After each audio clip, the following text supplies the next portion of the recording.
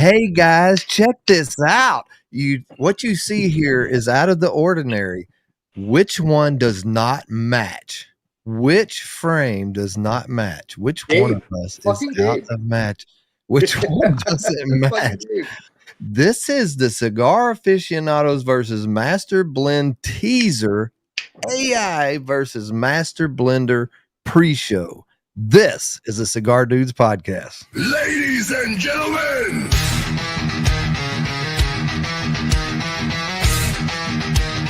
brothers and sisters of the leaf, welcome to our show. It's time for the Cigar Dudes podcast. Let's freaking go!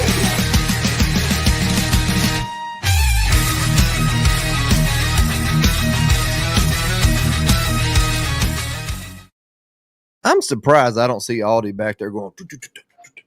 I do. I can hear that surprise, man. This is like. Urgh. I really want to hear him say, "Let's fucking go." You have no idea. I know. I know you can't, but I just want to hear it. Well, so we have a couple more people that are not on. One or both possibly will join us in a little bit. It's Sunday night. It was kind of thrown together because we got this thing coming up that we don't have a date for yet, but I can say it's around a month away, possibly somewhere in there before we do this show. AI versus Master Blender. And that's what we're going to talk about. Are you literally going to take all the advice that was given before and just go flush? Yeah. Yeah, kind of thought so. Yeah. I'm a grown-ass man. Bill called it, man. Bill called it. Yeah. So we were on Discord earlier, a few of us, and talking about the show and talking about the concept of what we're doing. And he's like, no, don't do it. Don't do it. Don't do it because what if AI blends this really good cigar? And so AI has blended before. I had to Google it. 2 or 3 years ago, people have actually companies have come out with an AI blended cigar, but 2 or 3 years ago, AI was something different than what it is now, right? Right. Mm-hmm. And so, now it still takes that human involvement. You still have to give it the right prompt. Yeah, give it the right prompt. All that. Mm-hmm. I test that shit all the time. I always drop in the least amount of information, and like I'll put in a cigar and I won't put in anything. I'll just put in blah, blah, blah, blah, blah. And I want to post for that. And it goes out, searches what it's got to search, comes out. And I'm like, fuck, it's dead on. It is dead on with wrapper, binder, spices, the flavors, all that shit. Yeah, this is going to be really fun. And it's going to be very challenging, and we'll get to that. And we'll talk about it. Let me get to some of these comments. So Brent says, bonus Cigar Dudes podcast. Don't mind if I do. Mo's laughing. What's up, Angel? Hey, we know this guy. He's usually just in the comments, but now he's up here. What's up, Steve? College football on the tube and a cigar. Oh, yes. Cigar Dudes podcast. Yeah, I don't do it myself. The fucking Sox won. They played at 1 o'clock, 1:30 today. I'm like, now what do I do? Usually I got the game going on over here. Colleen says a definite treat. What's up, Leaf and Ash? Yeah, we're not, Steve. We're not building the suspense, kind of, right? I mean, you're gonna blow a little bit, but it's very. I think the concept is really cool, and what's going to happen is going to be very difficult. What's up, Anthony? Challenging. Yeah, definitely. Sure. Cheers, Ish.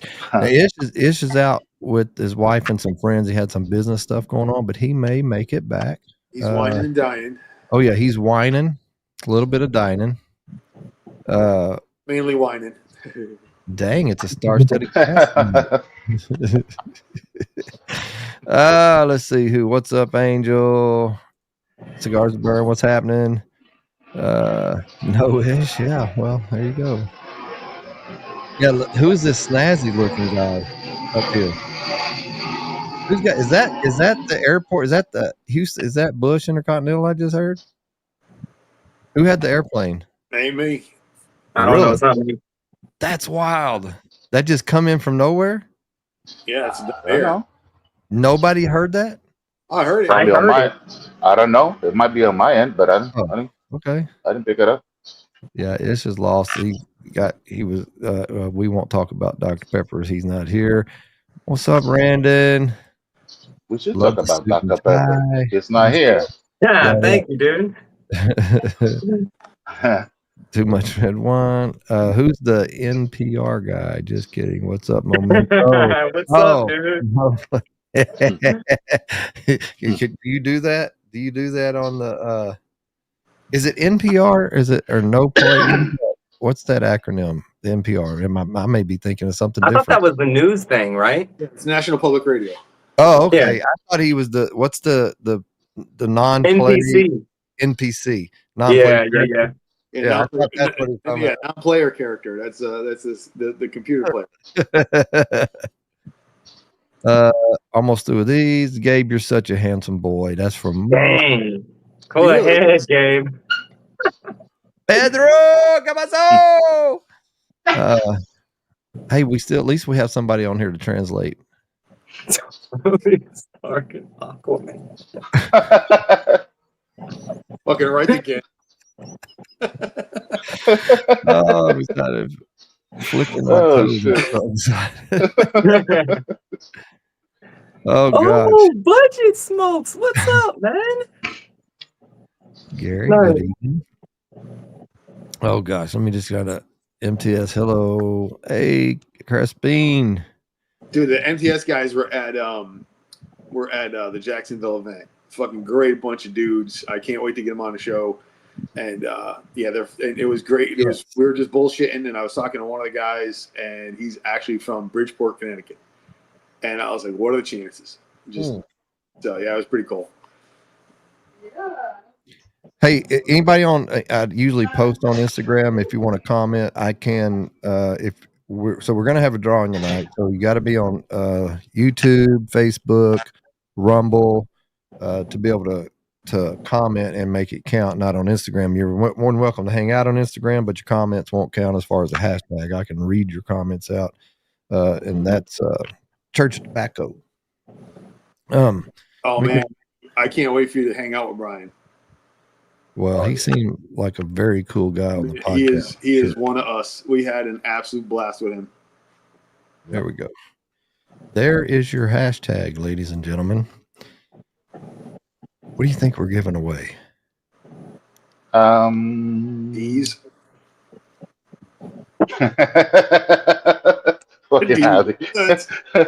Nah. Get the fuck out of here, bro. No way. Box? No way. The box. Hey. With the brand new bands. Nice. And that is what? Nice. Is that the Panda? Yep. Wow. Guys, y'all, whoever wins this.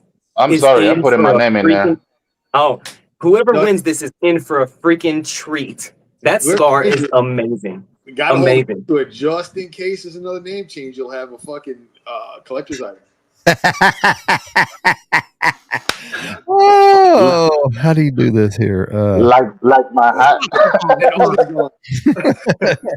You know what? I just remembered they had a let me see. Let's see if I can find this. Supposedly, StreamYard now has its own sound effects, but I don't know where they're at.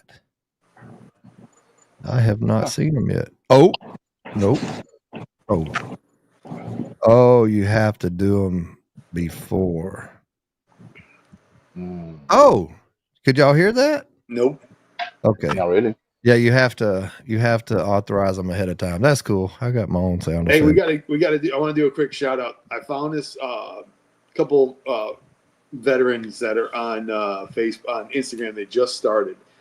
Greatest name I've ever seen. Fuckface Reviews. You gotta. That's the name of it. Fuckface Reviews. Oh they drew me in like that. I was one of the early guys a little bit. They were hot shit, and yeah, they were great. Just get picked up on YouTube. They're on Instagram. It's called Fuckface Reviews. Nice. Was he has some type of military background? Yeah, they're both him and his partner. Both of them are retired veterans. Okay. I know where the fuck face come from though. Peruvian, Nicaraguan, Pilo de Oro. Palo. I asked Ish about it, and he said Peruvian and Nicaraguan don't blend well. I see what you were trying to do, but no. So that's the kind of cool thing is, that we have the knowledge or the, with it in here and trying to do that AI and him to say, will it work? Will it not work? And I think he's kind of excited secretly to blend this cigar. Mm-hmm. And what if it, I don't want to say the percentages necessarily until we have the show of what he said would work. Like it's a very high percentage that it will work, possibly. Mm-hmm. Right. Wow. And he said this. He said that from his mind, it looks like it's about this percentage that it will work, which is huge, a big percentage of it. Okay. Yeah. So take it to another piece. All right. Let's do an AI recipe. You want to do one now? No. Well, I don't care if you want to, but AI can't taste. Right. So where do you draw the line? You make some of that stuff an AI fucking chicken piccata. I don't know. I would rather a chef, a live, living, fucking breathing. It is chef, true. throw that shit. No, it's true. And because they know they know the percentages of what to add, what not to add, what's going to change flavors, what flavors to add to enhance it. Just I don't know. There's just something about it. I'm excited to try it, but my faith is still in the human mind as far as I think me too. Obviously. Yep. Mm-hmm. Do you equate it to like some way of, I don't know, maybe off way in left field, but so my wife used to or does these Instagram or TikTok recipes all because she cooks all the time. I know Brent's in here and he's a chef, and I think we had these discussions, but she'll cook something and we'll have it for the first time, and she's like, "This is a TikTok recipe. What do you think?" I'm like, "Oh, this is good." Well, sometimes it's not, or half the time it's not good. Sometimes it's good, and then she, like Ish, had to put her own flair of her experience in cooking, what she thought it would make it taste good for what we want. And sometimes it's a hit and sometimes it's not. So looks like it's pizza tonight, kids.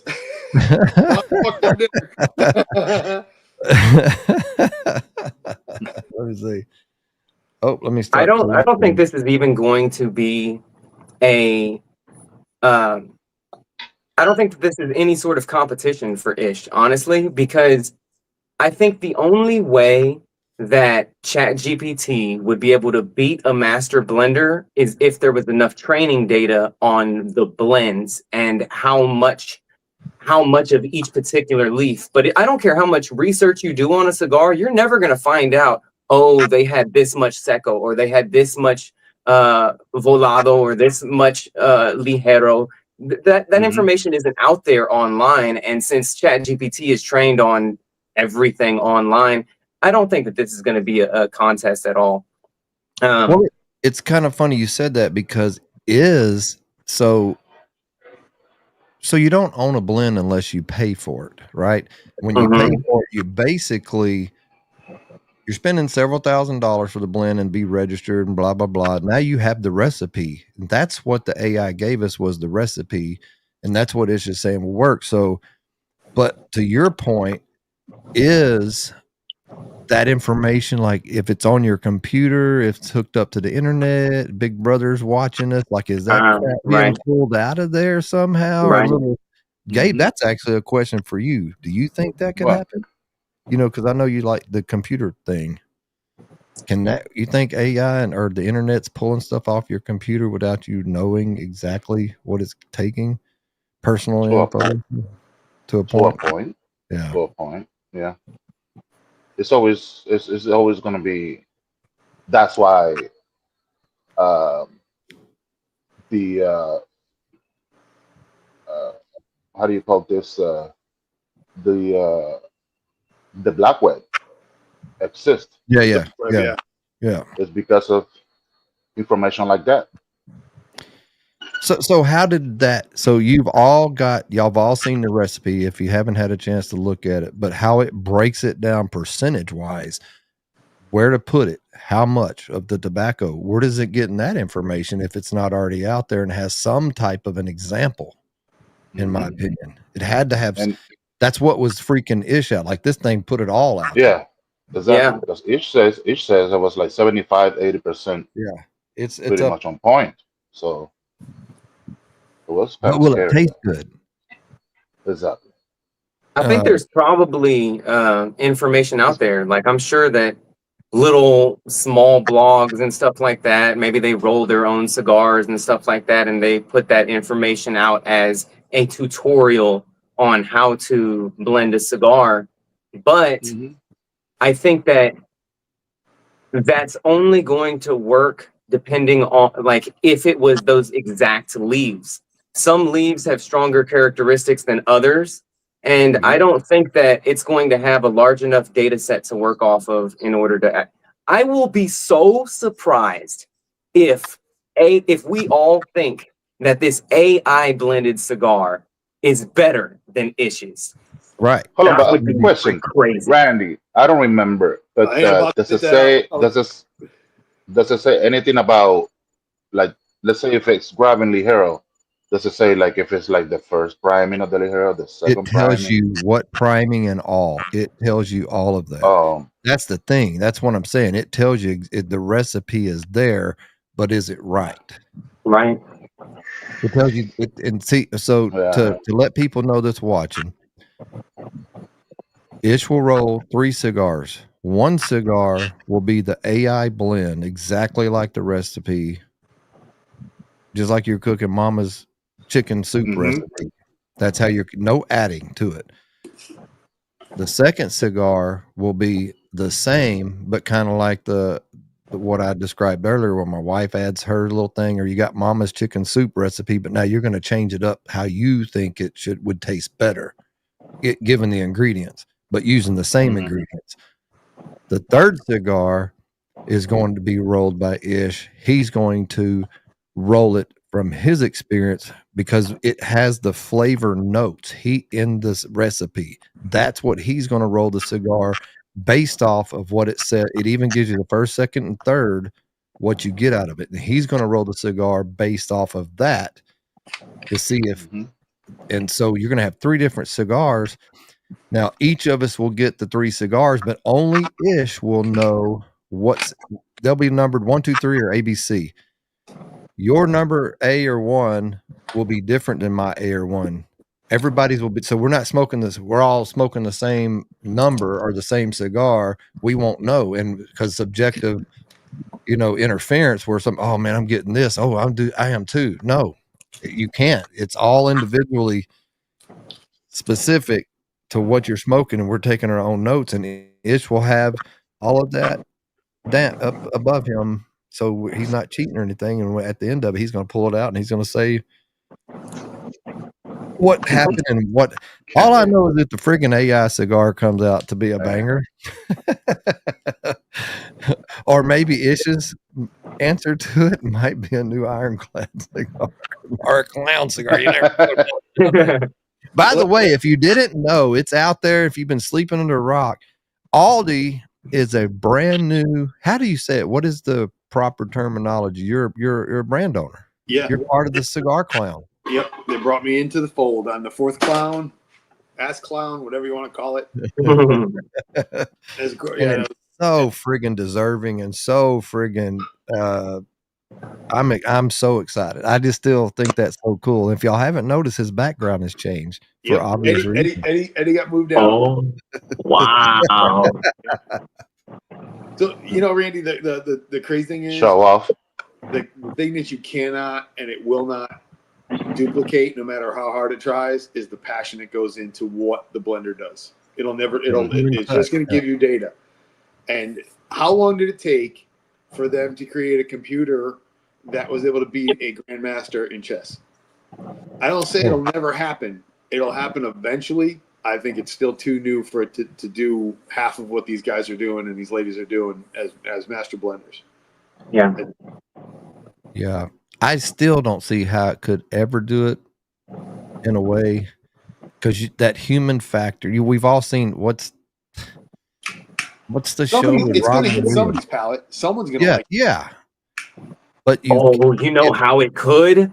one day, if we all have neural links implanted in our brain, It's and coming. all It of ain't the hard. rollers, all of the blenders have those neural links, and it trains on the decisions that those people are making based on the color of the leaf, based on the texture of the leaf, and it's processing sensory data, then yeah, we're doomed. I think that that's the only way, is if it's actually That's plugged wild. into the brains of these people. Yeah. Yeah, I just don't think, because you can never take that human touch, that human. It's got to get hit by a fucking lightning. It's gonna be like some weird science type shit, and it's gonna pump out a fucking hot 25-year-old fucking master blender. Y'all give us your questions out there, in the comment land, and y'all let us ask some questions and stuff. Let us know what you're thinking and what questions you have. We're trying to touch base. It's the pre-show and that's my daughter back there. She can't hear anything, but she can watch. Hi, Remy. And so, but let us know your questions, and we're going to get to it. So this is kind of off topic, but we'll see if anybody knows. Any idea why Drew Estate sold his company? Did that just happen? No, but in 2014 to Swisher? Is that what he's? Oh, Jason Garza. Oh, what's up, Jason? If you haven't seen that video, how long ago did you do a video on Swisher? Yeah, Clint, you did the video. It might have been a short or a video, but that was a cool video. What was the title of that video? You remember why? The title of the video was something along the lines of "Swisher makes the best cigars." Oh yeah, that's what. And I'm like holding up a pack of Swisher sweets. Yeah. And everybody's like, "What?" Yeah. Oh, I didn't know they bought. Right. But I don't know why that happened. So it says good timing and shared vision with Swisher. New resources to accelerate growth, creative freedom and personal well-being, opportunity to explore new ventures. Okay. There you go. And that was when? That was how long ago? 2014. 2014. Yeah. I know. Thank you, Chat GPT. So prior to 2014, what is y'all's opinion of pre-acquisition from Swisher and post-acquisition? Do you think that, because I know when it comes to Camacho, banging bullshit. Oh, really? You think it was a drastic difference? The Ligas from pre-2014 were fucking phenomenal. Yeah. Nowadays, they do nothing. They do nothing for me. They do nothing for you. Wow, that's a bold statement, because I still love the Ligas.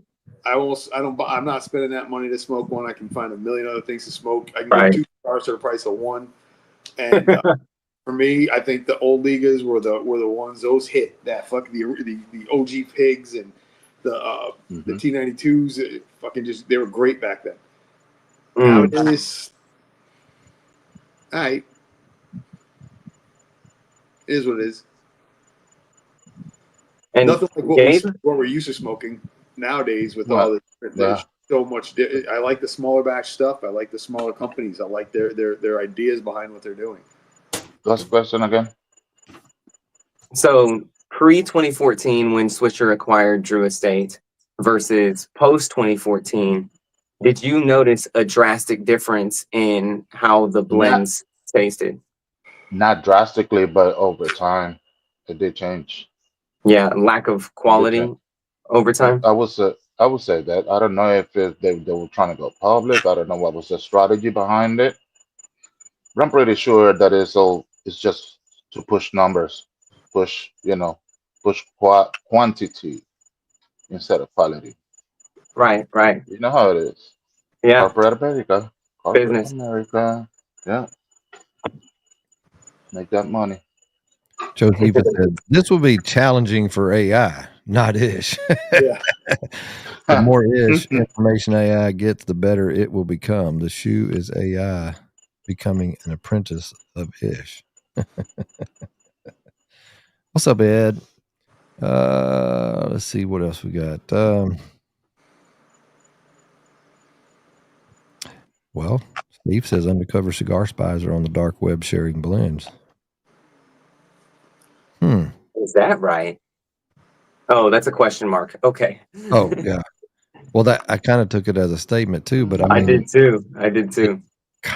Well, I wonder what if they were, or somebody's doing that, what would be the It could purpose be. of I'm not disregarding that one. right? That it made me It's a think. possibility because they do things on the dark web that are unthinkable right now to the regular person that doesn't have any clue of what the dark web does You or know, how it maybe works. maybe it's it could be. I could see Because that happen if it's a rep or disgruntled employee, or I'm it they're could be. too afraid of the It, dark web. I don't go near that thing. I mean, yeah, because you never know. It could be somebody from any company that is struggling. Let's say because struggles. People start. Some people that are honest and they become homeless and stuff like that. They start robbing and doing things, petty Mm-hmm. theft and all that stuff. Even though they're not a bad person, it's just they feel as a necessity of survival. I'm not saying that it's right, but you never know. We're talking about people living in third world countries Yeah. that could have access to that. They're struggling. Their family isn't, all the whole family is hungry. They go in the dark web, sell, I don't know, a X blend to somebody that wants it. He might not pay the same amount of money, but he could get a couple of $100 for it. It could be possible. mm-hmm. People, you can get everything, Social Security, anything is for sale on the dark web. Everything, Mike. I don't know if you're anything. still on Instagram or if you popped off, but I actually have Postania on deck here. Oh, And I got I $3 think cigar that's on deck. a little bit older. I haven't seen that one. Does anybody know? never smoked it. It's the catastrophic failure Sumatra. What is that, Gabe? Bishop's blend. Vicious blend. Ish? Bishop's blend from Bishop. Blackworks. Yep. Oh, okay. Okay. Interesting. Wonderful What's cigar. up, Mo? Hmm. Mo says, I don't know how much about how much access AI has to information that's on the internet, but I would assume that if you can find it on Google, Google has its own AI. It's all internet So based. ChatGPT, for instance, to me seems very much more designed just specifically for that, and it's more powerful. I think, but I don't know.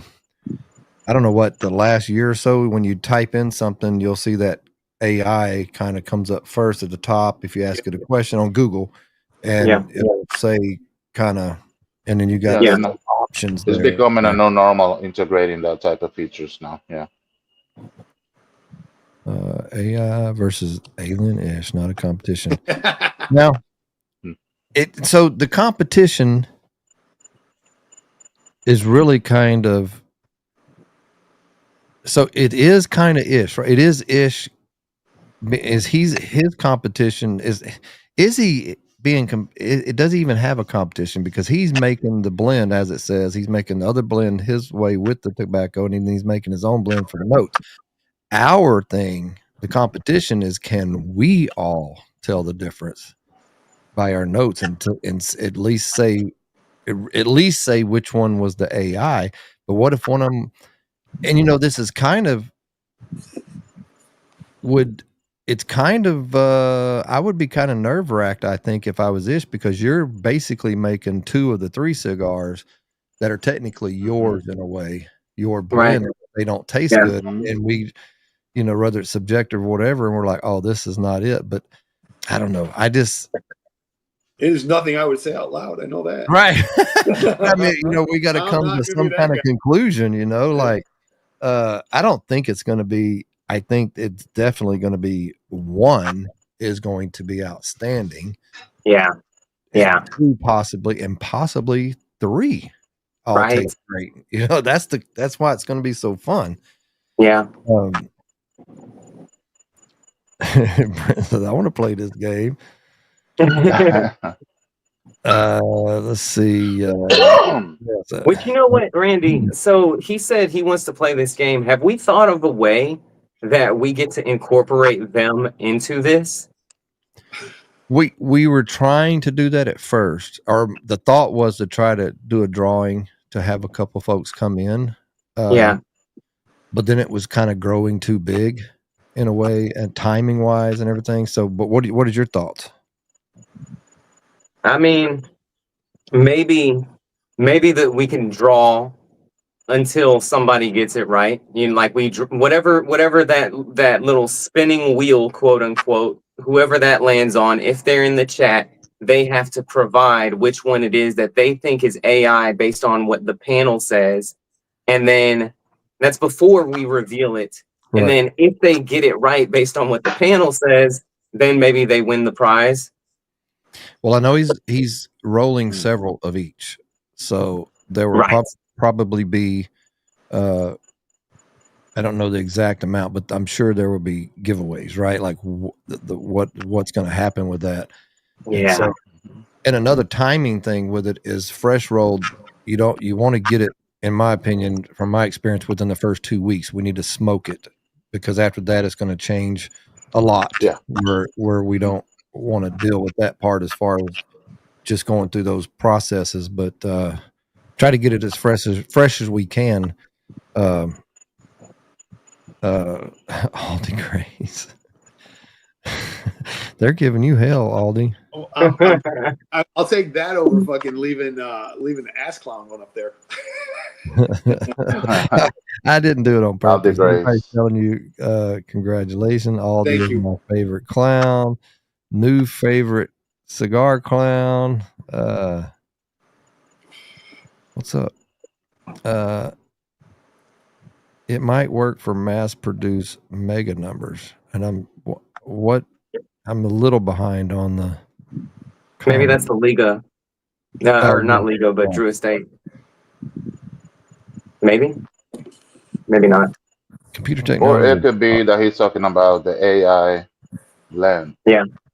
That it could work as a right. It's all right. It's all right. So let's put it on the regular lineup of somebody. Yeah. And mass produce the cigar. No, that's not something that a small company would want to come up with as their cigar. I would think. Trace tonight, Steve. Henry Swisher's house is right down the road from me. That's cool. Pat says big bank, little bank. They're also a subsidiary of Swisher, so they still hold controlling interests. Okay. OG Steve's Saka era Liga was fire. Absolutely right. I agree. And you know what? And I could say the same thing about Gurkha, Rocky Patel, and just early days when they first came out, man, they were just so different. They were so good, man. When I remember when the Edge first came out from Rocky Patel, it would put you on your ass.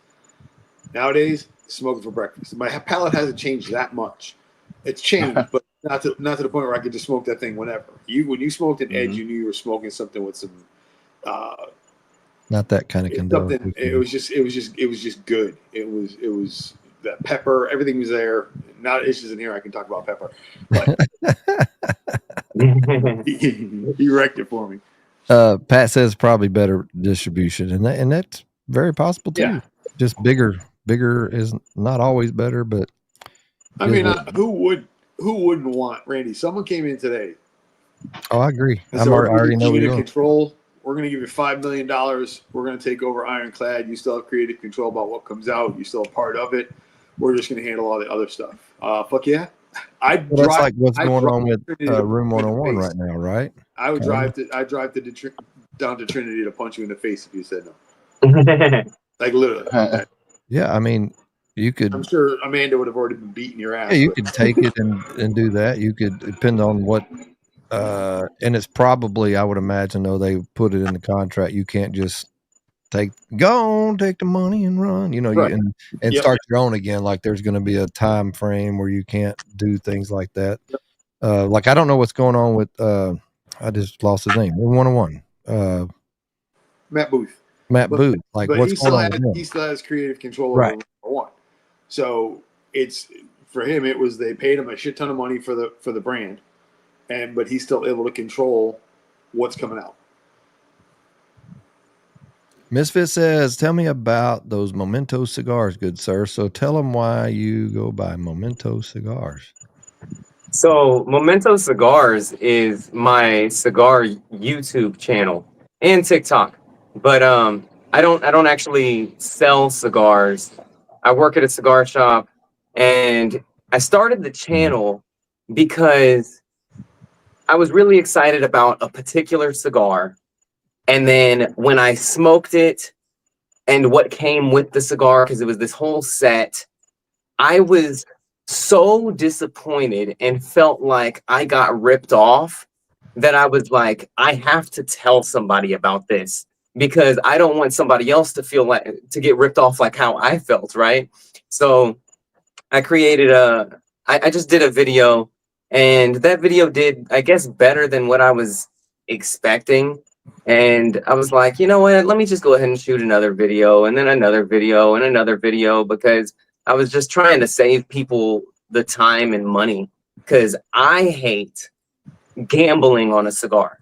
I hate walking into a shop and just spending $15-$20 on something and then being totally let down. So I was like, you know what, I'm just gonna review cigars and talk about the ones that I personally love the most, and hopefully people will notice, okay, I like this cigar that he talks about, I like this cigar that he talks about, I like this one, so maybe we have a similar palate and I can trust his opinion on the next cigars, right? And Momento Cigars, at that particular time, I was really interested in the idea of memento mori, which translated from Latin meant the remembrance of death, or remember that you will die. So I really liked that concept because I think that oftentimes we compartmentalize the thought of death. And I think that being aware that you're going to die is going to make you more appreciative of the life that you have to live now, and taking it more seriously, making sure that you accomplish what you need to when it comes to family, when it comes to friends, when it comes to career, when it comes to personal growth, who you're trying to develop into. And yeah, so because I was infatuated with that memento mori, I was like, okay, I'm gonna name my channel Momento Cigars because that was that. So I didn't picture you as a Lamb of God fan. Say that again. I didn't picture you as a Lamb of God fan. Lamb of God has a song called Mori. Oh, okay. I don't know about that. Yeah, a little on the heavy side.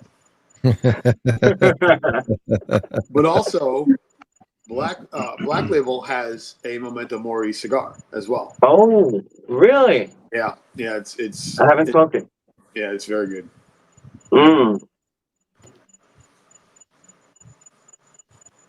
They're one of my favorite factories, hands down. I love the stuff that comes out of there, and the cigars are just, I don't know, they speak to me differently.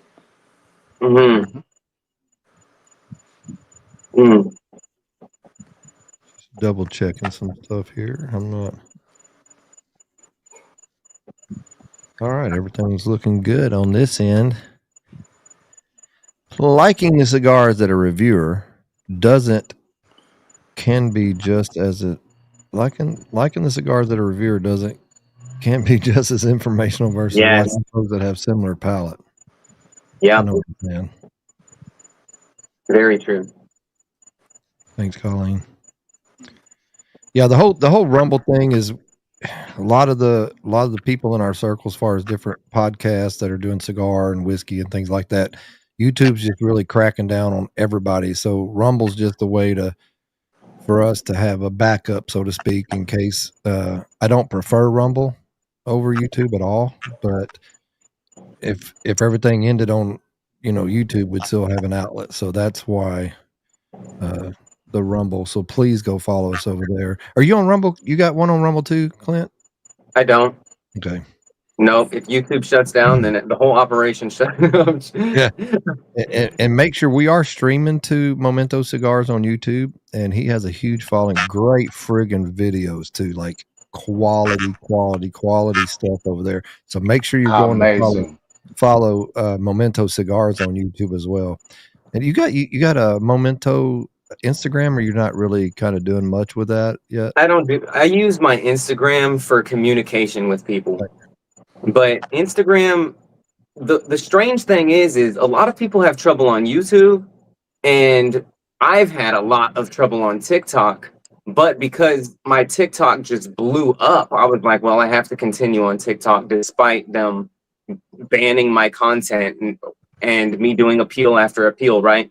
But my Instagram, it was like as soon as I created it and started posting, they were shutting it down. And other channels, they're thriving on Instagram, but that got discouraging, so I didn't do anything with it, and I just use it to communicate to people that want to ask me something or whatever. Yeah, I see that conviction box behind you. Mm. So Greg, the Smoking Sicilian, goes by now. He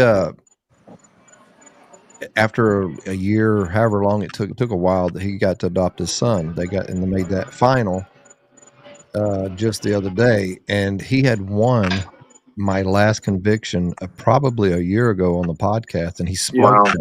He smoked it that was his cigar to smoke for that. And I was talking to him on Discord the other day, and I was like, would you pay $100 for it? And he's like, he didn't have bad things to say about it at all, but $100 I want to be fucking knocked off my feet. how do you still feel about that conviction? I know we did I think our second podcast on the dudes might have been with you. Was that when we smoked the conviction? That's how long ago that I smoked it. So how do I feel about it now? So when we were on stream, and that's why, like, I don't like smoking cigars around people and talking. If I'm going to be talking to somebody, I'm smoking something that is linear and isn't going to be changing on me and be too interesting, because I got to pick between listening to you or focusing on this cigar, right? And that time when I had smoked it with you, I was like, man, that wasn't really that great, because I couldn't really offer the attention that $100 deserves, right? And then another time I was at a lounge, and again I was around people, and that time it doesn't matter how it tasted, the burn was terrible, and I was like, wow, okay, that's good to know. And I've probably smoked it 5 times, and 3 out of those 5 were outer body, ethereal, mesmerizing, enchanting experiences. So, but that's for me in my palate. Like, I love it. I don't know if I would say it's worth $100, but it's the closest thing for me that I've said is worth $100. Now, prior to that, the cigar that I loved above that was the Davidoff Royal, which now sells for $150, but at the time it sold for $115.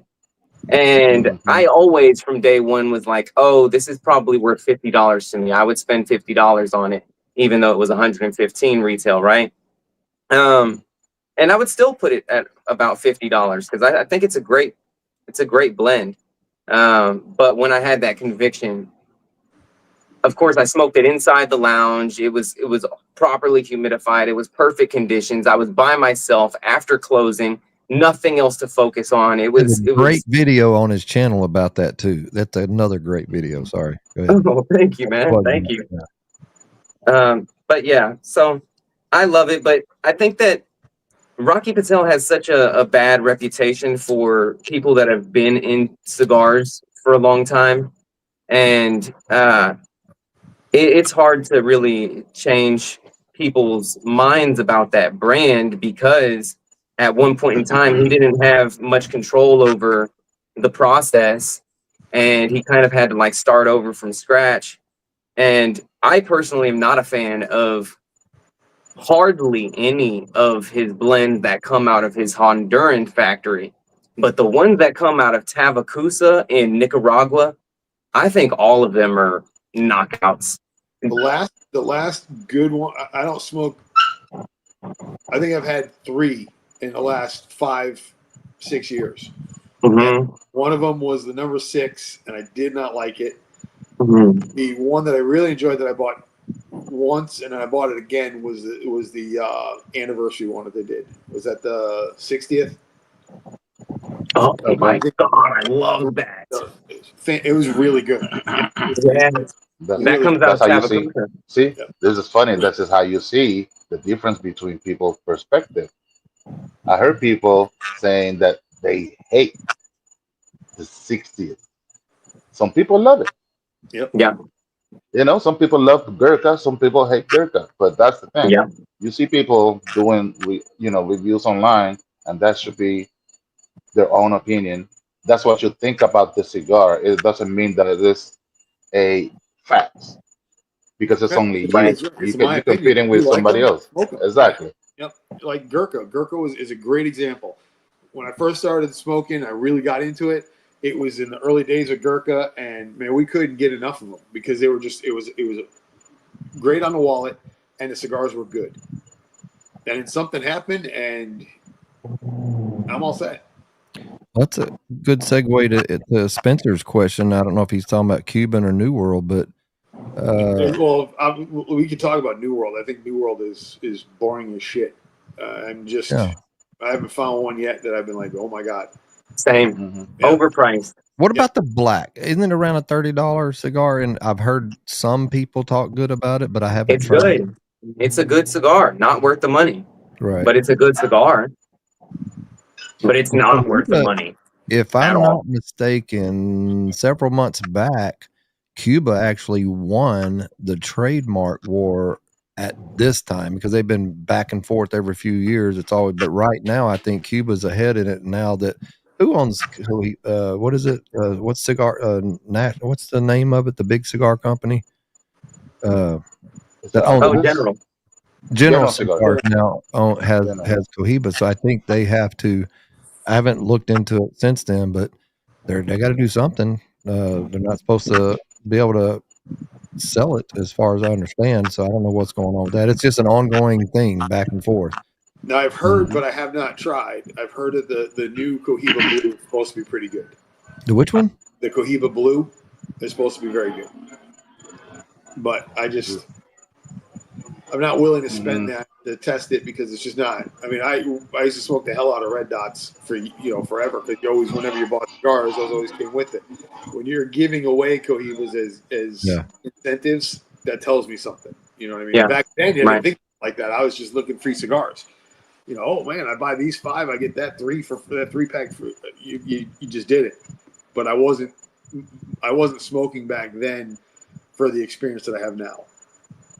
And I think it's very important that you don't smoke just one cigar or something and be like. Now, if you have a bad experience with a $30 cigar, I'm probably not going to buy it again. Yep. Right. But a smaller, a less expensive cigar, I think you need to try them a couple, 2 or 3 times to kind of no telling what's going on. But I did that with the Red Dot, and every cigar was the same. I bought like a 10-pack. And I just couldn't draw. I even tried the little Red Dot cigar, whatever the little package they come in, because I wanted something. I picked up some of those. I couldn't pull on those. I don't know what was going on. I just and I would get about a half-inch in, and I'm done with it. I couldn't enjoy it at all, and I hated that because they sell, right? A lot of people buy them, and maybe they're just having a different experience than I am. No, I don't think so. I think that it's just brand recognition, man. I think that everybody knows Cohiba because of their heritage. And I think that people are buying it because it's a recognizable brand. I think that that's the same for Gucci, the same for Louis Vuitton. It's like they're not the highest quality in that price point. But when it comes to brand recognition, they're Gucci, everybody knows Louis Vuitton. Is the Disciple the red? I mean, the black and gold kind of. Yes, it's a good cigar too. Yeah, it is. You want to try the Disciple that's gonna rock you? Try the Diesel Disciple. The Diesel Disciple and the Lancero will rock you as a monster cigar. Jason says Rocky had like 3 or 4 great cigars. The other 300 are not good. He named his brand Rocky Padron because they're all overpriced. O says I could get 2 or 3 of my favorite cigars for $130, and that's true. Yep. But that is a Well, it's what we always say. Yeah, that price doesn't dictate quality or taste or any of that. It does not. No. I have a Saka unicorn in my humidor, and I won it. I would have never bought it. And but even though I won it in a raffle, and I'm like, it's still $100 cigar. I don't know. There for folks, this is my opinion. Since I've been heavy for a little over a year now into craft boutique, when you're paying, I think if you're buying a $9, $8, $9, $10, $11 cigar, a lot of those cigars are going to kind of be in that same ballpark as far as, you know, the quality, how they draw and what they taste like and things like that. If you take boutiques out or craft cigars out, and your next available is probably $20 or higher, then you're kind of getting into it. In my opinion, you're getting to like Padrones or of course Davidoff, which is not all the time, but yeah. Well, but what I'm trying to say is when you're looking for the flavors and things you're going to get at that $30 price point with, say, Davidoff and Padron stuff. You can backtrack and get 2 cigars, get a good craft blend, and it might even blow you away more than those cigars. That's kind of, and a lot of people, they shy away from that $13, $14, $15, $16 price point of a craft cigar because it's a new blend, that's high or whatever. But, so, Randy, let me ask you, when it comes to, like, for instance, I loved the Year of the Snake from Davidoff. I thought that it was extremely complex and super unique flavor profile that is uncommon, right? And have you ever had that cigar first? I haven't. No, okay. I've never smoked Davidoff. I've never had one. Oh, okay. No? Okay. Late hour and Millennium. You got to have them. You got to have it. Okay. So when it comes to like a boutique cigar, other than yours, because yours, I can genuinely say, are probably they. Like I said, your Celibus is in my top 5 Connecticut's of all time. Nice. Period. Your Celibus is phenomenal, and same thing with the Sulu. Your Sulu is one of the most complex, unique tasting blends. Period. It's in an elite S tier status on my chart, right? For the Toro size. Oh, right. Yeah, that in the Toro yet. That's going to be exciting. So, other than your brand, what boutique cigar would you say offers the level of complexity that I need to try and that the people need to try on this stream, like viewing? Which the Cigar Clowns Geppetto. The Clowns, the Clowns. Tastes great.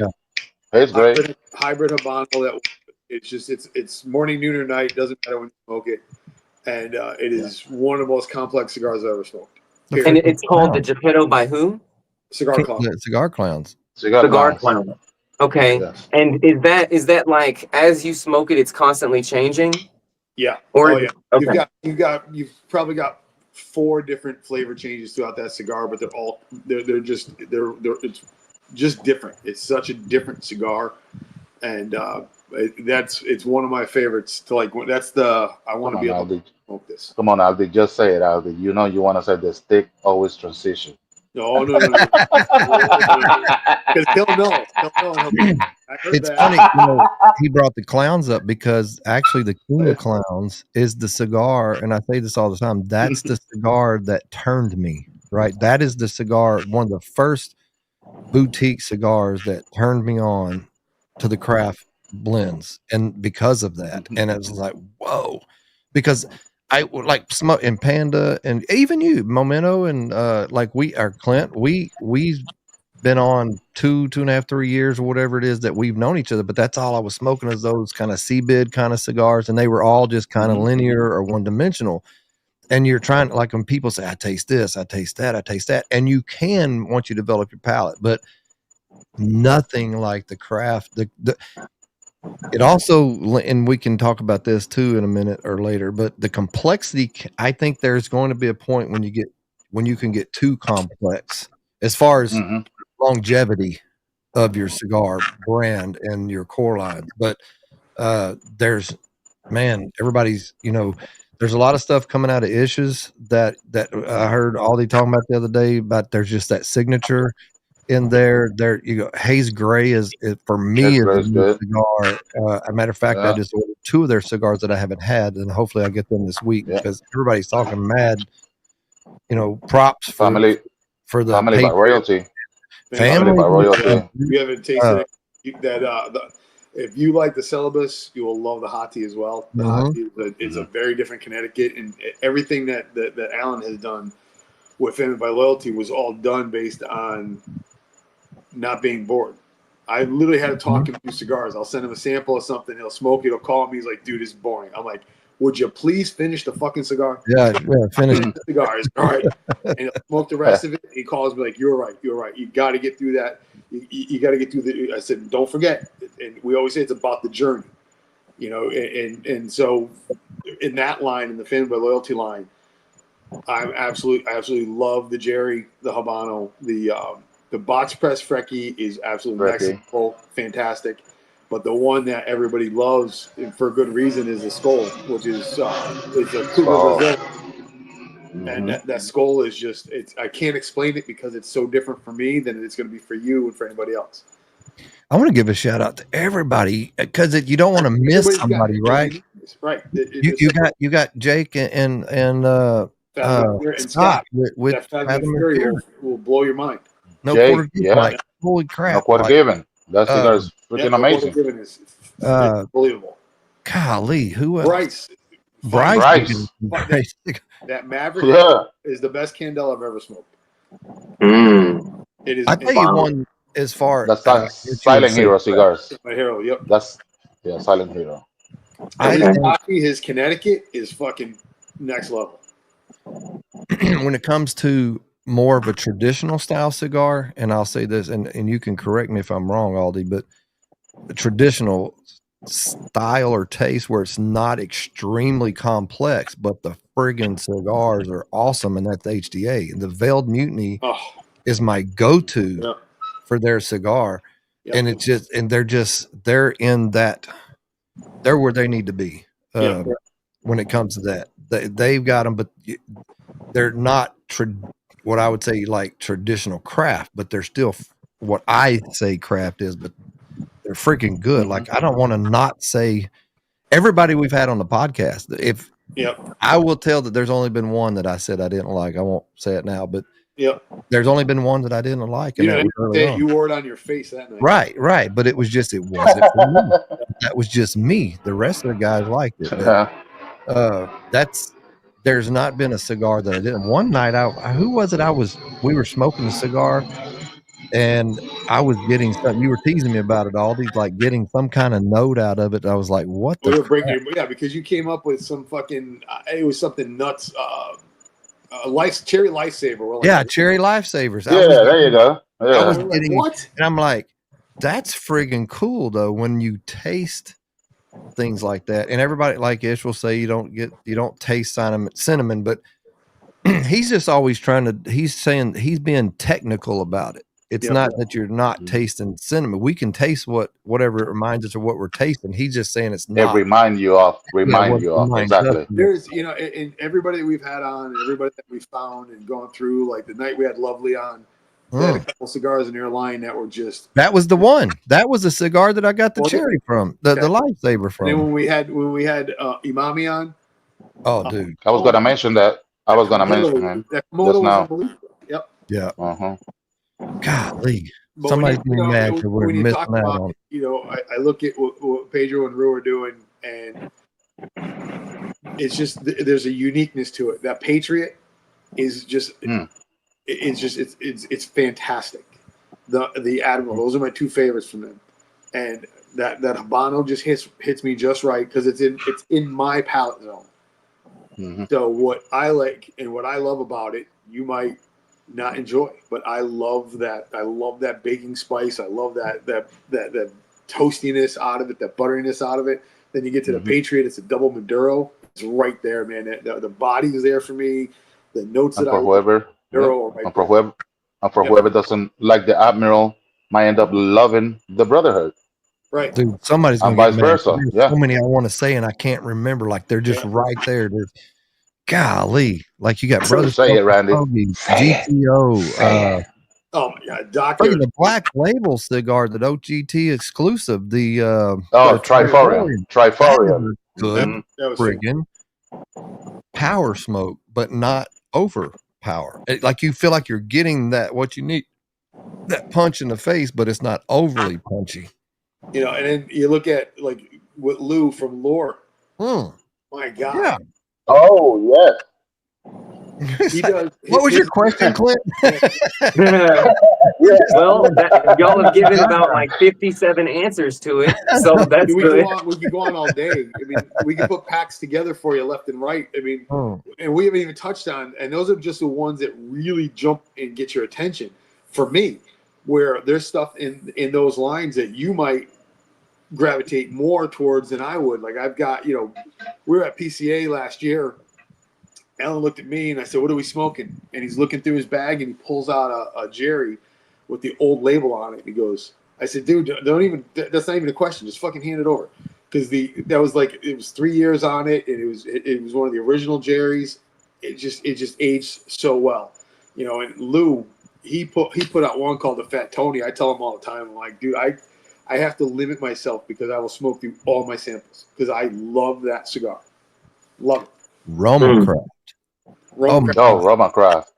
God, I'm just trying to think of the events and different places we've been and different cigar.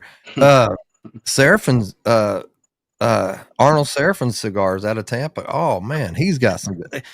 I don't want to make anybody mad because I don't want to not mention them. Yep. Just know they're all right here. Having stuff from Stories from Elevated Humidor. Oh man, dude. Yep. I love it. Too many cigars in too little time. It is. It really is. Let me see what's in the. You know what I want y'all to do? I want y'all to create a community post with pictures. You know how they have those like sliding. Oh yeah. You can swipe, and I want y'all to compile y'all's top 10 boutique cigars. Can't do it. I can't do it. Man, 20. It's still hard. Somebody and you're gonna have to leave it for next time. Yeah, and I have to sit down and I can't do it right now, man. When you're thinking about doing that, you're like, golly, but which one is that? It's so hard to put one in front of the other because it's like sometimes you're like, especially when we know so many people in the industry, you don't want to. It's hard.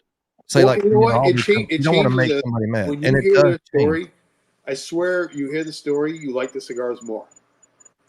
Because you know what went into that cigar. When you know the background, where they came from, and what they put into that cigar, it changes it for me. Like, I think about it, and I'm like, it makes the cigar better for me because I know who they are. So it's more of it's that respect to the people who have done the work. Right, absolutely. Yeah, absolutely. That intimacy. Mm-hmm. Like, I feel bad, like, not finishing a cigar from someone who handed me their hard work, where I have no issue with throwing out some of the other shit. Yeah, right. I'm okay. Yeah. I just don't enjoy it. So, Altitis, that was the question. I don't think I smoked enough. I don't think they really surprised me with anything. Aganorsa is the same way for me. I like the stuff that Aganorsa makes for everybody else as opposed to Aganorsa. It's just, but that's my palate. And I agree with the Aganorsa comment. Like, I'm not a fan of their core line. Yep. But what they make for other people, I am. And, I actually feel the same way about AJ personally. I think that what he blends for other people fits me more than what his own blends are. You know what? And it's funny, Brent talks about the Black Ops. That was given to me, and I laughed because there's a Gurkha, but they're like, just smoke it. and it for price point and everything, it was a good cigar. Mm. I have no problem saying that it was a good cigar. Isn't Gurkha still the top? Oh yeah, absolutely. Everybody Don. would do that. He's always a Garofalo or a Garofalo. La Familia. I have not had that. I've heard of it. I haven't smoked it. I heard it was good too. Last Cohiba I had was okay, but not outstanding. I'm going to try to catch up on some of these. Oh comments. yeah, you're way behind, Randy.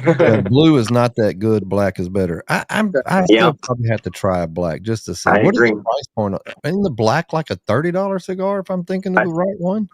Yeah, I think it's that price. Very full body. I heard it's very full. Yeah, it's good. And it is good. This Seattle's in the house. What is my 10-year goal? Have a cigar that I rolled that has North Carolina grown broadleaf wrapper that I grew. Okay, hey, ain't nothing wrong with good. You can have to as long as you in the fermentation, as long as you keep away from the mold out, you're at least going to come up. You're going to have some decent pipe tobacco, I would imagine. Right. Cohiba Nicaragua Gray is my favorite out of the port. Gray. Okay. I haven't heard of it. Okay, yeah, I've heard the Gray. I'm sure I have. Gary says I smoked an Opus Lost City Lancero and hated. Yep. I hated that you are. It was terrible from start to finish. Yes, it is. I agree. Yep. And Lost City was the one I was looking for. Fuente Friday one day, and I grabbed an Opus. I have not tried the Lancero. I sat out here, and I was like, "This is fucking underwhelming, completely underwhelming." I'm like, "Whatever." So Dumbarton has the Black Angus. I have not. Is that a really new one? Yeah, the last one I have from him, the one is the one that he released at PCA. The starts with an F. Saka told you, asked you if you bought the new cigar, and he told you should have bought 3 Umbagogs. That's crazy. Hey, Umbagog is great. Yeah, they are. But yeah. See, we and my he's got some Davidoff in there. And for me, I look at the prices on them, and I'm like, I just can't fathom buying a Davidoff for the price. Yeah. So Brent, the late hour is something that Clint does this thing where he can ask you what your food's favorite starch, blah blah blah, meats, blah blah blah, and he'll kind of tell you what cigar would fit your palate. It's a thing that he does, and it's pretty damn spot on. The late hour is the first Davidoff I had tried. I remember tasting like extreme butter, like buttery kind of umami kind of flavor out of it. And then we had, I think back in April, Clint and my wife and I and Don had all met down at the Blend Bar in the Woodlands in Texas, and that's a Davidoff bar. And I went with the late hour before he showed up, and I was telling him, I was like, this thing I love it still, but it's really punchy. And I remember telling him, I want something that's more like a craft blend. I want something that'll hit me more like that. This one's too much for me right now. And he said, try the Millennium. And I fell in love with that cigar. That thing, the Davidoff Millennium, is great. It is. Alex, I love going to craft boutique events, Herf, because I always stumble on absolutely all the time. Yep. I know Don's a big Nicaragua Davidoff. He likes the Nicaragua. Yeah, that one's amazing. Now that's a little bit less expensive, right? Half the price point, maybe, or is it still up? What? The Davidoff Nicaragua. Davidoff Nicaragua is freaking good. The box press, forget about it. Yeah, box press and the Diadamas. I think that's how it's pronounced. Yeah, Diadamas Finas. Yeah. Yeah, that one's really good. Both of those sizes are excellent.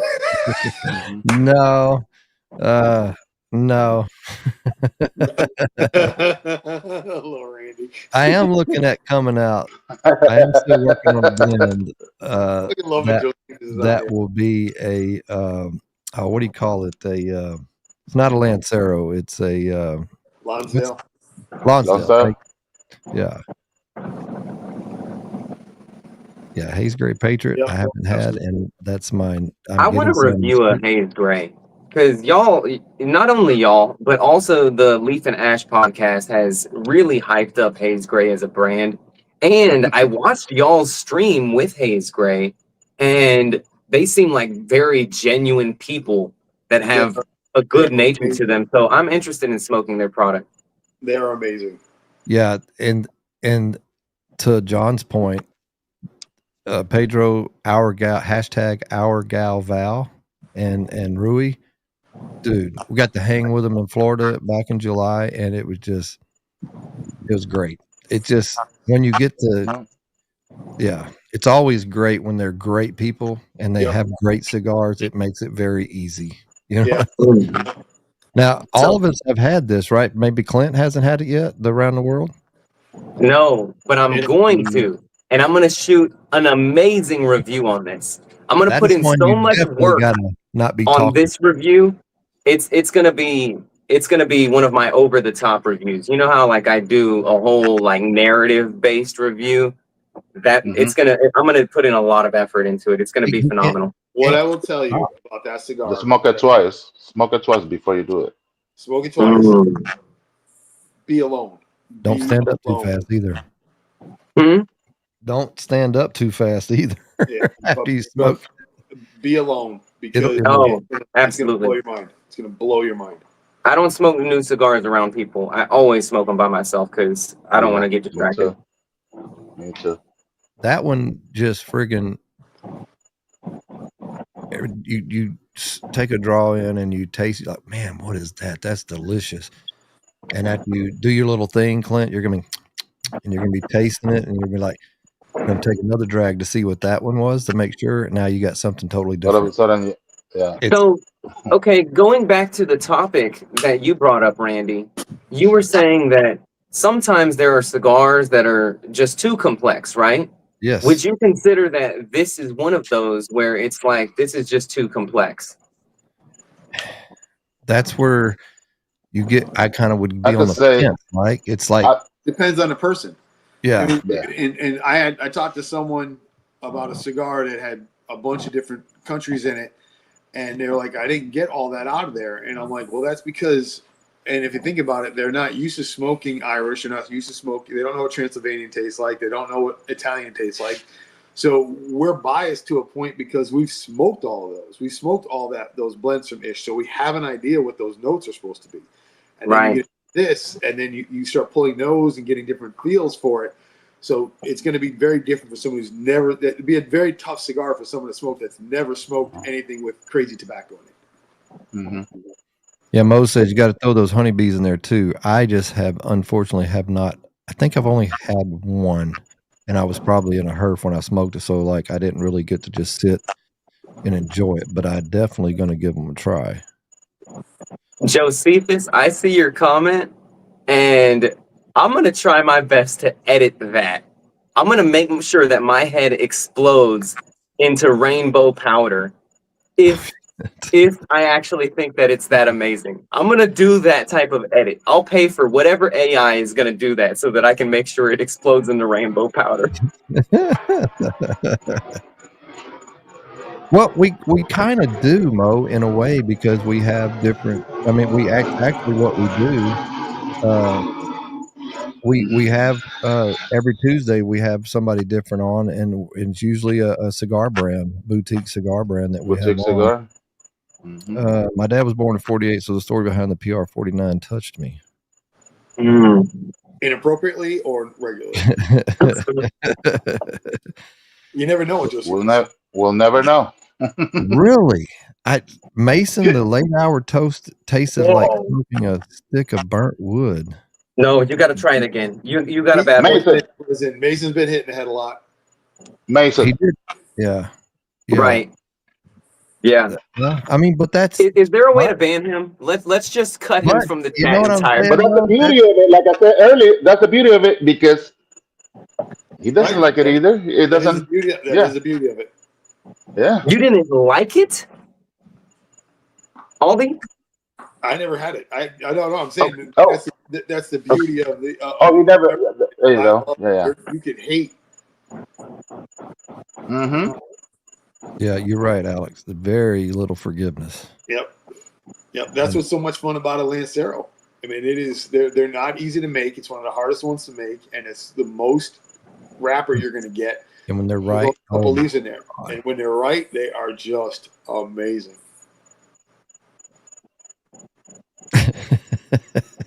Anthony got a point. How do you smoke a cigar twice? I need to know. Fucking Anthony. Okay, that's where you was talking. If Clint's head doesn't explode into rainbow powder like the Kingsman, I'll be surprised. Oh, look here, boy. Damn it, around the world kept me up till 5 a.m. smoking. Oh, that was when y'all were just in Jacksonville. We're in Jacksonville, right? It's 2:00 in the morning, right? I don't know how Tanya made it as long as she did. But we had just driven down there. We were fucking exhausted. Fucking Ish was fucking Ish. He's holding fucking cigar court. He's just going on about this, everything. And he goes, "Who wants it around the world?" And I just started laughing. I said, "I'll pass. I'm going to bed." They said, "Yeah, I'll take one." I was like, he went in the house. I said, "You fuckers know that's a 2-hour smoke, right?" And you're like, "No." I'm like, "Yeah, you know you can't put it out." I went to bed. I woke up and I shower. I come out. No one's awake. I'm like, "What the fuck?" They had gone to bed at 5 in the morning. And I'm like, Ish hadn't been to bed in like a day and a half. I'm like, what the fuck?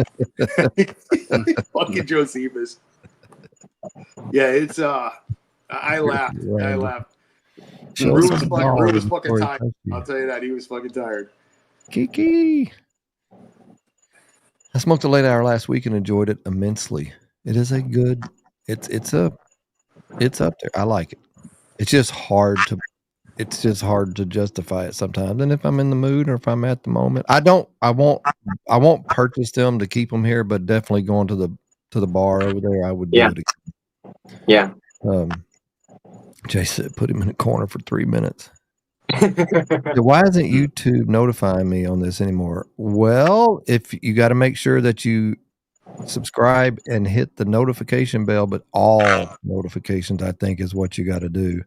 But you like this video too. She's lacking watching YouTube. That's why. Christine, if you like the video, that tells the algorithm that you want to see more of that content. If you don't like it, it's not going to suggest it as often. Mm-hmm. That is true. Yeah, you have to. Have you ever smoked a cigar backwards? Yeah. Yeah.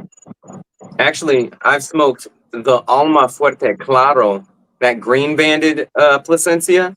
I smoked that backwards about 5 times now because my shop had a whole box that was broken on the cap. So it tasted the same. It tasted exactly the same. Tasted no different. But I was like, okay, this is great. Hey, I'm smoking $23 to $26 cigars. Didn't matter. Damn, the cigar was given to Mason too, and he didn't like it. Well, hey, it wasn't for him. Yeah, maybe it wasn't humidified properly. I don't know. Hey, Charles. So for those that don't know, September 11th, right? Aldi, September 11th. It's a Thursday night. Yep. The Cigar Dudes podcast and Real Smoke podcast will be doing a collaboration online together. There's no telling what's going to happen that night. Yeah, there's no fucking script. It is just. Always remember. Oh my God. Now a real question. Did any of you make money from Cracker Barrel stock, and how many Labubas do you have? What is Labubas? Labubus. They're those little dolls that look like little smiling demons. Anthony said the Papa Fritas is all popcorn backwards. Oh, wow. I like the Papa Fritas. Matter of fact, the Papa Fritas are great. My wife, I think it was the event we come back a while back from Stories or something, and I bought some from. That's Roma Craft, right? Or am I thinking something different? Papa Fritas does. No, that's Liga Privada. Yep. What does? Okay, so maybe. Oh, I bought it out of their humidor. That's what it was. It wasn't. You're probably confusing McDonald's. Yeah, you're probably confusing McDonald's eating Papa's Fritas. But my wife was like, "Why don't we have something like this?" I was like, "Great. Here we go." SOB, Saab, Bobby, and Disney. What? Somebody say something that I missed? Anthony. On September 11th, right? Oh, okay. That's what it is. Well, you can watch. You can put your ear thing in and and talk about it. Steve says, "Ooh, a cigar event today after the Doobie Brothers concert." Okay, yeah, that was Liga. I haven't had a Fritas in a while. What They're is good. today? They're good. It's I a don't want to fun. ever smoke a $100 cigar for two reasons: because I might not like it, and because I might like it. Yeah. Oh, that's good. Man, I hope Panda's able to come on a little bit. I know he's doing something with his. Will y'all excuse me? I want to get another cigar. Go ahead. Go ahead, man. Thank you. Josephus talking about Josephus. I got something for you though. Now Look at that this. Clint's gone, we It's can gonna be talk. filled up. I'm gonna fill this up with Candela later.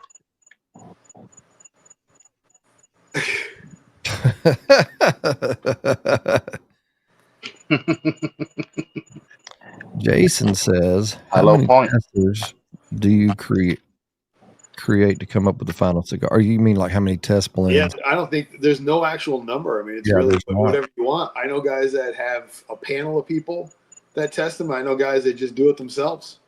And, you know what I mean? It's really it's how much input or how little input you want. There's no. I don't think there's no set amount of people that have to do it. I think with my brand,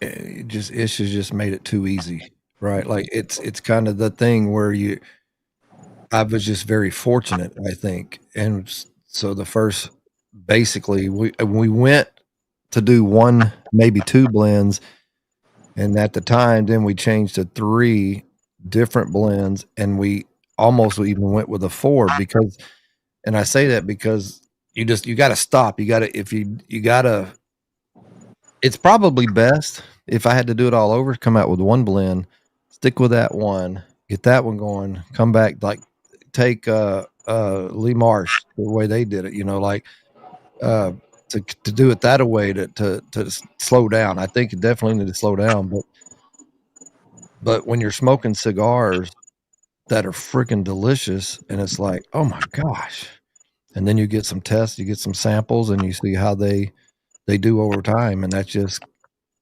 I don't think there's a right, like Aldi said, there's no right or wrong or how many. It's just, depends on what you're trying to come up with and what you're trying to develop. Recently I've had a cigar where the Lonsdale that we're trying to develop But got for some the test samples, but for the Zulu and the Celibus, it was Glenn and yourself.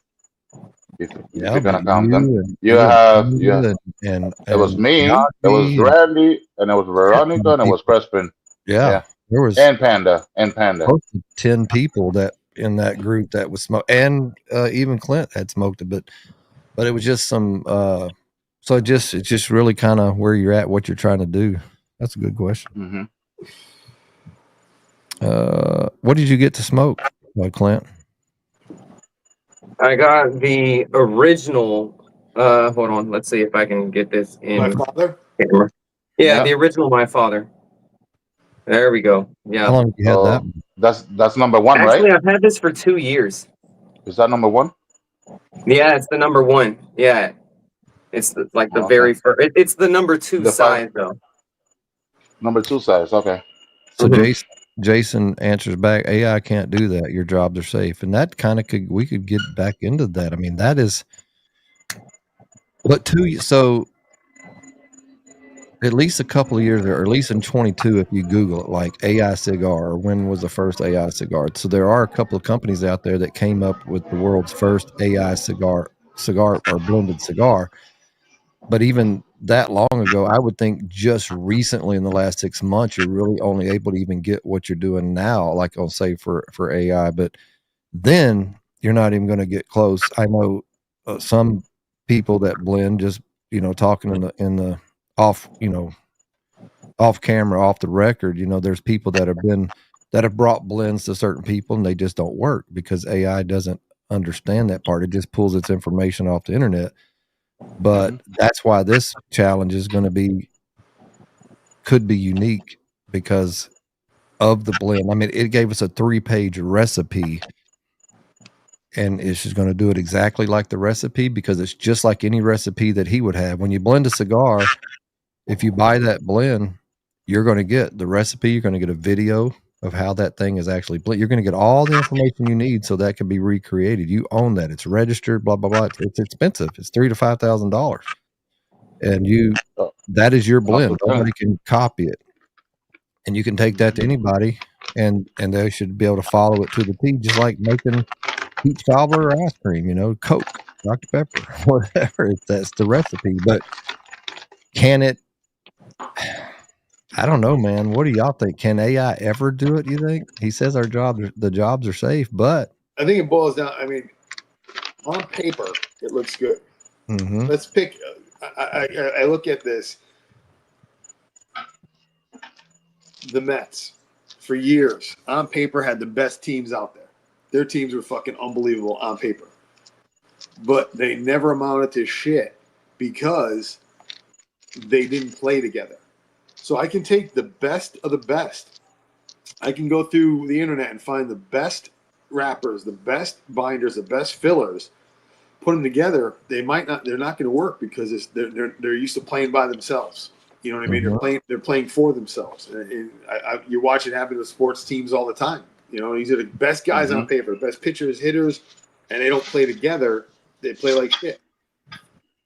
And baseball, for sure, I'm sure all sports, but baseball I know a little more about. But that's all they look at the numbers. That's what they go by. What your best chance is to put this DH up there right now because of his numbers or his past history, his percentage or whatever. And that's that human factor that you. But when it comes to AI blending something, you could still do the recipe, but you still, even if it could give you 100% the recipe, it's not going to make that cigar. But could it? Not handmade, not human made. It would be all machine. It's just like Ish said, I think it was like a week or two ago. It's like, being an engineer, they give you the paper for the blueprint. And let's say you have to make this house or whatever. But at the end of the day, everything looks good in paper. But at some point, you're going to have to make some adjustment that is not in the paper. Yeah. All the computer program I have experienced in construction like that too. And all computer generated. Of course, I have no idea what it's been like the last 15 years or 20 years because I've been out of it so long. But all that computer, it's all generated. It's whatever you program that software to do that's helping you, architectural designs and things like that or engineering. It's still all the time you had issues where it didn't work out in the field. And you have to put that human factor back in there. And I think it's the same thing. I don't think it'll ever, if it took over, if you could build a machine that you would just walk in like say like Star Trek or something, you go in there and you push a button because you want a steak, make your dinner. You just put what it's going to cook it, whether it's pre-made or whatever. I don't know how that would work, but just say it didn't, that the computer made it based on the information it had. But now you're getting in that it would be, if you did the same thing with a cigar and it was all computer and machinery, and you put what you wanted it to make, it's still, now it's a machine made cigar. It's not a handmade cigar anymore. And I don't think you'll, I don't know. It didn't all the, what am I trying to say? It just wouldn't be right. It's not right. I think that human factor is what makes the cigars, because you're thinking on the fly. Yep. You're able to. You can't get passion out of that. Mm-hmm. Can't get it. Let's see what else is up here. Josephus, I lit my first Papas Fritas with a soft flame and all the other times with a torch. I might be burning the closed foot with my torch. Dang it. Now I have to get one and find out if that's the butterscotch. Talking about soft flame, Clint just made a video yesterday or released it yesterday of this really cool light. Show them how that lighter works real quick. I just ordered one. Oh, nice. So this is a shake ignition lighter. So here's the lighter.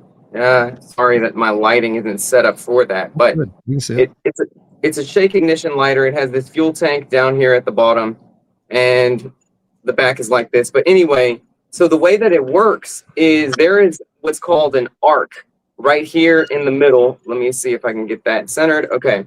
So there's an arc right there where basically it's like static electricity is what's going to ignite the butane that pours out of this. So you turn it up, it lights up, and then you shake it, and then boom, you have this big wide flame coming out of this particular lighter.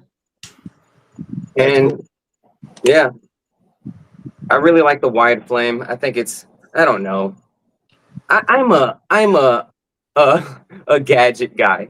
When it comes to cool lighters, cool cutters, whatever tool, I just like buying new cool But it's things. that soft flame. Like I haven't had a chance to, but well, of course, when I do go to some of the events like the pipe show in Chicago in May, they had stuff like that there, but way out of the price point because I want some of that old school type of soft flame, really cool lighters. Because Yeah, I don't really have a good, what I'd say, a good soft flame like that. That's not going to burn your finger like a Bic or something like that. right. With that kind of lighter, and that's why I bought it because of how small you can get it, and it's a really, like, you could really toast something with that, I think, very nicely. And so and just I would imagine it's a good lighter for a pipe too. I would imagine. I'm not a pipe smoker. Oh, I would maybe imagine so. it's with that flame. Let's see, where am I at? Where did I? Damn. Okay, I'm way off here. Yeah, thank you, Mo. Thank you. Appreciate that. With MTS, we do it ourselves, but we all have to agree the flavors are as good before we take the market. Yeah, it's just everybody's going to do it a little different, and it's fun. That's the fun part of it. And then to imagine this could be a cigar in my portfolio. Holy crap. I really just feel like AI is more of a useful office tool. It definitely is a tool. Anything that requires a human element is just outside the realm of AI, in my opinion. Collecting data and making spreadsheets, great. Yeah, AI is a very good tool. Yeah. And We had I had FBI analyst come in, and she was assigned to the unit, and we gave her all the data, and she put this data together in the most amazing spreadsheet I've ever seen. Like, it connected all the dots that we needed, and she rolled it out on the table, and all it was data to her. She had no idea what it meant, no idea the value of it. It was just numbers, it was phone numbers and addresses and shit. It was all that. Because she didn't have what we had, was the experience with it, and knowing who everybody was and how they connected and all that stuff. So that's exactly what that statement is saying, is that those spreadsheets and all that is fantastic.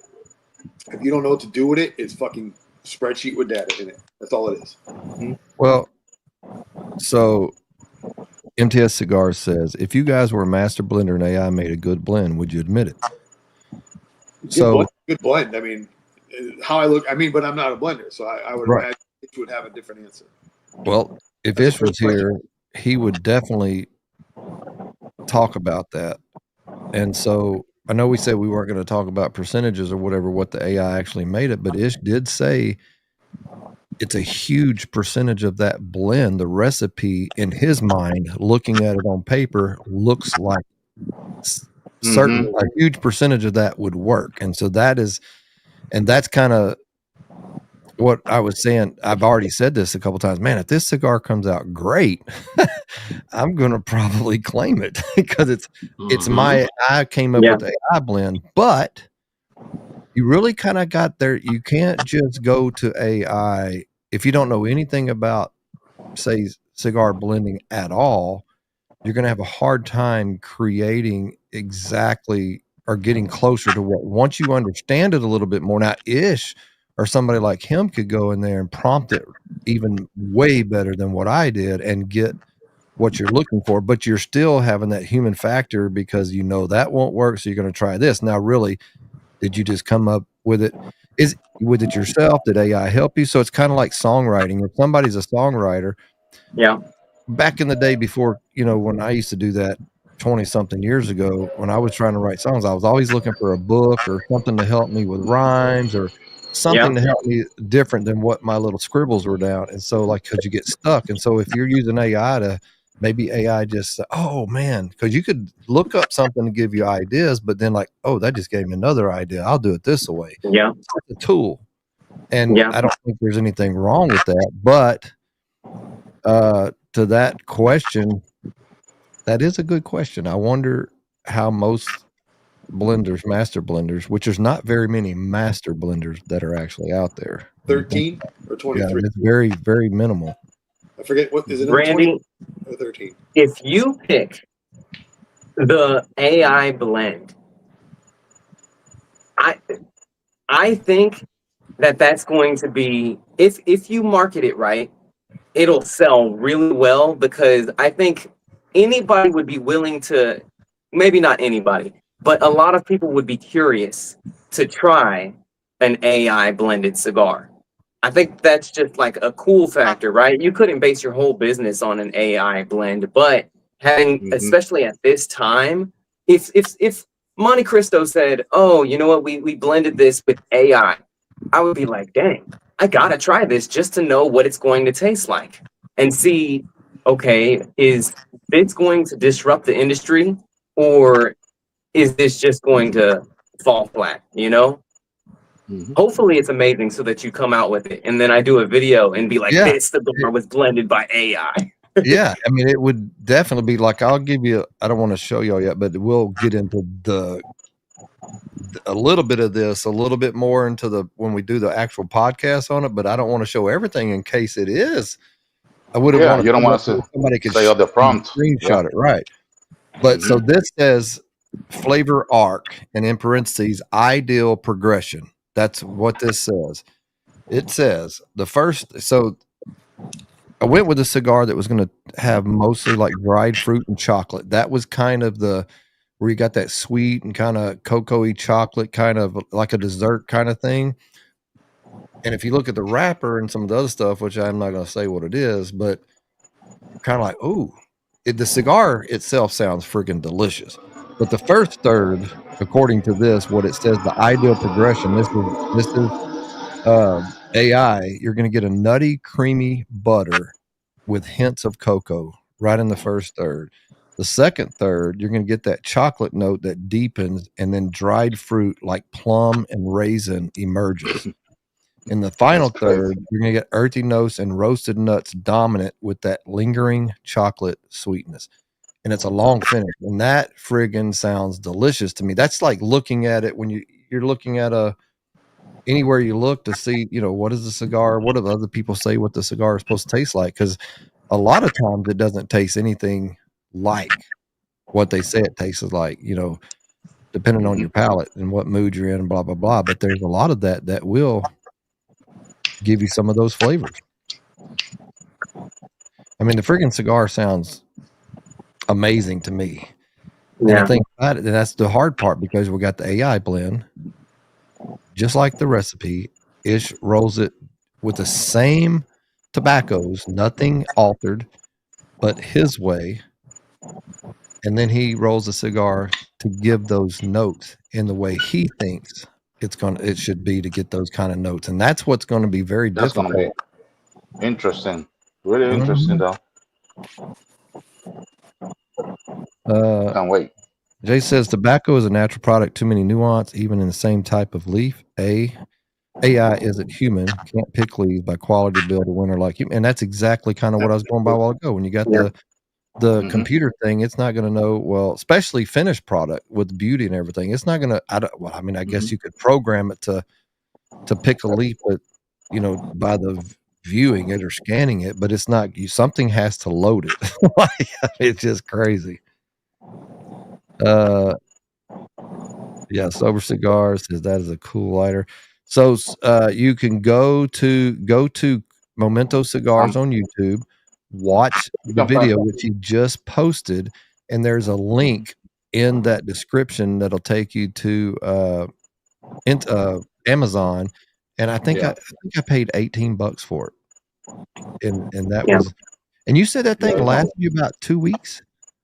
Yeah, it lasted me 2 weeks without having to charge it, and that's daily use. I smoke cigars every single day. Now that 2 weeks that wasn't fuel, But then again, none of my lighters will last me 2 weeks of not having to refuel them. So What yeah, were the you- Skynet cigars. what were you saying? and that's probably the only con that I've experienced with this soft flame is the fact that because it's such a wide flame, it's going to use more fuel than your typical soft flame that just has one flame. But the cool factor and the fun of using it outweighs that con, so I don't care. Were you saying something, Gabe? Oh, no. I was gonna say the same thing you said on Amazon. Oh, thank you. I replied it like a couple of comments down for him, for Matt. Greg says, I like the Crown Head and the Monte Cristo collab music cigar. Same thing. Does that lighter has you can lower the flame? Mm-hmm. Yeah, it Can does. you lower it? Okay. Yeah. And then Yeah, you can lower it. how tall So that you flame can lower it, is. and then it's like You tiny. put it- okay. Or maybe they Or- should go watch. Well, never mind. Look at that. Oh, damn. God damn. Mm-hmm. Yeah. What do you like with that? What don't you like with it? Yeah, right. That'll light up a Moac pretty simply. Angel says it may be spit out as AI, but still coming from a person. It's just program made to sweep all the information that is fed by the programmers and what's already out there on the web. And that's exactly right. It's just pulling that. We all know that Angel fucking went to what do you call it for that answer for that statement. He was on ChatGPT for that. Oh, cool, man. Sober got him the lighter. Mine's coming tomorrow too, and I just ordered it yesterday. Well, it says tomorrow, but I don't know if they might deliver on Labor Day. I don't know about Amazon. Wow. Greg said that's a crack ladder. South knows a Pookie ladder. Pookie ladder? Oh my gosh, man. What have we not talked about this upcoming event? Because we're missing Panda. He didn't make it tonight. He had other plans, and Ish is out. How many of you guys get that reference? I don't. Hey, I don't. I know we all have seen New some Jack City. compromising videos New about Jack H City. drinking Dr. Pepper Mhm. with Mo. So, Let's go back to the Pookie lighter. New Jack City. Remember? Did you never see New Jack City? Yeah, it's been a while. Fucking Chris Rock. Pookie. He's a crackhead. Oh, gotcha. That's a Okay. Pookie lighter. Fucking well done.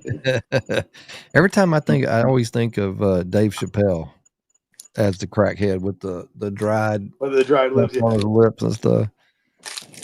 Abe, I like your reviews, by the way. I checked you out because I'm a part of the Discord, and I think that they're really high quality reviews. Mhm. Just shout out to you, man. Y'all make sure if you haven't followed us on Rumble, the dudes Rumble, please go over there and follow us on there. We're trying to get so in case something happens to YouTube, we'll have that backup. And make sure you're going to YouTube and following Momento Cigars. Yeah. Momento Cigars. And make sure you're following us. Don't forget to follow us. Yes. And if y'all came here from my stream, make sure you follow Cigar Dudes podcast. And like the videos that way, like Kiki earlier. What is he saying? He's got to be Josephus. Oh. No, Randy, hear me out. Have AI make a Dr. Pepper blend and don't tell Ish. Nope. Nope. Randy, you do that on your own. I don't co-sign. No, how about you do that and send it to Co-signing that. Okay, Rich, that just finished. Which HDA did you have, Rich? Sal said, "Thank you, man. Much appreciated." But yeah, this is. What HDA, man, with those guys, I was just Zach was just texting me, and I love those guys. And for me, it changes all the time. There are days where I just want a cataclysm. There are days that I just want to veil mutiny. There are days that I just want a descending shadow. And then when it's really crazy, I grab a Phantom Fury. That Sumatra is just fucking next I level. haven't had that one yet. Oh man. my god! I almost bought a box that when they released with Toro, and I was right there, and I just didn't do it. You done fucked up it. Yeah, I didn't do it. I was like, I'll get some later. I know where I can get a couple. I do. I bet you do. Yeah, my lounge has actually got a couple left. That dang, I just ordered. I went to Toro and I got on their website and I was looking around and it's like I want to get this. I was telling Joe the other night on Discord and like I wanted to get some clowns and I haven't had this. I haven't had this one in a while, and I haven't had this. It's very hard if when you go on there with the idea of a budget.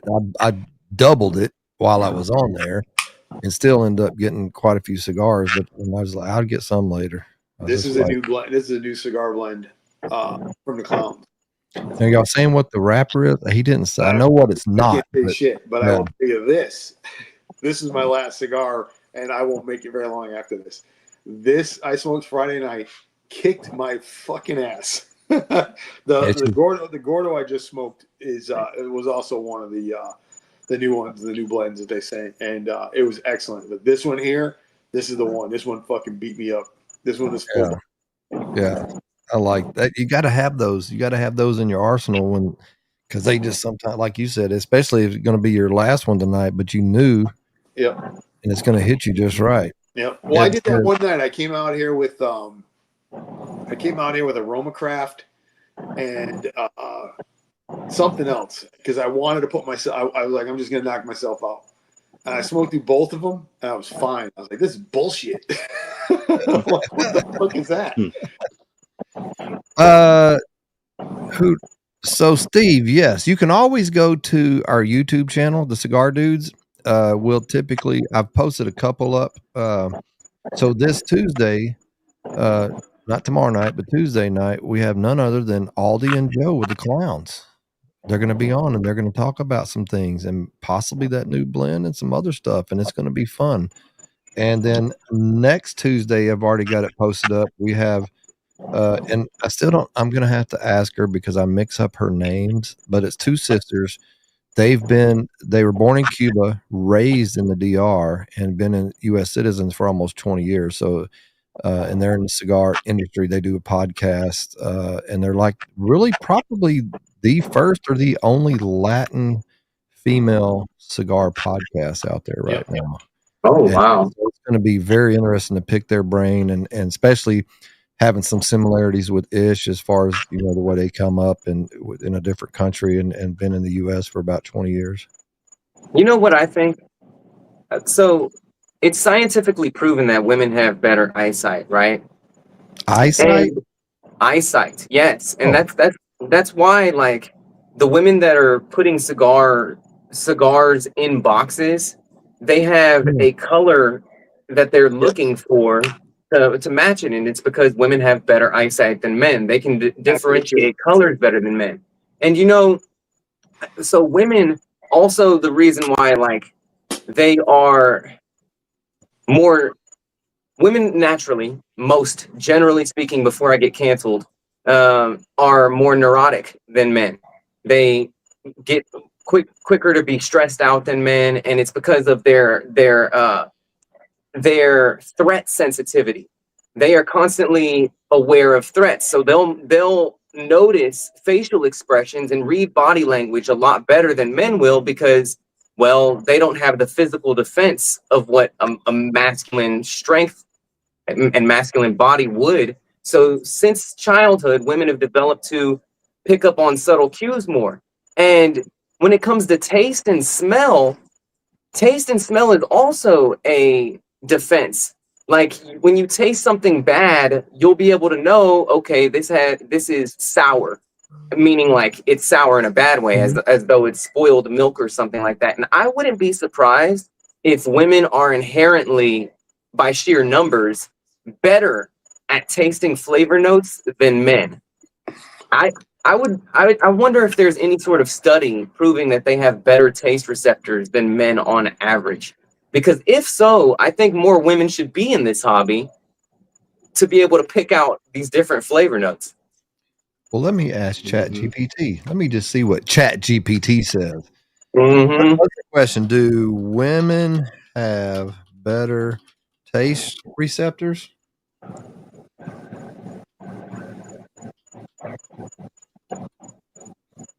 Then, Yeah, and Brent said women are more detail oriented. That's true.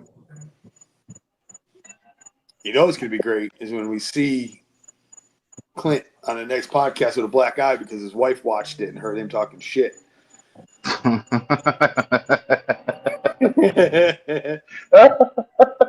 I never say anything that I wouldn't have. I probably have already said this to my wife, and honestly, like, we're cool. We're cool. We've got a mutual understanding. So basically, it says it says scientifically proven. Yes, on average, women tend to have stronger taste perception than men. Yeah. Basically, because they have on their tongue, they have more. They call it fungiform.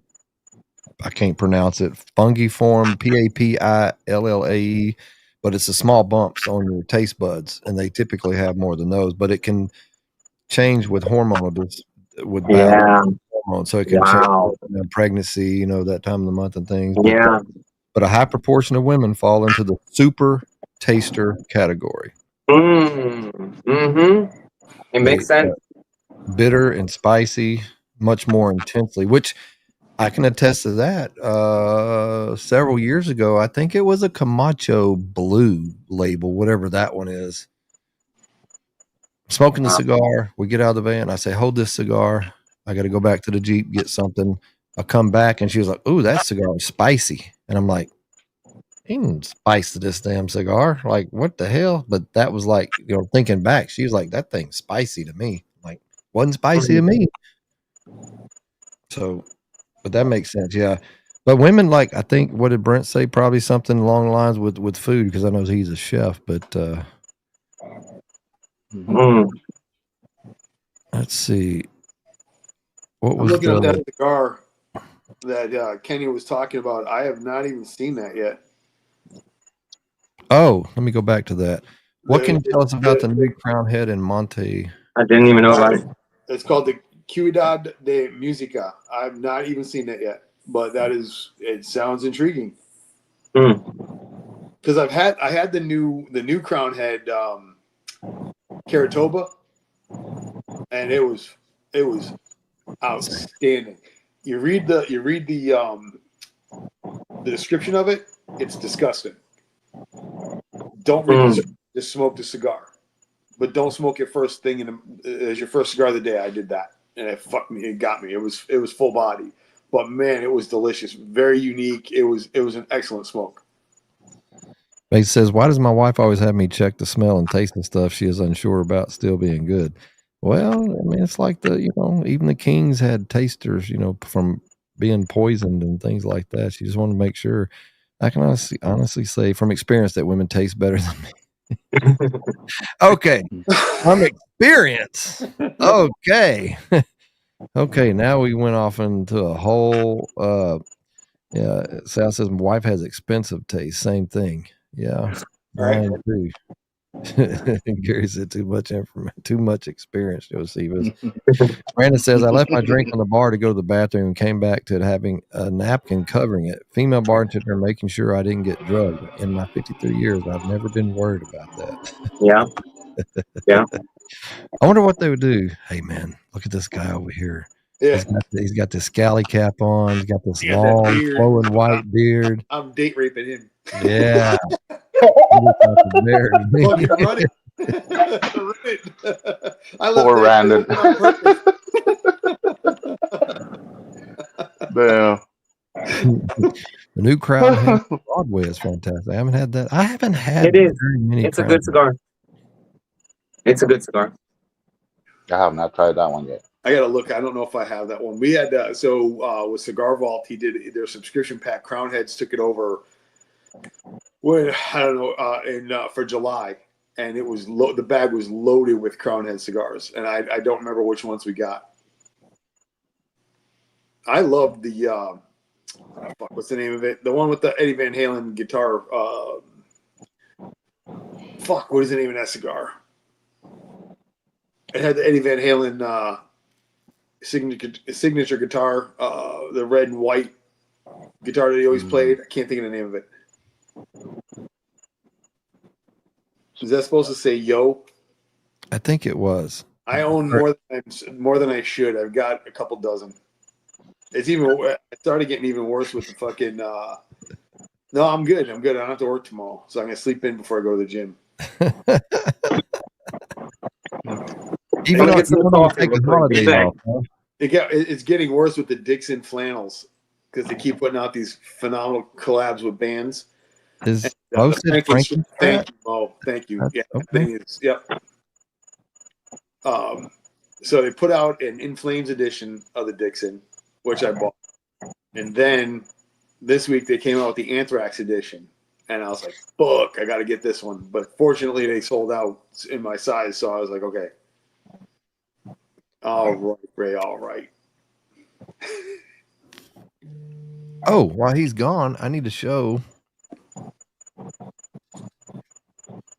the giveaway tonight, which is coming up fairly soon. Mason just texted me the right answer. It's the CHC Series E from Crown Head. That's the one with the Frankenstrat eye. That's it. Okay. Yeah. Oh, okay. Fantastic. You got the 5150? All right. While he's out doing that, the very first box press of Ironclad Bandas with the new bands. Let's see. Who banded those, Randy? Was that They were banded? Or did you do it? Like they said, oh, I can't do it. It's illegal for me to do it. Those have been here for a little while. Where am I at? I got to get out of. Did Clint go pee? Maybe. Let's listen because he's got his mic on. Can you hear us, Clint? He can't admit to it. You think he's Bernie?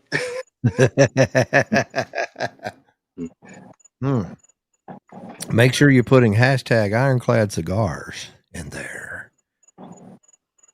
And for the few times, the panel's not even I mean, you are allowed to do it too. So make sure you. So we got to touch on the fact that the Celibus was the number one cigar, has been the number one cigar for 2 weeks at Fat Boys in Pennsylvania. Wow. That's not surprising, though. Yep. It's amazing. Yep. Yeah, I'm excited about that. It was one of those things where I went up there. I said, Randy, give me some samples. I'm going to bring them up to Chuck. And I brought him up there. I gave him to him, and he's like, "What's this?" I said, "Just trust me. Just smoke them." And he smoked them and texted me and said, "How do I get these?" I said, "I got a guy, Randy." Aldi's got a present coming soon, very soon. But yeah, it's I'm excited for you. I'm excited. It's kind of a little like, okay, we're doing this thing. Did you go pee, Clint? What happened? No. I went and made a cup of coffee. Did you get the Drift and Drams coffee yet? I haven't. I wanted to get that cigar blended coffee. I had it this morning with my shake. It was fucking fantastic. God, it sounded so good. Is it good cold? I mean, obviously you make ice, or do you just mix it? No, ice. It goes. It's 2 scoops of protein powder, ice. Throw the coffee in there. Throw some more ice in there. It's like a fucking chocolate milkshake. Wow, it's delicious. Winter. I was trying to see. Everybody like the video. Like the video. I see 37 of y'all here. Like the video before we do this drawing. Make sure that each of you like this video.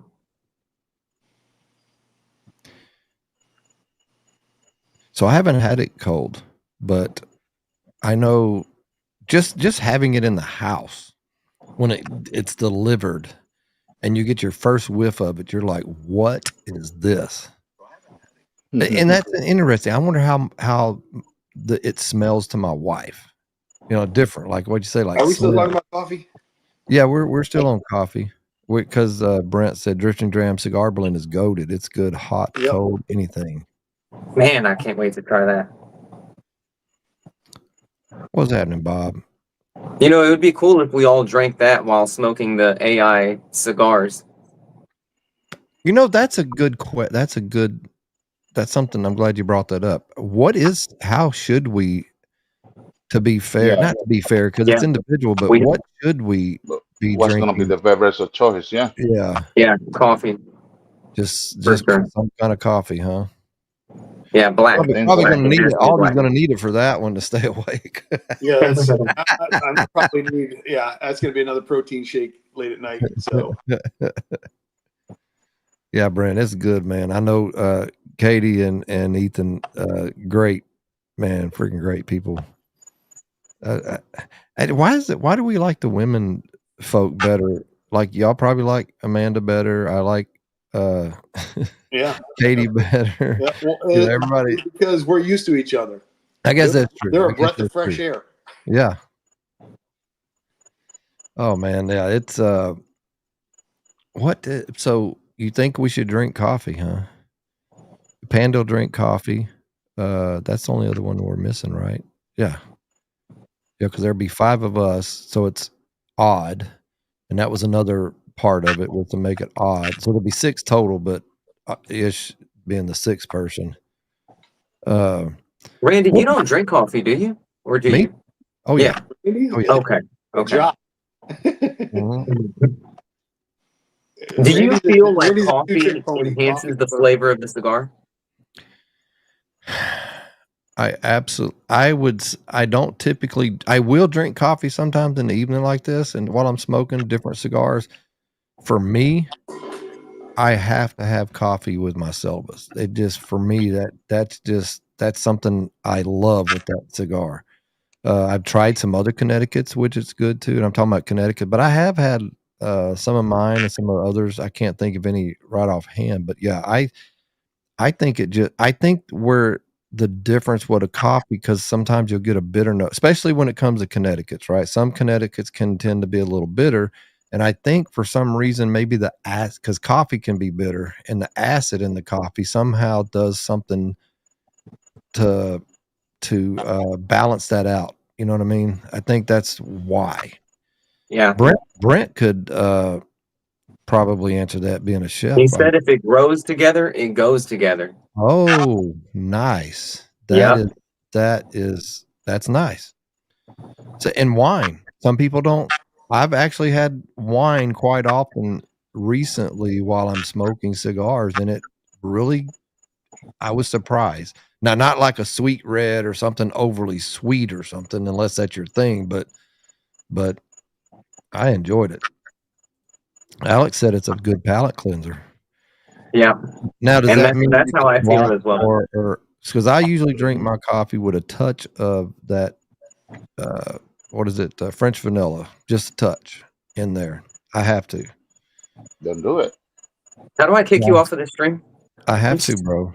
I have to, though. You know what I mean? Like, it just.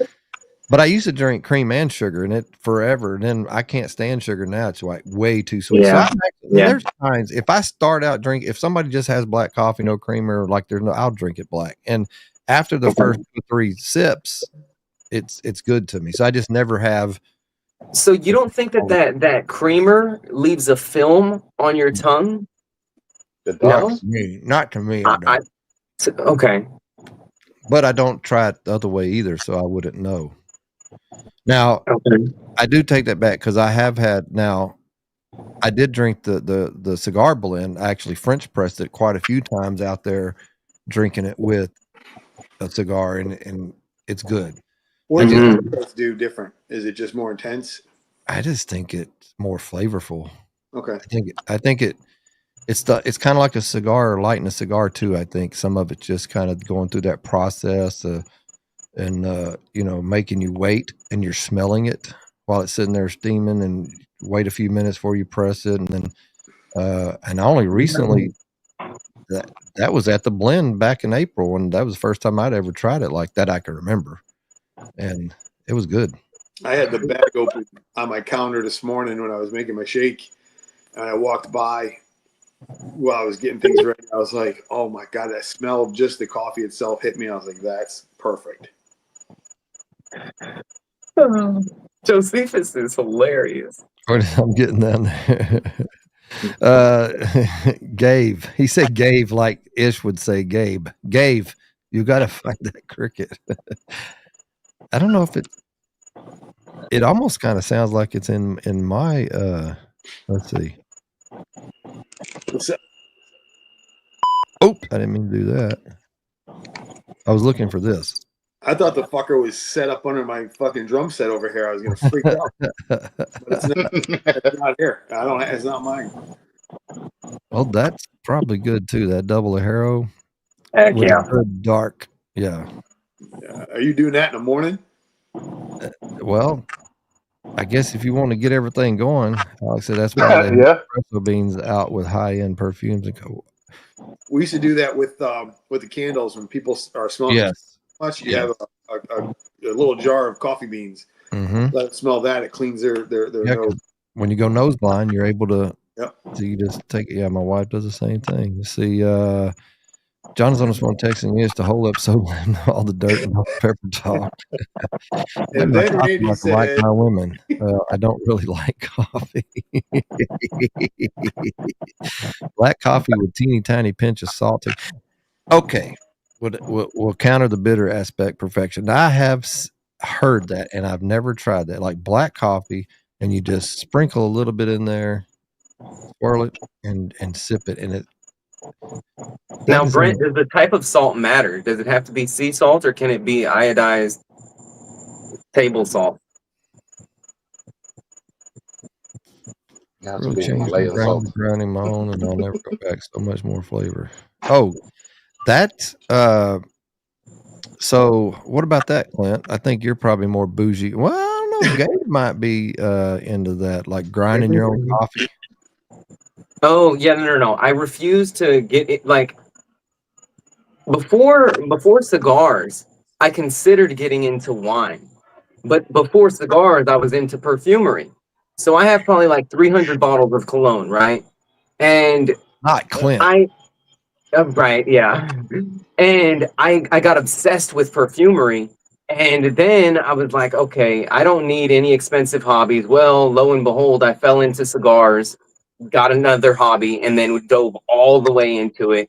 And I said, okay, I'm not going to, when I drink coffee, I'm not going to be bougie. When I drink wine, I'm not going to be bougie. I'm not going to research it because the moment I research it, I'm going to nerd out on it and try and be an expert on it. And I'm like, forget all that. I'm not going to do this.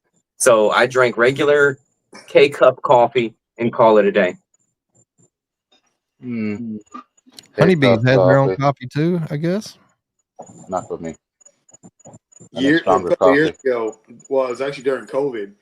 We were back at my in-laws' house, and my mother-in-law had a 1920s hand grinder, and made out of wood. And I brought it home. She gave it to me, and I brought it here, and I completely refurbished it, sanded it, took it all apart, put it back together, and so I actually have a hand grinder. It's a pain in the ass, but man, it's just different. It's for the better. Cheese. Randall says, I haven't done this in a long time, but I remember being turned on to dropping a chunk of real cheddar cheese in a cup of coffee. I guess it's old school. Sodium. I've never fucking heard that in my entire life. That's old school. Yeah, I've never heard it. That is interesting. Chunk. I love cheese. I'm a big cheese guy. Yeah. I love cheese. Love cutting the cheese.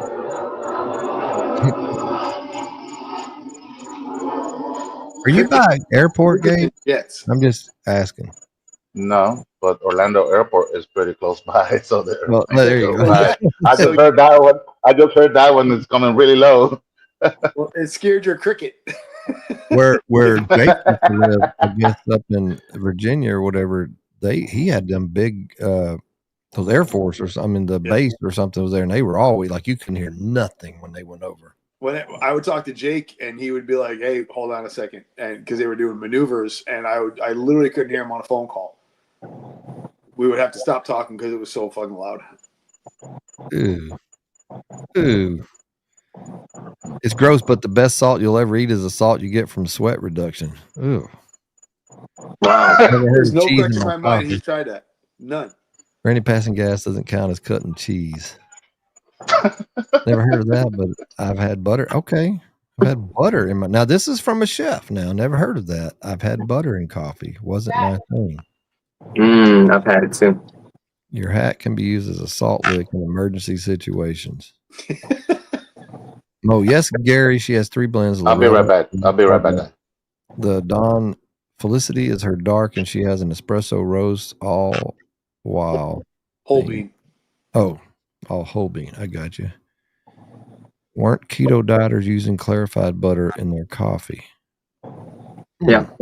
I don't know about that. What did it do? I wonder. I mean, just because you could, instead of to flavor it differently, maybe. Well, yeah. I mean, it's more like it's like putting creamer in. Okay, getting that fat. I got you. Yeah. There's also like neurological benefits to the way that the coffee's caffeine is released in your body from that butter. It basically like distributes out that caffeine for a more prolonged time than just that immediate burst.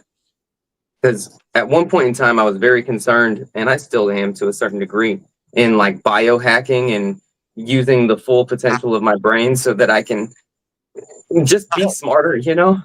And there's a really famous biohacker out there that popularized putting butter in their coffee. So that's that.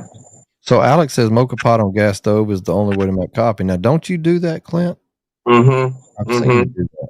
Yeah, well, when I say I do that, that's like a very rare special occasion in which I'm going to take the time to do that. So that's a Dutch thing with the butter in the coffee, according to Brent. Yes, cheddar cheese and black coffee is an option as it builds on the existing Scandinavian tradition of coffee cheese. I don't know however you say that, coffee oast.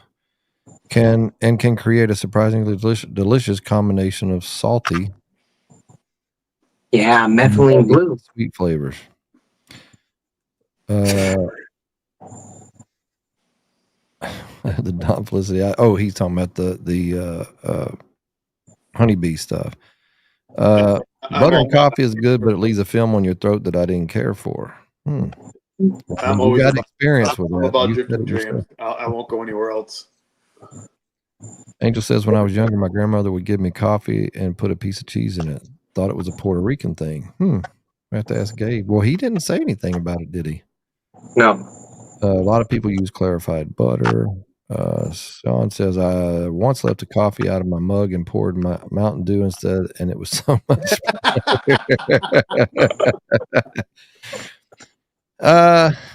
Josie, I got methylene blue. It's supposed to be great for cognition and memory, but I keep forgetting to take it. That's the same way with ginkgo biloba. Yeah, that's what I did. Yeah. What is methylene blue? Like, what is that supposed to like? I've been seeing it out there, but that's just weird, like putting on your tongue or whatever you're doing it. Yeah. I did it. I did it for probably like a week or 2 weeks, but I had a negative response to it. It made me feel slightly disoriented, and I took a super low dose. But yeah, the methylene blue is supposed to be like having cognitive benefits to it, but I didn't stick with it because I was kind of scared to continue using it. Hey, Gabe, so Angel said when he was younger, his grandmother would give him coffee and put a piece of cheese in it. He thought it was a Puerto Rican thing. It is. They do that. Yeah, my mom should do it. So you've had it like that, huh? Yeah. Do you like it, or, I mean, you don't prefer? Not really. On the side, but not in it. Okay. She does it in it. She puts the American sliced cheese, like 2 of them. Huh. And it melts. It, yeah. So the American cheese. She likes it piping hot. So, yeah. But she also gets a piece of cheddar cheese on the side. I prefer, cheddar cheese on the side with a cup of coffee, black coffee. Was that something like in the morning you would do, or just anytime, kind of like a snack? In the morning? No. Okay. In the morning. Yeah, but I'll do it. Yeah, it could be at any time. I don't do it every day. I haven't done it in months, so yeah. I'm intrigued because I love cheese. I But think it's pretty I typical back in Puerto Rico Nation of biting the cheese and drinking coffee. I don't need no damn vertigo effect, It's Josie. just really I get good. that on my own. Right. Yeah. He says I put 2 drops in ice cube trays and then have blue ice to go. Oh, interesting. Okay. Blue Chew Mountain Dew. Wow. You know what works for me? My pre-workout on the way to the gym, 250 milligrams of caffeine. And when I get in the gym, I put in a 3 milligram Zin. Wow. Yeah. Lit up. When you do your proteins, your shakes and stuff, does the whole thing, does it like really pump you up, or does it just get you in the mood, or does it really like give you energy, or does it just kind of Well, the caffeine will give you energy throughout the day, but for me, it's more like making sure I get enough protein during the day. I don't eat a lot, so I usually skip dinners because I'm just not hungry, and so I end up just not fucking what do you call it? Not eating. So I've got to make sure you get your protein in for the day. So if y'all haven't, go to Momento Cigars on YouTube. Make sure you're liking it there. Follow him if you're not, because a lot of great cigar. It's all cigar content. Does very good stuff. Absolute crazy stuff. Like puts tons of time in it. That's why they're so good. If you're not following us on the Cigar Dudes on YouTube, please do that. Please like all the videos. That helps not only, like you said earlier, with the algorithm, helps push that in your feed when you're kind of on, or it'll notify you that way. Make sure that you like us if you're watching on Facebook. Make sure you just go right now, hit that like button, and make sure you're doing all the things right. That helps not only us, but it helps you guys be notified, because if you like the kind of stuff that we do, that's why we're here, because we like to have fun with it too. What did Randon said? I do John's coffee protein shake when I first get on my route. It gives me energy, protein, and keeps me from being hungry. Yep. Don said, "Man, y'all trying to beat Clint." And oh, how long were y'all on? Like 5 hours? Oh, by the way, do you have another thing you need to do right now, Clint, or is it a little bit? Nope, I'm free now. Okay. I Yeah, didn't want to think. Yeah, but y'all were on like you and Don for 5 hours, maybe 5 hours. Yeah, it was but man, like I usually, like, y'all do streaming, or y'all do live streaming the right way, where y'all actually have a segment, y'all have a topic, y'all go into it with guests. Me, I say, you know what? I would like some company from some cool people while I'm doing what I'm doing anyway. Let me just hit live and see if anybody shows up. That's that can be fun and organic, and sometimes it's the best. You just, Were you there, Randy, when I had my friend Anthony on stream and he had his lapel mic on and went to the restroom and he was peeing? The Amazon things. We heard everything. Yeah, I heard everything. What was him it? Amazon blushing, washing his called? hands. It was fucking funny. That was hilarious. God.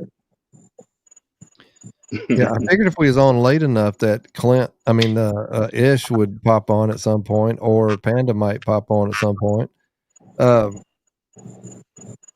Let's see. Yes, thank you, Josephus. Like it, share it, subscribe it to it, comment on it, rub it. He's always got to put something in there. What did y'all trying to get to the level of Whiskey Tube streams at 8? No kidding, they do 8 hours. That's got to be crazy. That is crazy. 8 hours. They probably start early.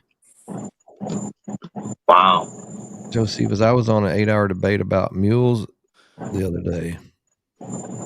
Really? That's crazy. My pastor did that one time, told the praise and worship leader to keep going and went to pee. Could hear it all, even at the end. Wow. I could definitely see that happening. Oh yeah, I've played music for years, but I played in church bands too, and we had our in ears, and you can hear people talking sometimes on an open mic in our in ears. And you're like, oh, hey, go tell them real quick. Nonchalant, you're up in front of everybody. Hey, go tell everybody. We think that everybody can hear them, but it was just us. They had the mains turned off or whatever. But yeah, that was not that they were doing anything bad, but it's just like, they might. You just don't want to, try to protect them, I guess. That's what Whiskey Law said. So I guess we could do the drawing and then see who else wants to hang out with it, because I'm good for a while. I know all Yeah. these cigar, but let's so if you haven't put hashtag Ironclad Cigars, do it now. Make sure, if you're on YouTube especially, I don't know how Facebook does, but make sure you refresh your feed to make sure that you are not lagging. Yes. Because that can happen. Just refresh it, let it open up. You can close it out, open it back up, and try that if you're worried that it may be a little lagging or whatever. But we'll do that in just a few minutes. Give you time to give you. You know, guys it's crazy. I went into mine on my phone to put the hashtag in, and it was a good 30 seconds to a minute behind where we were live. Wow. You just And and I was that's opening it fresh. Over here, I saw it on the tablet. So it's about 7 seconds, 7 to 8 yeah, seconds. that's about around 8, somewhere in there is typically what I've seen, and we have there's about, as far as I can see, about 40 something people watching at least. There's almost 50 entries. Let me see. Wow, nice. Let's see. So as long as you're hashtagging from Rumble, Facebook, or YouTube, it will collect those. Yeah, we're at 50 right now. Just trying to go here. I know what y'all, if y'all haven't followed us on Rumble after the drawing, please go do that. Let me refresh it just to see if it's, there's some people, and we appreciate that. I see some newer followers on here. That just helps.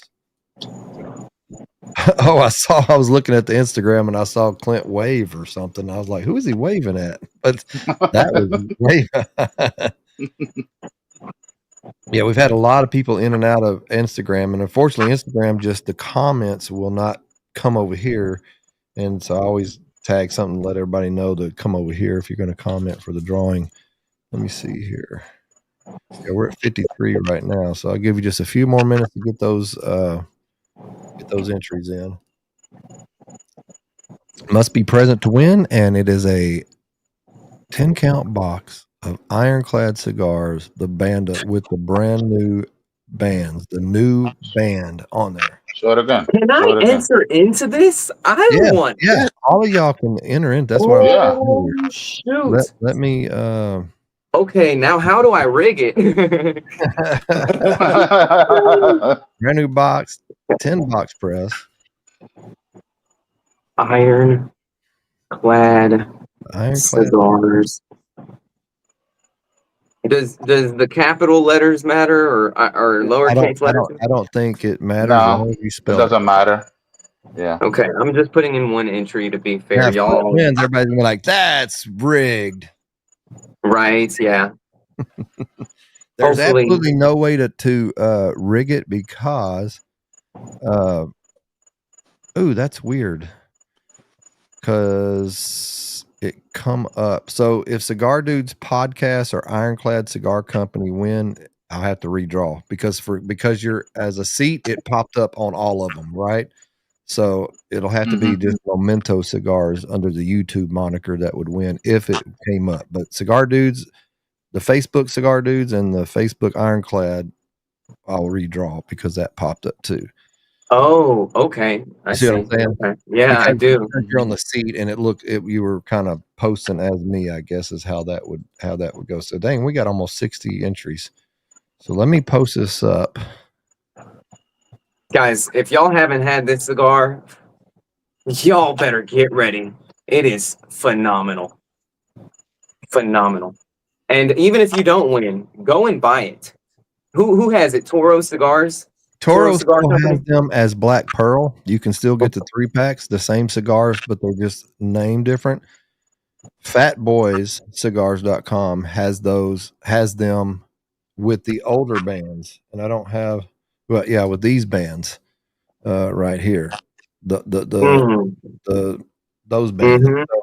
the So newer now you bands. got collector's editions. Oh yeah, So go and buy them so that you can say that you were the first to have them, because they're collectors now. One day this brand is going to blow up and you're going to regret not already purchasing it. all right, we got 58. Oh, thanks, Brent. He said I just smoked it today and it was phenomenal. I appreciate that. Okay. Let me get that off of here. So we have 58 must be present to win, and we'll give you as much reasonable time as we can. So please hold all your comments until whoever the winner is says that they're here. And so here we go. Round and round she goes. Where she stops, nobody knows. This is for a 10-count box of Panda box press. Here we go. Greg! Woo! Oh my God. Congratulations, Greg. He just posted too. Oh my God. Nice. That dude, he wins all the time, don't he? Greg He just found a way to rig it. it's either him or Angel or no, I've seen it's just when you're on somebody yep, he's here. There he is. That was fast because he just posted right before. Yeah.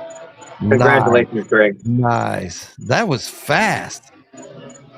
I'm trying to think.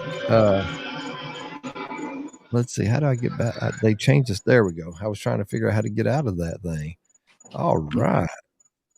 Dang, that was so easy. I'm thinking.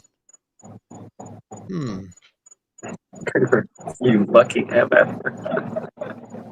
I don't know yet. I might do another drawing here in a little bit. I don't know. I'm gonna leave it up, but do it. I might do another one here in a little bit because I know Aldi's almost done, but I'm good. Okay. Because I've had a lot of fun on this. I wish Ish or Panda was done. They said they would try to pop in, but I know they're having a great time out. Mm-hmm. All right, so we are doing another drawing later. Yeah, I'll say we'll do one. Okay, so hang in there, guys.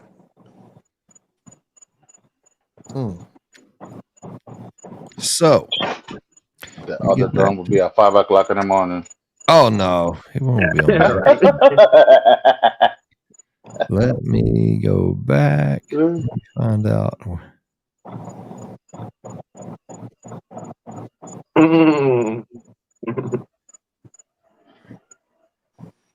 Let's see what I wrote the lyrics to Hallelujah by Leonard Cohen.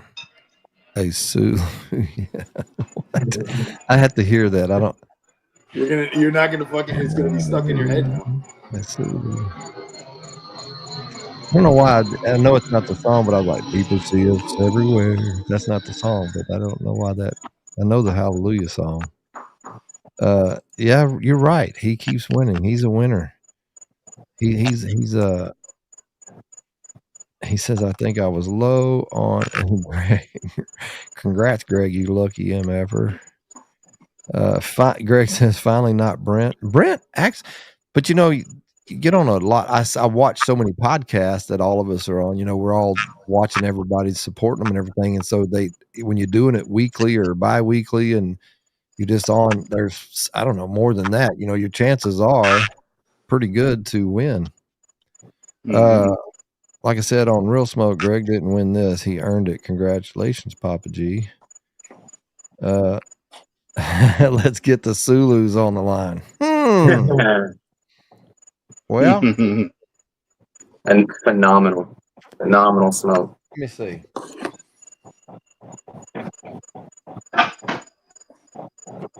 Let me look up here. Let me just look at something. I might do something. Hold on. He's gonna do something, and he's gonna do something with the syllabus. I know. What he should do is make a 3, 3, and 4. 3 syllabus, 3 Banda, 4 Sulu box. Oh, that would be so cool. What do you think, Randy? What? 3, 3, and 4. What's 3, 3, and 4? 3 syllabus, 3 Banda, 4 Sulu. Oh, you're trying to break me. I was Chef thinking like special. a 3-pack or a 5-pack for sure. I'm thinking, I'll tell you what I'll do. I'll do a 5-pack of your choice. Oh, shoot. Yeah. Nice. I'll do a 5-pack of your choice. And I do have Bandas in Toro size as well. Mm-hmm. So, Randy, do previous entries count towards the second time that you spin the wheel? Mm-mm. No, they have to be new entries. Now, if you've entered from different parts, it's not fair to have the same person win, right? It just really. So if Greg was like, say, if he posted from Facebook, YouTube, and something else, it won't pull the same entry, but it might pull from somewhere else. But then that would just have to be a respin automatically. But because in the giveaway tool, it's just built into StreamYard. It's not something that I have control over other than spinning the reel or spinning it. And so it just pulls the hashtag out of the comments. That's why it's important to comment from those 3 from YouTube and all that. So, but yeah, it's just not fair. I don't think it's fair to let the same person win. You know what I mean? No. But no, what I mean by previous entries is, let's say that I hopped on this stream at 7 o'clock and I entered in and you spinned at 9 o'clock. Does that erase all previous entries? No. Everything stays there. It basically what it says is you have I don't want to do it. I can't see it because I have to leave that up where he just won. But it basically there's a check. Basically, it gives you the option to not let somebody else win again, right? Oh, okay. That way you can click it or not. So it depends on what kind of drawing you're doing, right? But most time you would have that click where that person is not able to win again. So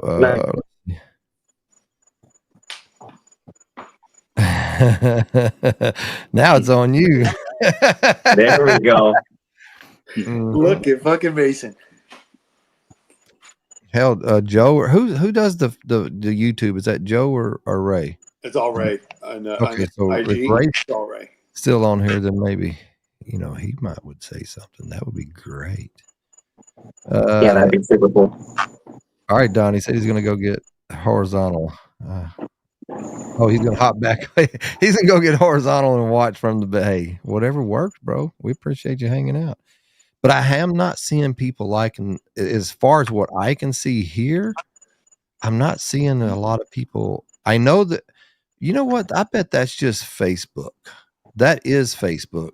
Yeah, that's Facebook. So I'm seeing Facebook likes and stuff, not YouTube likes. So that makes sense there. Okay. That makes a lot of sense for me. Yeah. So, okay. So everybody appreciate it. Everybody's doing a good job with that.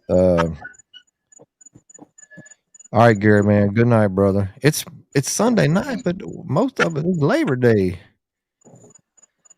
I'm up till the Miami versus Notre Dame game finishes. I'm watching it right now.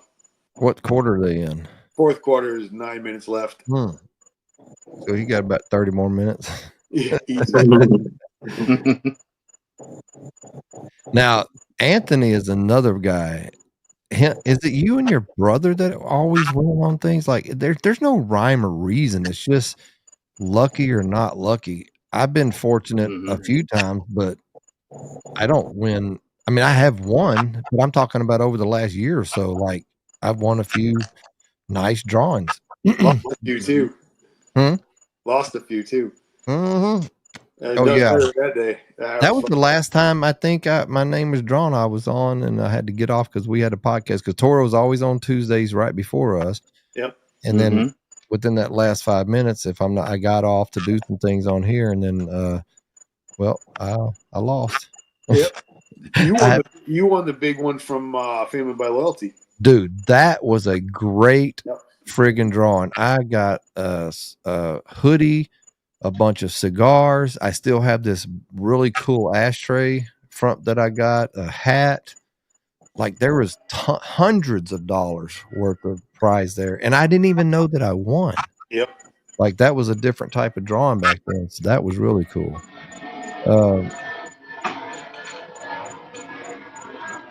That ashtray alone is like a $300 ashtray. Yeah. Have you ever seen that ashtray? Well, it's easy to get. Have you ever seen that, Clint? No. Let me It's show amazing. you. It's handmade, epoxied in the bottom with the wolf. I've got one here as when I do the events form. If depending on how much people buy to get they can get the ashtray. It's absolutely beautiful.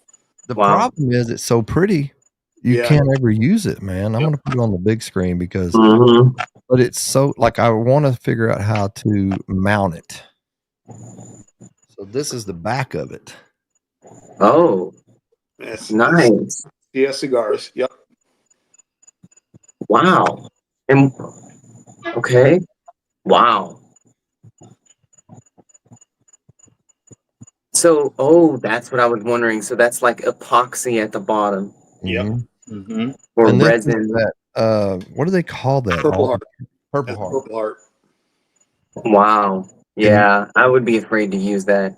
It That looks thing is too a nice. weapon. It probably weighs 20 pounds. 7.2. I'm sure. Really? I thought it was more than that. 7.2 pounds. I weighed it. I have one. It's all Purple Heart, and I have that here, and I would have to carry that around with me. It was 7.2 pounds in my backpack. Let's see. Oh, Sal said 334 would be dope.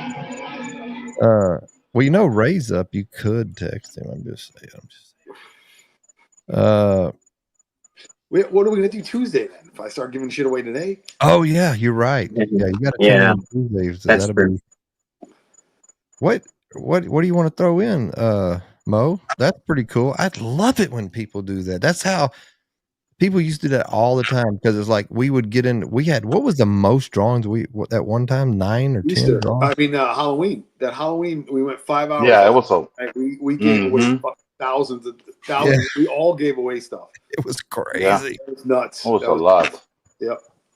Let me know what you want to give away, Mo, and we'll do a drawing, bro. I know he's loaded on Banff because I was there. And he don't give away any around the world. I can't wait for Clint to smoke that. I can't wait. Oh my gosh, I can't wait. That video is gonna be next level. I'm gonna have Ish in the video too. As like an interview segment. To clear that up, no. If you haven't won your name and you did the hashtag correctly, you're still on the wheel. It doesn't erase anything. That's why I leave it up. So like if I share the screen, here and I'll show you, it's always has the last winner. Like I haven't done anything. And right here to the top right, you see where it says draw again. That's all I do is hit that draw again button.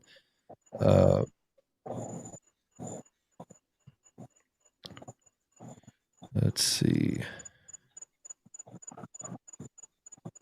Who won the Barn Smoker swag? Greg? No idea. Oh, boutiques. Is that? No, I don't know what BTCG is.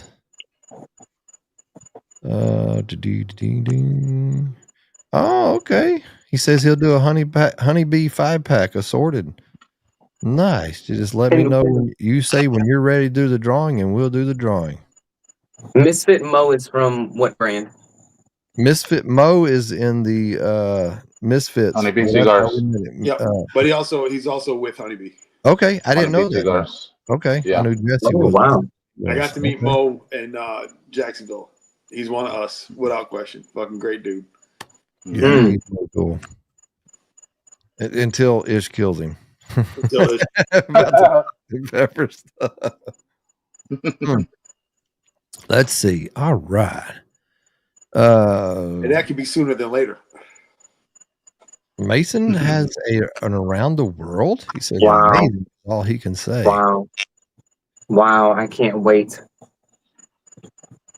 What? whoever wins, have them DM me, and I'll throw a custom cutting board in. That would be a great addition in the kitchen. I have to send Greg P more shit paper anyway, so I'll be at the post office. What the hell? Oh, Bob, the cigar guy. Okay, I got what you're saying. I love all the questions coming in. I don't know why y'all stopped asking. That was great. I loved it. Love it. Let me see what's happening over here. What in the world?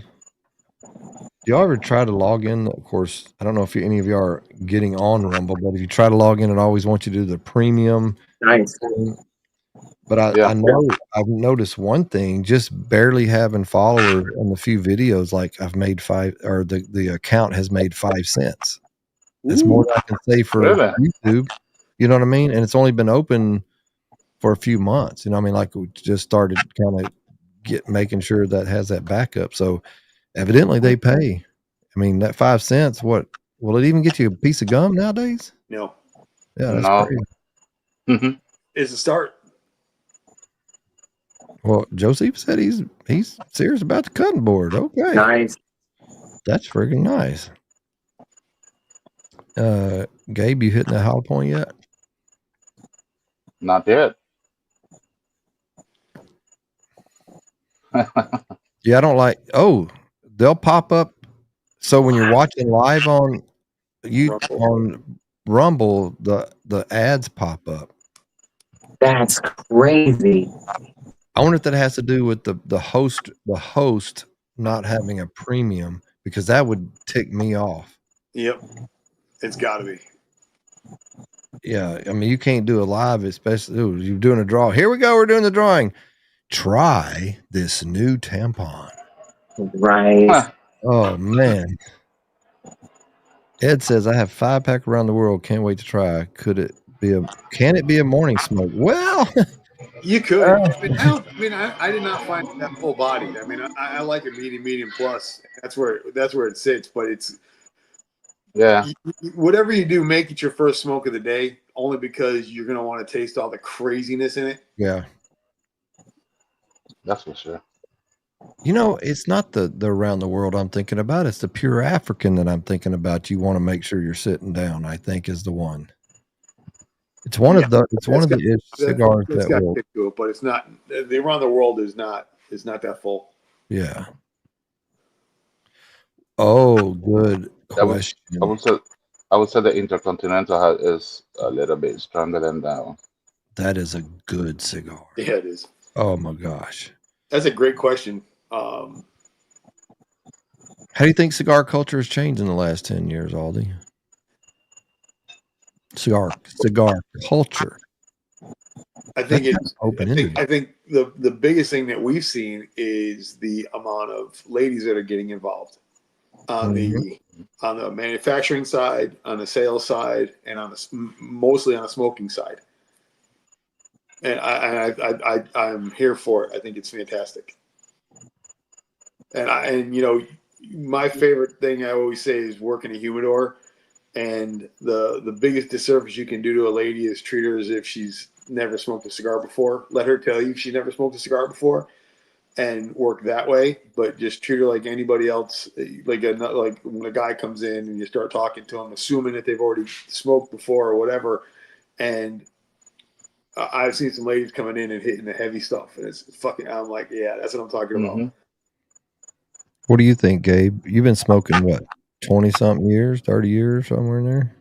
Yeah, I mean, that's what it's true. I'm with Aldi, and I would say it's being geeked out in a lot of accessories. It's been like the trending part of it is like everybody wants to up on travel humidors or 5-in-1 lighters, cutters, different designs, events. Yeah, there's more events now. You know, you hear more about people from different places. Now that we have social media, you see people doing reviews. Social media is absolutely. Huge Yeah. change. Yep, absolutely Yeah. agree. The revolution has been, yeah. Well, it's like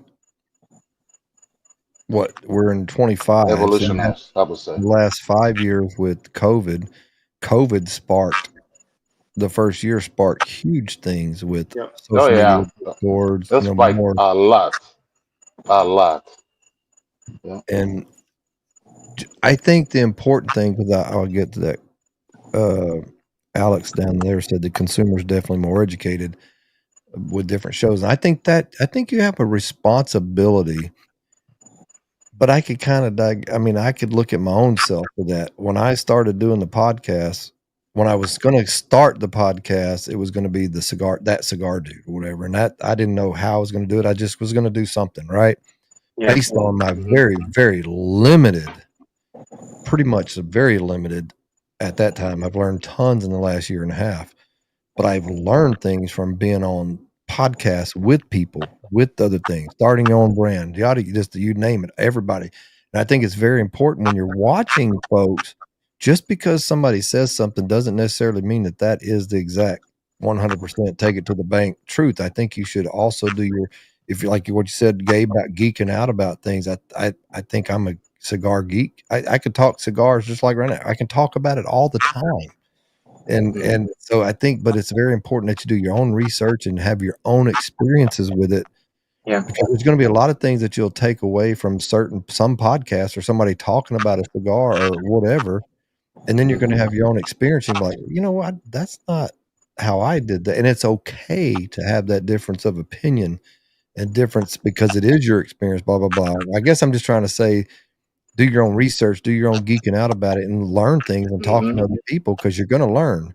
You're always going to learn from other people, and don't just because somebody might be a little cocky or a little bit, kind of maybe they might be a person that, I don't like listening to this guy. He's kind of that kind of person, but maybe he's still telling you the truth, and just do that. What do you think, Clint? Yeah,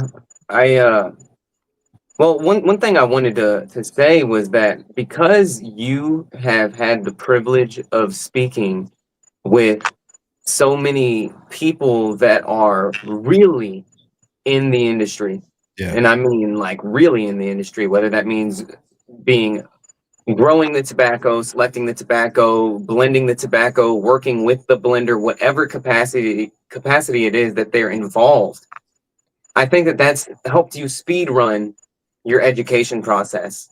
Yeah. Whereas most people that have been smoking the amount of time that you have, they don't have a drop in the bucket of knowledge that you've been able to gain because you've been putting yourself in the right room where you're the dumbest person in the room. And that's not an insult. No, like no, it's just, yeah. Mm-hmm. And it's like, that's such an immense benefit to you. And especially Ish. I mean, you've got somebody right next to you that has 35 years of experience, approximately, in blending, growing, rolling, literally the entire process, the whole supply chain of the cigar, even selling, marketing. I mean, everything. You have somebody as a counterpart in your company that you can rely on for asking any, like that's Chat GPT right there for you. Yeah. Ish How crazy, I think that's freaking amazing. Point is, even when Ish and I have conversations privately or we have stuff on here, Ish makes fun of me sometimes. You don't believe me, you want to challenge me or do this. And it's not that. That's just how I'm built. We're both stubborn. And I want to make sure, and there have been most of the time, I would just say 98% of the time, he's 100% on the dot per my experience. There's something that, okay, I get what you're saying, but I just want to do it my way. You know what I mean? That stubbornness thing, but that's also because it's my company and I want to do things a certain way. That's a whole other topic. But yeah, that we've and getting to see people like Aldi work the humidor, like just kind of stand back and there's 8 people in this humidor and they're all asking a question. He's just rapid fire. Not only does he got a good personality with it, but he's very knowledgeable. And what are you looking for? Like he doesn't, you know, what are you looking to smoke? Well, I want a dark Maduro. I want something powerful. Well, but you know, and that education part of that, just without going too deep in that, you just talk to that person for a minute. What do you like? What do you like it? Well, I don't know what I like. That's a tough thing to do, but then turn them on to a cigar, and I've seen it a few times in person where they're like, dude, man, this cigar is friggin' excellent. You know, like turn them on to the right. Same thing you do with you know, for folks that don't know that, you know, you do that. That's your side gig, right? That you're a tobacconist. Yeah, And that's right. what you do. And being around those kind of people, being in cigar lounges, you encounter anybody from the very brand new first cigar. This is their first cigar that you're. Matter of fact, I want to ask you about that in a minute. Have you ever had that happen where it was their very first cigar they smoked? But you're gonna have that from a very experienced smoker. It doesn't matter sometimes if they've been smoking 40 years. Sometimes they've smoked the same cigars every day for 40 years, and turning them to something different that might blow their world, you know, or Yeah. some kind of Yeah. something My that father-in-law is one of them. right. Yeah. You know, that's have you ever had that experience? What have you've been doing the tobacconist thing, what, 9 years? 10 years? No.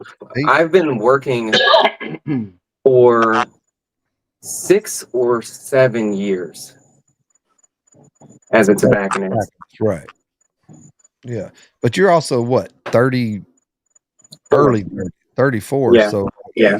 and for somebody at your age, you know, to have the knowledge that you do, because and that, I think that's what's so cool, like with all the Discord, all the stuff that we did before in the TikTok lives and all that stuff. Everybody come from a different background, number one, different years of how long they've been smoking, different types of cigars, different knowledge bases, and everybody came together and bounced off of each other, and we all learned from everybody. But have you had that experience where you gave a first time cigar to somebody that's never smoked, come in the lounge? Oh, Not all on the lounge, time. but okay. So you were Sorry, talking I about. didn't know who that question was for. I apologize.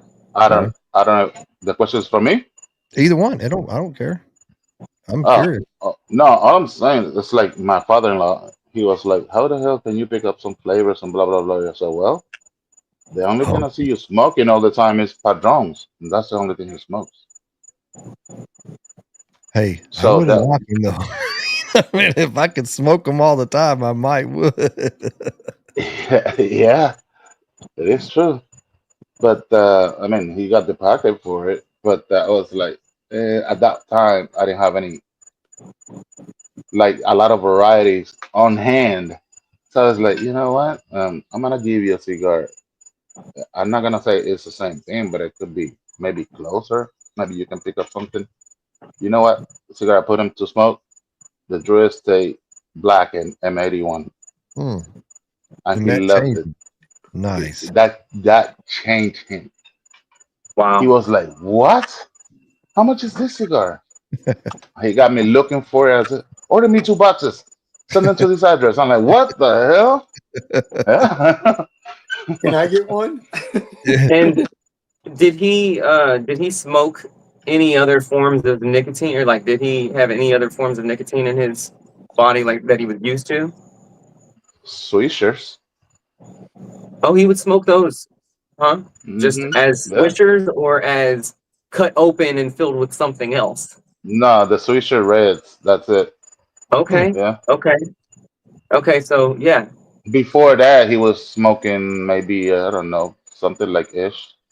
We'll say I think it was Winston's Red or Yeah. Marlboro, something like that. Yeah. Okay. Well, there you go. I mean, Marlboro Reds are pretty strong. That's strong Hmm. for a cigarette. There are some good there are some good questions. Let's see. Mo says, "Do you guys think there's a shift from people smoking legacy to boutique and craft?" And we had talked about that not too long ago, and pretty in depth. What do you think, Aldi, about that shift from I legacy think now so. going to boutique and craft? It depends on the age group. I've been to Mhm. lounges with Hmm. more of an older crowd that are going to just stay with their legacy stuff, where the younger guys and girls are more apt to try the newer stuff. they'll try to find something else. But every once in a while, they catch some of those older guys that are very happy with trying new things. But for the most part, you catch that age group that the 60s and up. They're just staying with what they know, and that's it. They're not changing.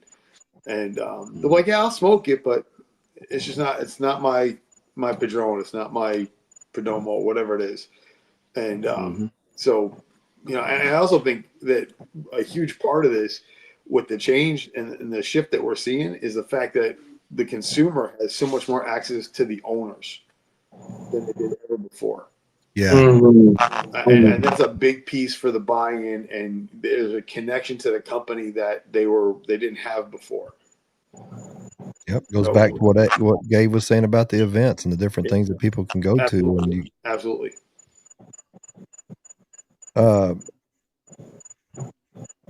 Where'd he go? Steve said, I think the advent of social media has really influenced cigar culture and makes it more mainstream. And that is so true. Could you imagine if social media was tobacco or cigar friendly? How much better it would be? Would be friggin' huge. Everybody would be. Any influencer, anybody, any podcast, any mainstream, because you just get so much pushback. Yeah. You post this picture, and all of a sudden, say Instagram, you post a picture of like one of your highest viewing or whatever, and then you go check your account status, and they're like, "Hey, this one, because of this one, violates our community. We're not pushing you out." Yeah. So you got to delete it. So you can check to see what posts you have issues with, and I checked it one day, and I had an issue with one post, and in that post, at the end of it, I just wrote "get some."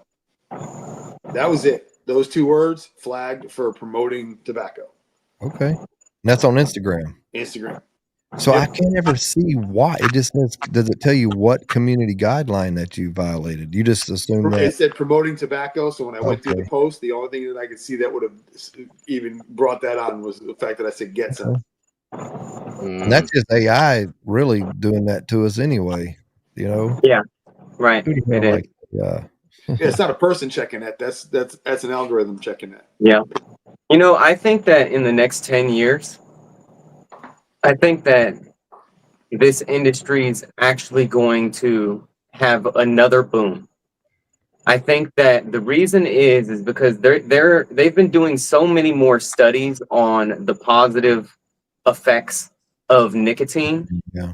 And I think that it's going to change the way that people look at tobacco, and that they're going to be able to put tobacco into the proper categories that it should have always been in, where cigarette tobacco that has all of these added chemicals versus cigar tobacco, which is just pure leaf and maybe like a vegetable or fruit pectin. I think that people are going to start that. I mean, they've already had colleges do these studies on nicotine and found neurological benefits and physical benefits. So I think it's just a matter of time. I think that the truth always comes to the surface. And I think that a lot of interests have been blocking this from coming to light, and eventually it's going to get out like anything else does, especially because social media can't really stop anything. Right. Yeah, Kenny says the industry changed extremely in the mid 90s compared to when I started in the 70s. So yeah, the 90s, the mid 90s, the boom for several years, and then a lot of those are now what we smoke now. Perdermo, some other that were leftovers from that boom that stayed in business. And I think what you just said, it could change. I think the craft thing, I don't see it in my circle, but we're all in the same circle, right? We're not outside. So we see the same things day in and day out as far as in our circle. And there's a bunch of people, and there's a lot of new people that join our circle. And just like in the podcast, they're getting into it. They're geeking out over it like we do, and really getting to what's fun about smoking cigars and why we enjoy it so much. Because I'll admit, growing up, I was like, a cigar looks cool. I smoke cigars, swishers, and it's a boy or it's a girl and different things like that. But it wasn't until about 8 years ago that I really kind of started getting into it more. And then the last 3 years really started really getting into it, and then it's like, wow, why do you smoke cigars? That's that you're gonna get a lot of different answers from people I just like to smoke them. I've smoked for 40 years. I just like maybe your father-in-law, or your dad or your father-in-law, Gabe. My father-in-law. And like he smoked the same thing. Did he smoke it just because it was Padron, the name, and then of course they're He good liked cigars. them. Yeah. He liked those, and he stick with those. Yeah. But it's I saw another question down here. Let me see, where did it go? While you're looking for that, what you were talking about, Clint, I'm not superstitious. I'm just a little stitious. I don't get sick. And I'm convinced, and I only got COVID once, and I got it last year, and it was like having a bad sinus infection. I felt like shit, but it was a sinus infection thing. And I truly believe it's from the amount of cigars that I smoke. Yeah. Well, that's what the studies have shown as of late, is that people that were in the smoking demographic were least affected by that virus. And those that have long-term symptoms as a result of it, if they consume nicotine for 6 days, all of their symptoms will be eradicated completely. Now, this study was done with nicotine patches, right? It wasn't done with cigars, but it didn't seem like cigar shops were as affected as other businesses when it came to their clientele. Right. It seemed like we still had a lot of people coming in. I'll tell you, I got it. I wasn't feeling good for a few days. This is why we were on a cruise for a day or two. And then we came into port on Thursday, and we were supposed to go to Miami for the weekend. But I said, we just need to go back home. And so we drove. And on the way home, I took a test, and I was positive. I didn't smoke that day because we were in the car the whole day. I took off Friday, and I woke up Saturday and started smoking again on Saturday. And it was just I don't know. There's something to it, and I'm going with that. And have you heard of the effects when it comes to Parkinson's and when it comes to dementia? I heard. No. Well, I've heard that comes into, and I asked Doc Oscar with GTO about that, about being prescribed stuff for cholesterol, things like that, because I've heard that your body needs the cholesterol. That's your brain needs the cholesterol, not your body. Your brain needs the cholesterol. And when you start taking, I guess, statins or whatever they're called to deplete that, that has a play. You know, think about it. It just seems like it's, I don't know if there's just more people per capita, or if it's a more thing like a per capita thing because there's more people, but, or did they not know what it was, 75 years ago or whatever? Like, I don't know, but nicotine is definitely a thing that has to do with that. Vima says, are any of you guys a tobacconist? And that a must to push a brand? So Clint's a tobacconist. Aldi is not, but go ahead. Push a brand? Is that a must to push a brand? Oh, so yes, it is. It is a must, quote unquote, right? Like they do want you to push certain products on customers, and I'm gonna be honest with you. Like, I just accept the fact that I'll be fired. I just don't do it. I don't push, even if you look at my YouTube reviews, right? Like when it came to Randy, I reviewed his cigar and I told him, I was like, look, if I don't like it, I will say that I don't like it, because if I compromise my integrity this time, then what about next time? And then what about next time? And then I'm not going to have any conviction with anything I ever say, because my subconscious is going to say, you are a liar. You will sell out for any reason that is beneficial for you momentarily and in the short term. So yeah, no, I just don't do it. I feel sleazy, and I keep my customers coming back to me based on credibility. I know their palate. I see what they bring to the cashier, and I recommend based on what they set down on the counter. And they trust me, and I will upsell them, right? But I will upsell them in a way that maintains my integrity. I'll be like, hey, man, like if I really believe in a product that is more expensive, I'm like, look, when you want to treat yourself, this cigar is something that you're going to absolutely love. And the reason I know that is because these cigars that you put on the counter are in that same profile, but this is just elevated. And I can sleep good at night, so that's all that matters. But yes, a lot of tobacconists are sleazy, to be honest with you. They're just used car salesmen. And that's not all. I'm not saying all. I'm just saying that there are a lot, and I've worked with a lot. But there's a lot of ones that have integrity too. So you kind of have to build a relationship with the people that work at particular shops. Yeah, and he's saying our interview guys tobacconists, and is that a must to push a brand? And also, I was kind of taking that as, is that a must that you? I think it's a must that you're educated.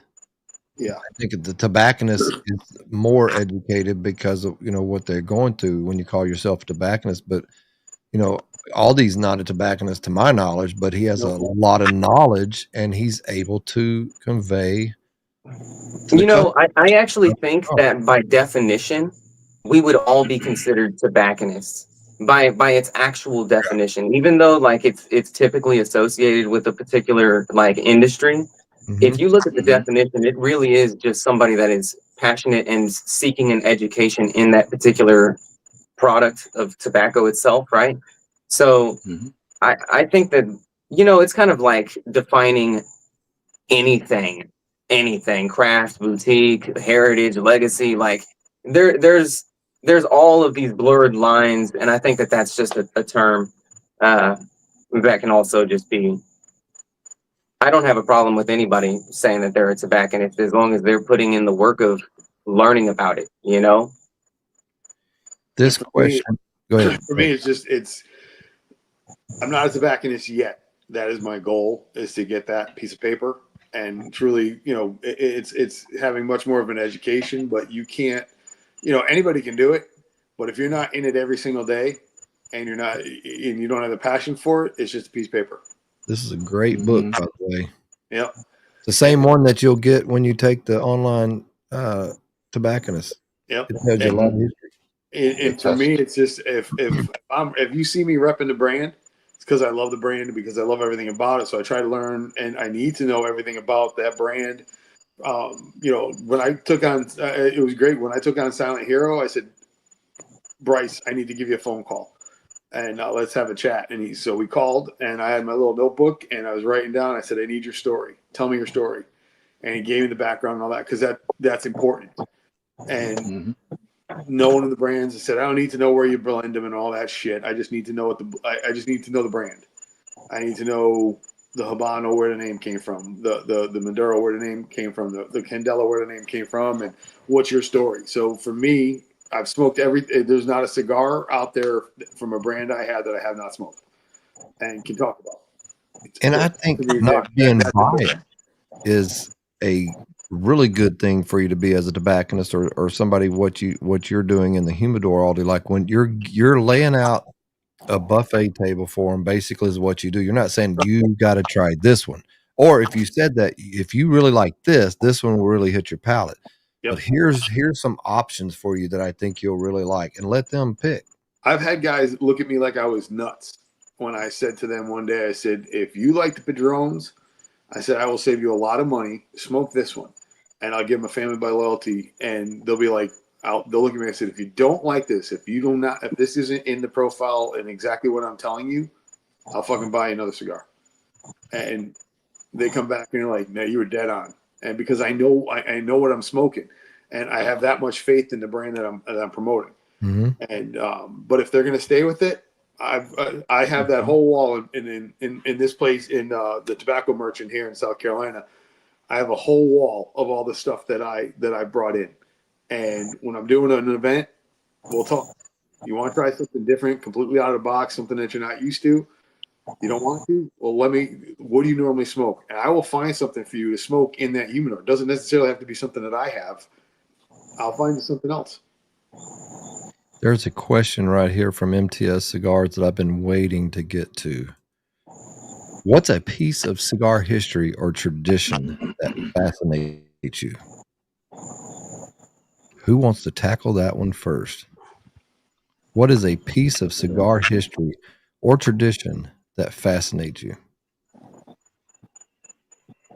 You know what I find fascinating is the spiritual aspect of it. Even though I personally don't believe in it, like when it comes to like the spiritual practices about smoking unto their gods and stuff like that, I find that type of stuff really interesting. And it makes me think that, don't get me wrong, sometimes I wonder, okay, what is it that caused them to believe that this had some sort of spirituality behind it? Because it doesn't give you some sort of hallucinogenic property like peyote, which would make sense for you to say, oh, this is from the gods, right? And we're going to light this up unto the gods. Or like Joanna, it's like, what is it about this product? Mary Jane. Yeah, I don't want to say the full word because who knows, the stream may end. The stream guys will fuck us over on that. Mm-hmm. It's kind of funny you went to that kind of time era, because that's kind of where I think what fascinates me is trying to figure out, like, what were they thinking? Like, did they just pick out the leaves because they looked pretty, or did something happened that Right. they saw those leaves that or chewed on them or tried it, used it with something? Maybe they cooked with them because they're big leaves, or what did they do that made them like? What And then clicked back? Yeah, what yeah, kind of kick in their heads to make them it, start doing that things as a curiosity? and what did the first cigars taste like? When they just rolled them up, just twisted them up, and because I Hmm. would think that they would have known you can't smoke it green, or did they burn it? Maybe they burned the trees or something, or the plants, and it had, like, for clearing something out, and they cleared it out and they put it on a fire or something, and it had this aroma or something. Something had to give them a clue, Hmm. or the Randy, aliens landed. Go ahead. you've seen those Mayan cigars, right? The ones that Yeah, were that's what preserved in clay pots. Oh no, I have I not. mean, oh, you haven't? They Mm-mm. Yeah, dude. sold for like $300,000. Okay, Oh there was maybe like 8 or 10 that were preserved in some sort of cave in clay pots. That I may be wrong about the cave part, but it doesn't matter. What matters is these Oh, people these people thought of making n- a torpedo. They didn't make just your regular Parejo with a rounded cap. They made torpedoes as well. I'm like, how brilliant. Like, they weren't appealing to a consumer to where it's like, hey, we need to stand out. Let's come up with something unique to stand out. So what was the motivation? It's crazy to me. I'm like, that's genius. Yeah, for me, it's the history behind it. When you talk about where like the bands came from, and then the cello comes in, and just that piece of it, I love the history of it.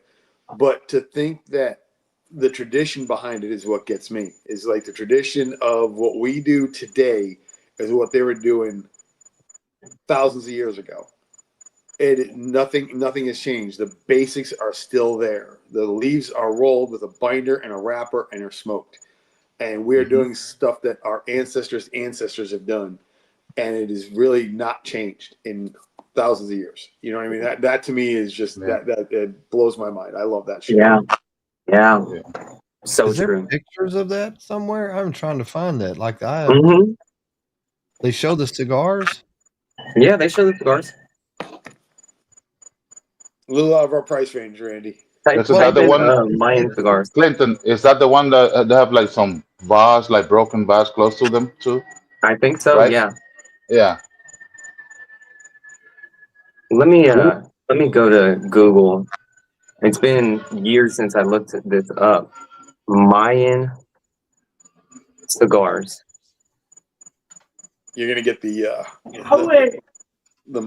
actual Mayan blend that came out. Yeah, and I also see them like on a table. Now where is? I want to say, hold on. So JC Newman has some cigars that are really old, but I thought they found them. Yeah, they were from 1857. They found them, I think, buried or in the water or something off a shore. Yeah. Huh. They have an area in the cigar factory in JC Newman that is called the Vault. Nobody's allowed to go in there. You can see it from the outside. They have like, it looks prehistoric, bro. It's so interesting and amazing to see like everything, like back in the day, what the cigar used to be. It used to look like the boxes and everything. It's crazy. Interesting, Dang, bro. even It's really Randon's interesting. getting in on the. Whether you want to do one last big giveaway or separate ones, I'm willing to throw in a mixed 5-pack of limited edition short run cigar. Look at Randon. Wow. Hurry up because my fucking iPad's about to die. Okay, so this was 20 minutes ago. Mo, are you still there? I'll do your drawing, buddy. I forgot. I was trying to catch up because such great questions, man. They're deep, like they make you think, and then I feel like let me make sure he's still here. Yep, he said he's here. So let's do this is for a 5-pack of honeybee cigars. Oh, I thought it was 5 packs of clown. Let me get the here. So let's do this. This is for a 5-pack of honeybee cigars from Mo, the Misfit. All right. Here we go. This is for the 5-pack of honeybee cigars. There's 62 entries. Must be present to win. Here we go. And round and round she goes. Where she stops, nobody knows. Let's see who will win these cigars. Oh my god! If they're here. Get the fuck out of here. He won his own shit. He won his own shit. He won his own shit. Right? We have to draw, right? That's a fix. Oh my god. Mo, do we draw again? I don't want to make the rules up. I mean, let me know if we draw again, Mo. Tell me, hurry. He said he'll.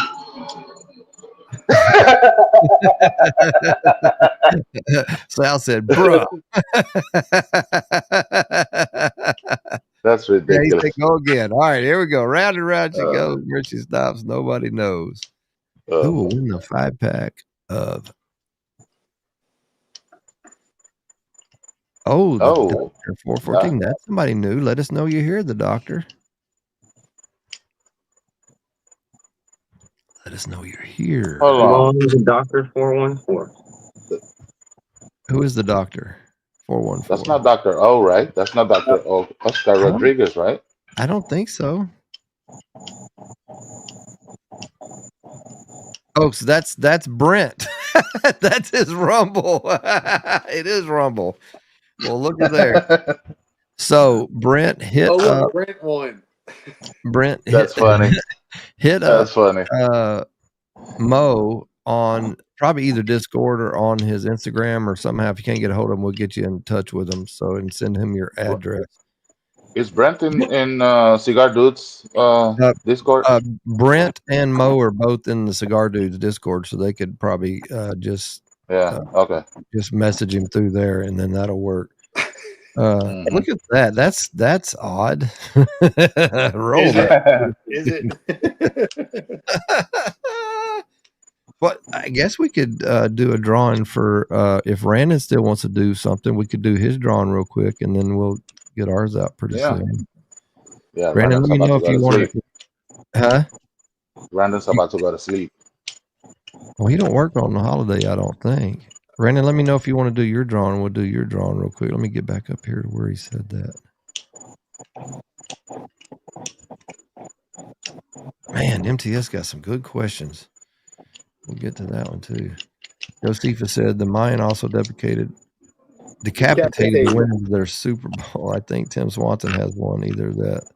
or an Egyptian cigar. Huh. Look at that. Let's see if it yeah, Brandon said spin that wheel. So this is for, did he say mystery 5-pack? Mystery 5-pack of short run. So let me hide. I'm trying to figure out how to hide this. There we go. All right, so That's gonna be a good one. Let me put that one back up here. All right, so this is for Randon's Mystery 5-pack. Here we go. We're gonna spin that wheel, spin that wheel, spin that wheel. Who will it be? Watch it come up, Randon. Would that be something? That'll be 2 for 2. Oh, is that Jake or is that Ethan? I don't know. Neither one. Who is the Grain and Vein? I know Grain and Vein, are you here? That's not Ethan. Let us know you're here. Grain and Vein. Grain and Vein. Are you shitting me? That's Randon. Are you freaking kidding me? Seriously? That I think it is him. It is him. Oh my gosh. Oh shit. So he says spin again. Oh my god. That's crazy. Who would, oh my god. Yeah. Hey, Cigars. Seriously. Let us know you're here. Okay.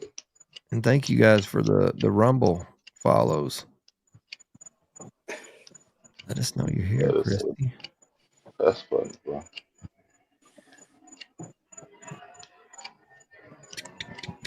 Angel's running over there right now going, get up, get up, get up. There she is. She's here. Nice. All right. So just send me a message, Angel, however, get it here and give me that message and I'll get your address to Randon. Nice. Let me go back up here. Golly, MTS got some good questions here. I'm just trying to make sure I didn't miss any.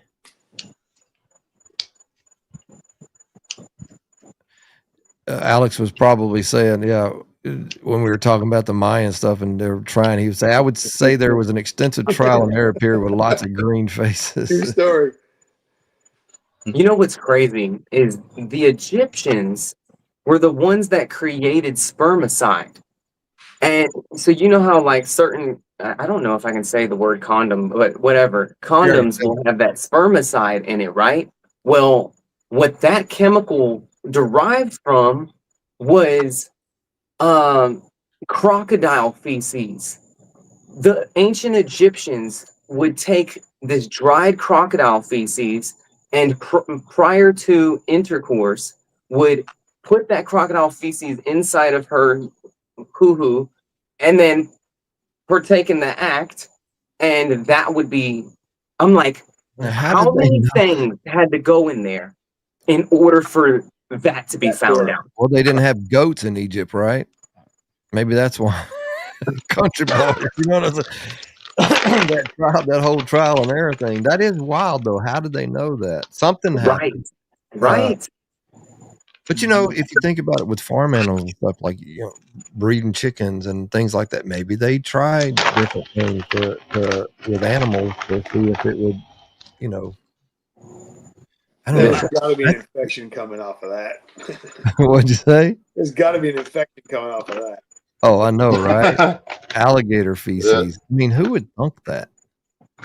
Yeah. Yeah, Jay said because tobacco has been used in occult rituals, maybe. I am trying to catch up because there is some good stuff. Interesting take, Clint, on the spiritual aspect. There is something about the ritual of taking time out to smoke, contemplate, etc. Absolutely. Josephus, the existential crisis of consuming dead things to live, invigorating. Mm-hmm. Mason said the mental health aspect of smoking a cigar, the ritual process from selecting a cigar to cutting it, and then the process of closing off the outside noise and enjoying what the cigar gives. But the mental health aspect is definitely a huge. Yeah. You know, what do y'all think the percentage of first responders, military, things like that smoke like that. It seems like that is a huge. There's so many law enforcement, veteran-owned lounges, Yep. brands, all the above. I mean, that is, and a lot of those guys, that I think it goes back, from smoking their first maybe cigar while they were away from home, overseas, and something about that just it was a good thing. Angel, do you think when these legacy brands start seeing a big decline in sales due to the boutique and craft push, they will look to start competing with them and making blends outside their profiles? That is a whole huge. They're already doing it. Yeah. They already understand. Mm-hmm. Yeah, absolutely. So MPS again, I have a lot of questions. What do you look for in a cigar lounge that makes you keep coming back? If they keep fucking buying my cigars. No, it's the atmosphere. I want community. I want to be able to walk in and sit down and just sit there. And if I want to chill out. If I want to get into a conversation, I look in to see if there's TVs. If the TVs are on and they're loud, I don't want to be there. I want to walk in and see seats in circles. And definitely comfortable chairs. Yeah, comfortable chairs are a must. You're gonna sit there for a while. You gotta. What do you think? My number one thing is, I don't give a fuck who you are. If I'm in that humidor, allow me to say no. I'm all set. Someone better come into that humidor and say, "Hey, what can I help you with?" Let me be the one to say I'm all set, or "Hey, what do you have that's new?" When I walk in, I look at Justin. I mean, we've been friends for a long time, so I don't even ask him what's new. What do you got that's gonna fit? What do you got that I'm gonna like? Because he knows my profile. Like when Jonah's gonna buy me gifts for Christmas or birthday or whatever, my son, my youngest, he will literally just send money over there and say, "Can you get some cigars for my father?" And Justin knows my profile and just grabs stuff. And so I want the opportunity. I've been to lounges where I've stood in there purposely walking around, and it was like 10, 15 minutes. Not a soul walked into that humidor. Not a soul. That's you need to work your humidors. And that's going to tell you how your cigars will move in there. If they're not willing to come in and talk to you and push a boutique or push, and say, "Hey, we've got this new stuff in here," and just give you a rundown of what's new. No, that's what we call ringers, where they're just waiting for the sale. They're not trying to make sales. It takes a lot of time, doesn't it? Clint, working a humidor, like to not be pushy. Exhausting. Yeah, but it is because you're not. It's not a high pressure, or it shouldn't be a high pressure thing at all. And you got to really listen, take your time, and to listen to make that experience good for them, especially if it's the first time, or even long time smoker. To keep coming back. Yeah, something about it will. You can ruin it. You can ruin it for them if you fuck up. They'll never smoke again. I've worked in probably like 5 different lounges at this point, right? And it's crazy working in all of these lounges. I've seen the different culture of the lounge will affect how I have to work, and also like what it is that they smoke in that particular area, generally speaking, will also change what I have available to me in order to recommend. Because there's some lounges where they're like big ring gauges only, and they're also value first. Like, how much cigar can I get for my money? Because I'm going to be sitting here for about 4 hours with these guys, and I want one cigar to last me the whole time, right? And they don't really care about dissecting notes and stuff like that. And then some lounges are so fast paced, and you have so much foot traffic, you don't even get time to find out what it is that they're going to really enjoy, truly, because you've got a line out the door of people that are waiting to be helped. And it's like, okay, well, I have to be cashier, but then I also have to be in the humidor helping somebody. And that's one thing that I'm grateful about the lounge I'm at right now, is I can actually have a personable conversation with the client, quote unquote, and find what it is that I think that they're going to really enjoy. And I'm grateful for that because I've been in some chaotic lounges, and I don't mean chaos in a bad way. It's good for their business, but I mean chaos for me because I'm the only tobacconist that'll work at that time. And I just can't really assist them the way that I would like to be assisted if I was the customer, you know? You ever had a If I bad got- experience? I got to dress up like fucking Clint every time I'm out. Gabe? I can't You do ever it. had a bad experience, Gabe, in a lounge, or just something just rubbed you raw? Well, he scares them, so they just fucking. Well, yeah, I don't have any bad. Well, let me see. Well, actually, it was one bartender in a specific, and he was on the side of the humidor 1 week, so I know he worked on all areas. And for some reason, I was just asking him for stuff, and he didn't want to like serve me. And I Oh, was like, this is freaking weird. Yeah, that is weird. yeah, and that was kind of weird. It's got to be tough. I wanted to pull him out of the freaking counter, but I was like, I'm probably going to jail. What about going into a cigar lounge where maybe the guy's been smoking a couple years and he's, it's hard to find really good people a lot of times, to work for to staff a lounge, and you go in there and they just don't, they don't know anything. Like you're asking them certain questions, or if you're just looking, if There's I go been in, I times like know that. what I'm going for. I usually know what I'm going for, but like Aldi said, like, what do you got new or what's new? And I'll listen to that sometimes, or they'll tell me, and that's their selling points. Like, a big place, I would say like CI or something, where there's so many things you could look for, and they're trying to, hey, over here, because they face these certain cigars, right? And sometimes where they're trying to sell them, but it's not always. I would think it does change. Well, I don't know. I guess that one place I go, everything's always in the same spot. You got to move your humidor around. Yeah, you got to move your humidor around. That is one of the best things you could possibly do, because if I go to the same cigar every time, I'm not looking at anything else. As well as I know this humidor here, he changes it up all the time. I got to look and I find new things. As many times I've been in there, I'll find something different because he moves shit around.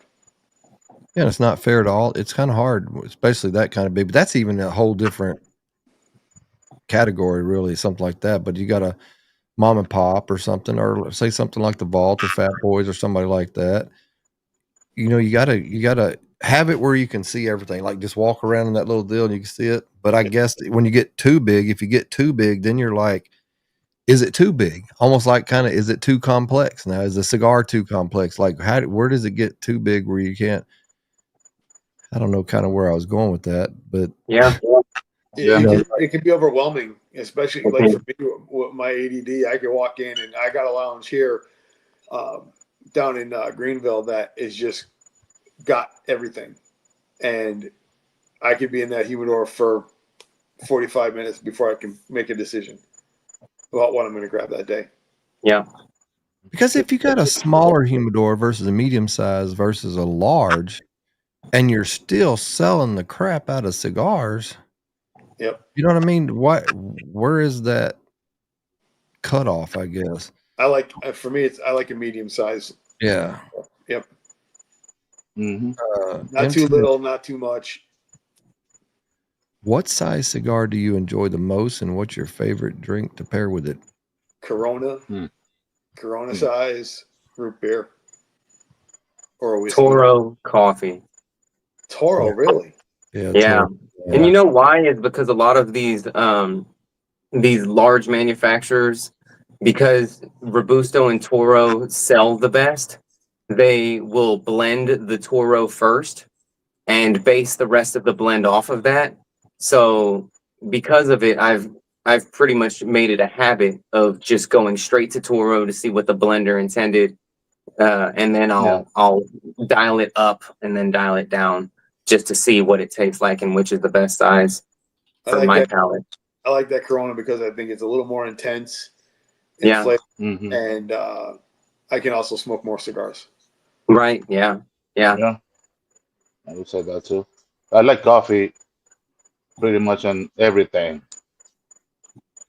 but sometimes, like I would not say 50-50 on bourbon and cigars against coffee, but I would say 70-30 coffee first.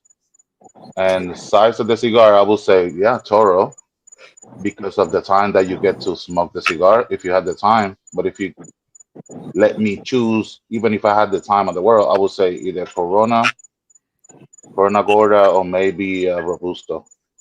Mm-hmm. Because Mm-hmm. sometimes, but it depends on who's making the cigars, because you could have a 5x50 of one brand, and then on the same brand, the same cigar, you grab it 6x50, even though it's the same ring gauge. For some reason, it tastes different Yeah, you're right. because that extra inch is just adding more flavors towards the end of the cigar. So when you wanted to cut off, that it was your sweet spot. Now you have an extra inch that probably is not as enjoyable as you wanted to. Mm-hmm. Not all the time, but there's some cases. Yeah, I don't know. I don't understand. And like with Tom and some of those guys, I just don't understand the big. I guess it's maybe it could be with price. We've talked about that before. We just get more cigar for the price. But I tried to smoke a 660 earlier, and Oh I yeah. just put it down. I couldn't puff on it 3 or 4 times to get enough smoke, and I think that's where the Toro. Uh, like I'm excited because I haven't had the Toro Sulus in a long time, and they're coming, and they've all been Robustos, and so which I love the Robusto, but the Toro is the original blend. That's where the original flavors that I wanted, and so I'm excited about that. But I think Toro me, and if I'm smoking something pretty earthy, pungent, I think whiskey, but a lot lighter. I think for my palate, those types of cigars taste better to me with Yeah. whiskey. It's me. I mean, even at nighttime, I would drink coffee with cigars, Mm-hmm. because for me, like, it's just me. It's different people are the same. They're not that sensitive on the caffeine level, so they're used to that. So some people just can drink coffee at 10 o'clock at night and half hour later go to sleep. Yeah, that's not me. Okay, Well, uh, it's like Sal said, if they're only offer one size, I go with that being the best blend in that particular size. But like, say the blue, my father. What do you think about that, Clint? Absolutely, the Toro Gordo drastically better than the other sizes to me. To me, and I think it's because in that Toro Gordo size, I get sweetness from it that I don't get out of that Robusto. Or they also have like a short Robusto or a petite Robusto. I don't know what they call it, but it tastes drastically different. And I I freaking love that my father blue in that size. The Toro's good too, but that Toro Gordo is just like it's one of Well, my it'd be favorite cigars interesting right now. to know the blend and why. What's extra? Because typically it's just um, more. It's more filler, right? Like, what are they putting in there that's making uh, that come out? You know, there's a cigar I'm working on right now that Lonsdale, but I'm like, man, what would that taste like in a Toro? Like, you just start thinking about these things. It's probably not going to taste the same. It might not even taste near as good at all. You Right. know, because what I'm tasting is I'm tasting more wrapper. I'm tasting more of the binder and the wrapper. Where bigger, just not going to have those Hmm. same things. Mm-hmm. Randy, I got to cut out. I'm at 1% right now in this omelet. Hey, you made it though. You Yeah, made it. I didn't even bust out a fucking drumstick. I know, man. It's Uh, 3:40. Did you do a record tonight, Aldi? yeah. No, I You hung. did. Halloween, I hung for the whole thing. Oh yeah, you did. Yeah. That was a Yeah, long that's true. That was a 5 hour one, yeah. one. Well, we won't keep them up much longer anyway. Probably we'll just get the. Well, Yeah, y'all make sure whoever's listening, make sure tune in Tuesday because Aldi will be coming on the podcast as a clown, not as a dude. Mm-hmm. That sounded funny, didn't it? So we'll be looking for that, and I'm sure there'll be some giveaways. I would imagine. I mean, I would imagine. I'm sure. So y'all make sure to check us out Tuesday night too, because Aldi and Joe will be on from the clowns. That's going to be fun. It's going to be. So we'll see you on. All right. I'll see you sometime tomorrow. Pleasure seeing you, Aldi. Good night, buddy. Let's see. Angel said, I'm still up in the air about the My Father Blue. I'm going to revisit tomorrow. What size did you smoke, Angel? Because I haven't had it yet, and I've been kind of looking for it. I kind of briefly searched for it, but I'm not geeking out about it yet. But only because there's a lot of cigars that I've tried on Clint's recommendation, and he's not wrong. I mean, he's wrong sometimes. Amanda said, yeah, I'm going to do it. We'll do it. I tell you, we'll probably cut out of here in 20 minutes, so we'll get it done before. That's what you said at 9 o'clock. Well, we already gave the. I like that hanging in for the Ironclad, though. Love it. Oh, you're gonna do it? I thought you were gonna leave it for Tuesday. No, that's Aldi. That's the clown cigars. Yeah, I'll do a 5-pack of your choice for the Ironclads here shortly. Okay. If you like earthy mineral, I recommend the Brazilian by CAO. I don't care that myself, but it's dominant. And see, for me, I don't like those notes unless it's well balanced. If it's too pungent, it's just not me. I think I'm a Dominican. Yeah. Fan. I think I prefer that unless the cigar is very well balanced, and then I love it. Like, it's just crazy. I just don't like it when it's all too pungent. There's Dominicans that are kind of earthy up front. Like, yeah. Like earthy. I don't want to say that's fuck, but I already did. Yeah. But it's kind of I think it's not normal. Yeah. I see what you mean. Yeah, because usually Dominican is like woody and with like some cream and possibly some florals. But there's some Dominican tobacco, like I think the Pilotico is kind of earthy. It has like this weird earthiness to it. So you smoked the same one you did, Clint. Toro Gordo. I smoked the Toro Gordo. Oh, okay, nice. I've got a whole box of Brasilia that I actually had them in here, but I stuck them in one of my other humidors. But they have one with the Cameroon wrapper. There's just some words in Brazil, like l'anniversaire or something like that. There's something anniversary. I wonder if when that the band look kind of weird shape. It's green too. I think I don't know if it's box press or not, but I know that one is really freaking good. That out too. South says DR can be a little earthy when they try the bolder profiles. I wonder if putting, because to make it stronger, they just put more Ligero in there, and so I wonder if that. So I know from experience, like when you have like Criollo 98, I've learned that is the referee in the tobacco. So it depends on. I'm trying to think one of my blends.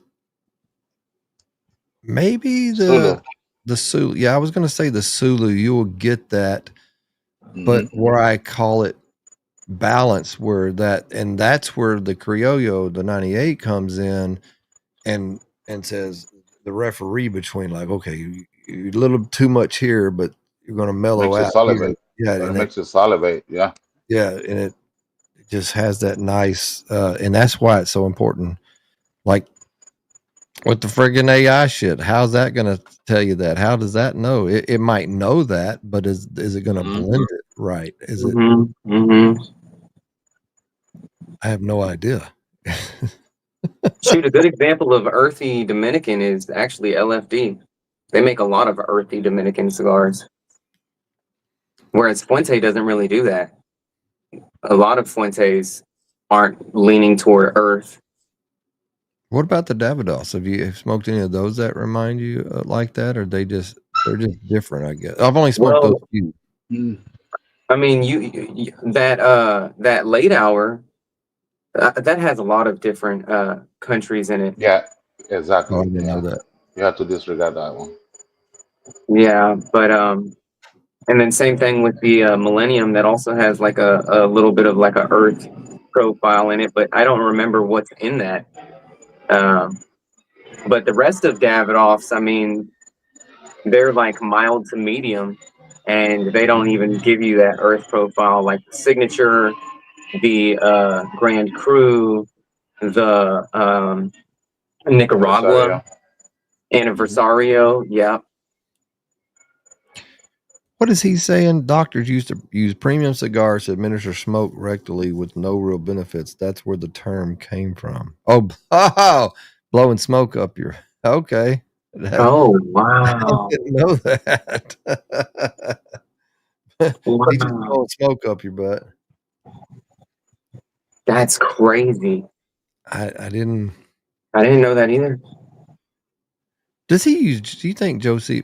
I don't. I think he. This is all out of his brain. This is not like he doesn't Google. This is everything because he's very Josephus is just quick-witted. an encyclopedia. Yeah. Mhm. I wonder if Wow. Josephus has tried the what you call it? He said I am. I wonder if he's tried the hollow point yet. The more you know. That's right, Sal. I don't know. Has Josephus? I mean, I tried it before. It's really good. It's really good with broccoli. You put cheese on that broccoli? He said not No. yet. No cheddar? No cheddar in that broccoli, brother. Mm-mm. Straight up oregano.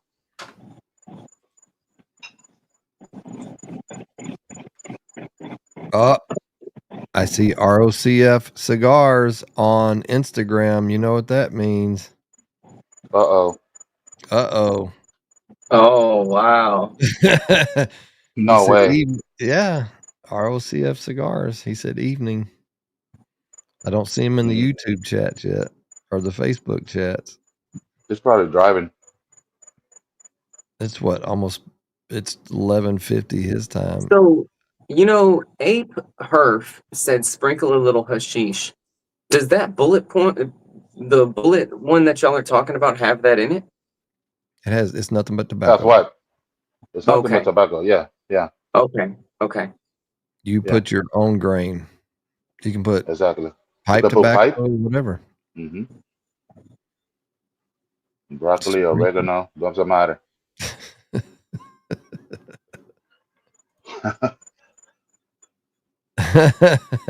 I would love to try the hollow point, but I don't have an oregano supplier. I know a guy. Yeah, that's very. I think that's going. I told Ish first part of the year, probably January. I was like, I have these, not a premonition thing, but like I just have.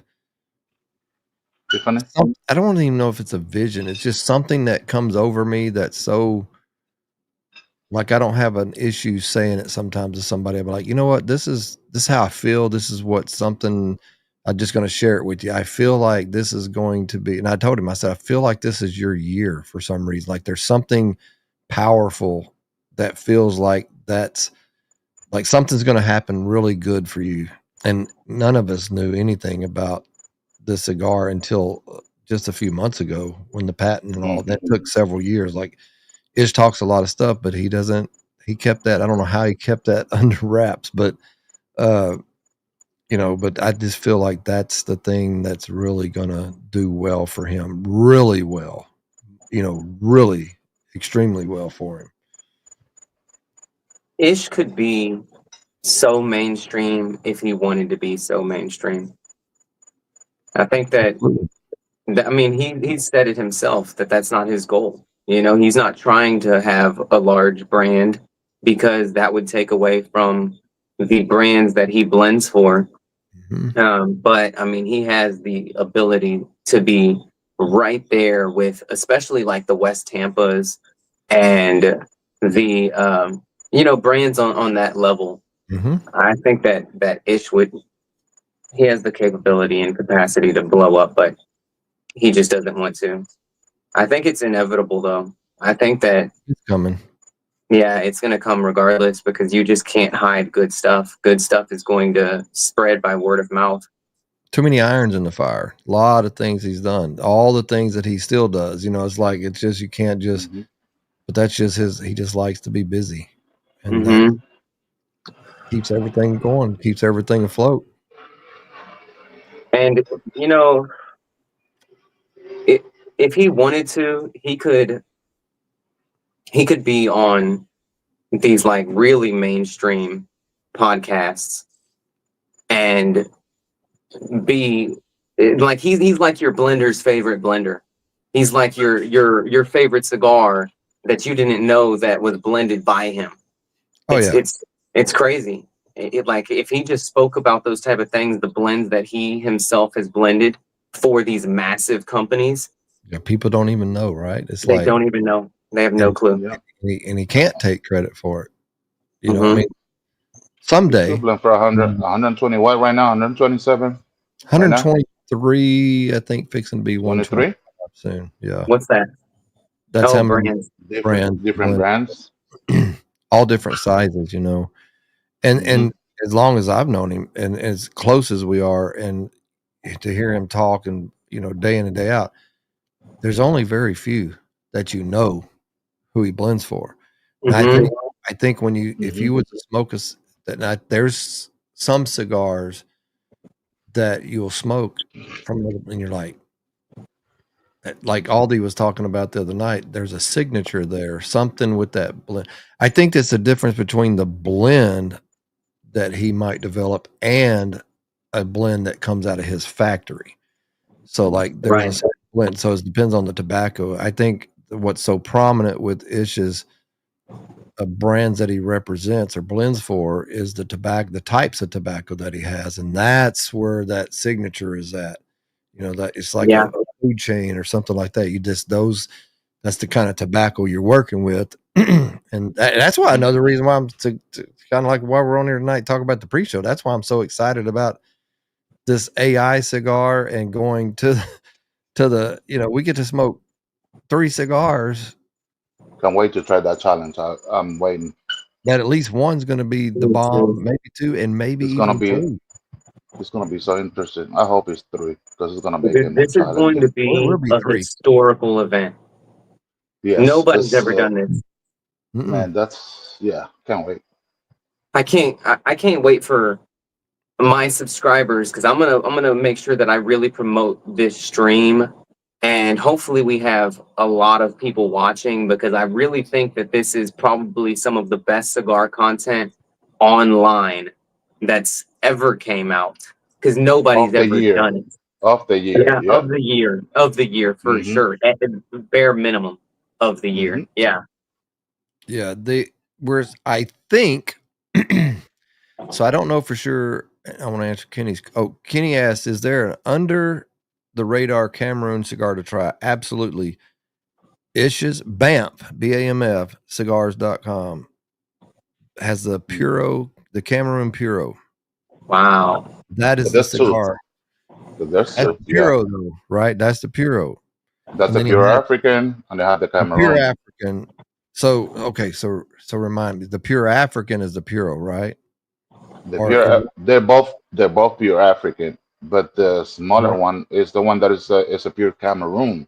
So the one that has the red and green foot. The one at the bottom, exactly. Yeah, that's the Puro, or that's the one. They're both good. But that's the one that'll be like, wow. Yeah. What's up, Tom? Look at here. It's okay, bro. It's okay. You didn't miss nothing. We've only been on for almost 4 hours. Aldi just left about 5 or 10 minutes ago. I was going to say he was driving. I thought he was driving. So Ish is going in the next few weeks, either next week or the week after. He's going to the DR, and that's where he's going to roll the cigars. He said he's going to try to do a video to show. He's going to do a video at least to show that he's rolling the cigars. Like this is what this one is. This is what this one like to. So if anybody was to try to negate it or say we cheated or something like that, he could just all this proof, right? Like, no, this is how serious he's taking it. This is what this is. But we were also thinking about possibly doing an episode maybe where we have him on his phone and he's rolling cigars while we're on the episode, just talking trash or whatever, but he's rolling the cigar. So we don't know if we're going to do that yet. Well, I think we were going to do that, but there was one tobacco that he doesn't have in the States that has to be, so it has to be done there. So that maybe I forget. I don't think that anybody doubts that he's doing this. I mean, it just takes a quick Google search to look at his Instagram and see him rolling cigars. You know, like, I don't think anybody's going to doubt that he's the one actually blending these things. He has too much of a reputation. Yeah, so the Robusto is the 50x5 is the pure African, and the 660 is African Cameroon that has 4 African countries on it, and they're both good. But I would personally, I like I don't know, man. That's kind of hard. I like them both, but the pure African, I think, is the one that you got to be sitting down for, or you should sit down, back it up too fast, take it easy because it can build up toward the end. Tom said he was napping. You better get your hashtags in there because giving a 5-pack of your choice of Ironclad really very soon. Oh my gosh. Those of you that are from my channel, you have to drop the hashtag that is below into this chat. Thank me later if you end up getting selected on this drawing, because this 5-pack of cigars is phenomenal. Absolutely phenomenal. This guy right here, his brand is amazing, and it is so it's a hidden gem because nobody knows about it, but they're gonna know about it. See, even Ish says the Cameron Puro is the 50x5 is what he would have. Yeah, that's that's all done. Yeah, that's the one. That's good, man. Damn, I don't want it to end. I know everybody else like, dude, I'm tired, man. Do the drawing. Well, I mean, we could do the drawing and still hang. And they can jump on Discord. Let me see. Granda said Ish may be considered an asshole, but he's not a liar or otherwise deceptive. I didn't say it, Ish. I went all. I didn't even say it in 4 hours. I never said anything about it, Ish. It was all. Thank you, RJ. I read it. RJ, thank you, RJ. Yeah, RJ gave we did a drawing and RJ gave away 5 of some short runs of stuff. He said end. I just came up. Okay, we'll hang out.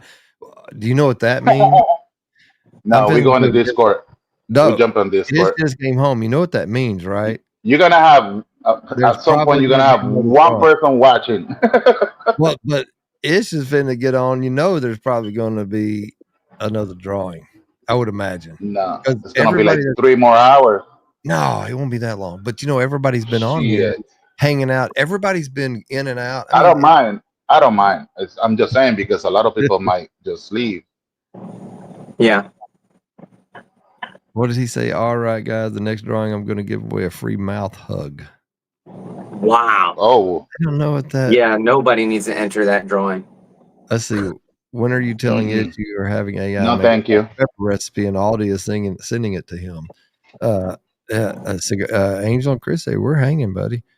It's just fun, man. He said always another giveaway with me. Oh hell! So let me do the Ironclad giveaway. Yes. I'm gonna go drink some water. Hold on a second. Go ahead. What we might have to do is I'll change the hashtag, and then everybody that's in here, because you got to be present. So everybody that's in here, if Ish wants to do a giveaway, then we'll change it to Bamp Cigars and do it that way, and it'll be a fresh start. Nice. Right now, let me put there's 60 entries, and we've already done 3 giveaways. 3 giveaways already. You're changing the hashtag not for yet, your cigars or no? Not yet. No. I will do this drawing, and then if Ish wants to do another drawing, and that's how he does stuff like that, then we can change. If he wants to, we'll change the hashtag. If not, we'll leave it the same. We'll just see how he wants to do it. So Okay. let me do Hold the on. 5-pack of your choice. You're in there for that one, but you could do it again. Yeah. But you messed it up. You Oh man. put Hold on. so I'm gonna do it the right way. Hold on. message Hotbox Cigars. Message me on Instagram. You could do it through Cigar Dudes Podcast, Ironclad, or Randy.Ironclad Cigars, and I will send you the link to join the Cigar Dudes Discord. He said, okay, so we'll keep it the same. He said, if we get to 80, which is 20 more, he'll do a 5-pack of Marine Corps cigars. Instagram disconnected the stream. Yeah, it does that. Usually about 4 hours. It rarely does that, but it did do it. But Instagram doesn't matter as far as the. Do I click on remove or do I click on edit? Let me see. Let me just hit remove and save channel. So it fixed it for you, right? Yeah, it fixed it for me. Yeah. All right, guys. Put your hashtags in the chat. All right, let me get back here. Put your hashtags in the chat. All right. There we go. Josephus. All right, let me pull this up and we'll get this this drawing done. And Ish will be popping on here soon. Let's see. All right, must be present. Here we go. Win. Let's get this drawing going. This is for a 5-pack of Ironclad of your choice. Here we go. Who will it be? Must be present to win. Let us know you're here. As soon as you see your name. Get your hands up. I just saw you post. Put your I saw him post 3 minutes ago, so I know he's in here. Let us know you're here. Type I'm here. Yes. Look at there. See how fast that was? He said, I'm so here. All right. So and he did it a couple of times. Look at this. Look at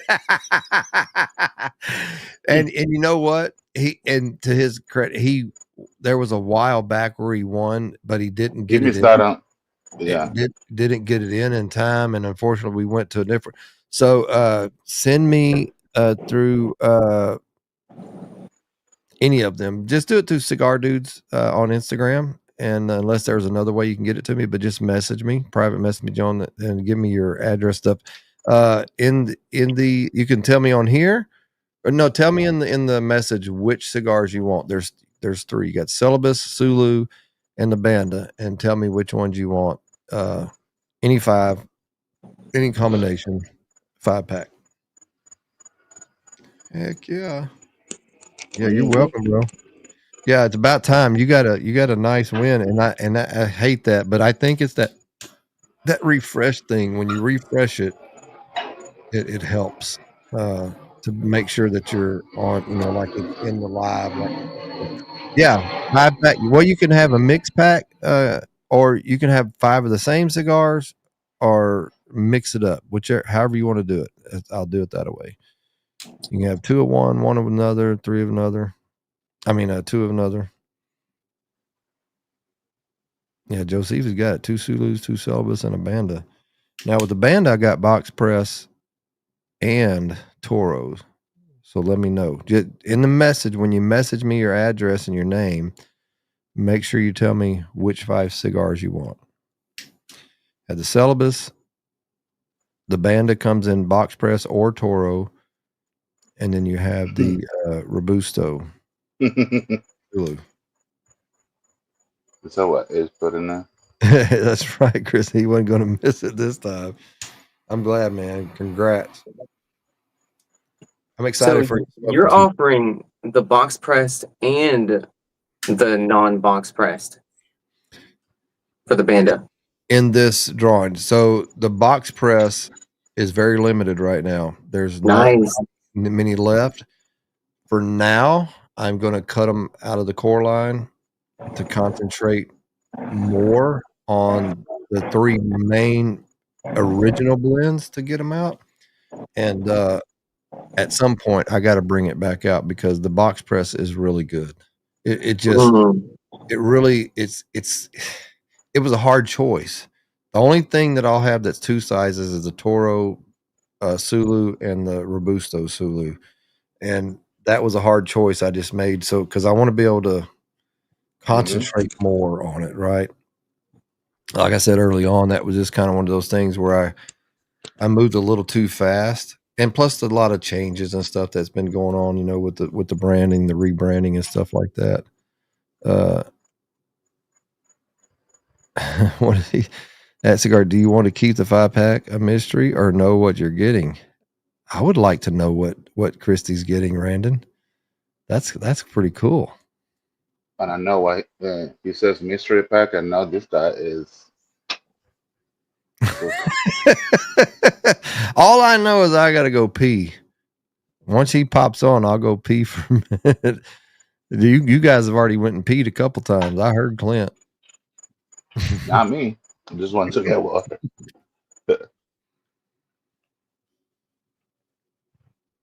Yeah, Christy said, grab your box of wine. We're here for it. And there's no telling what we're fixing to get, right?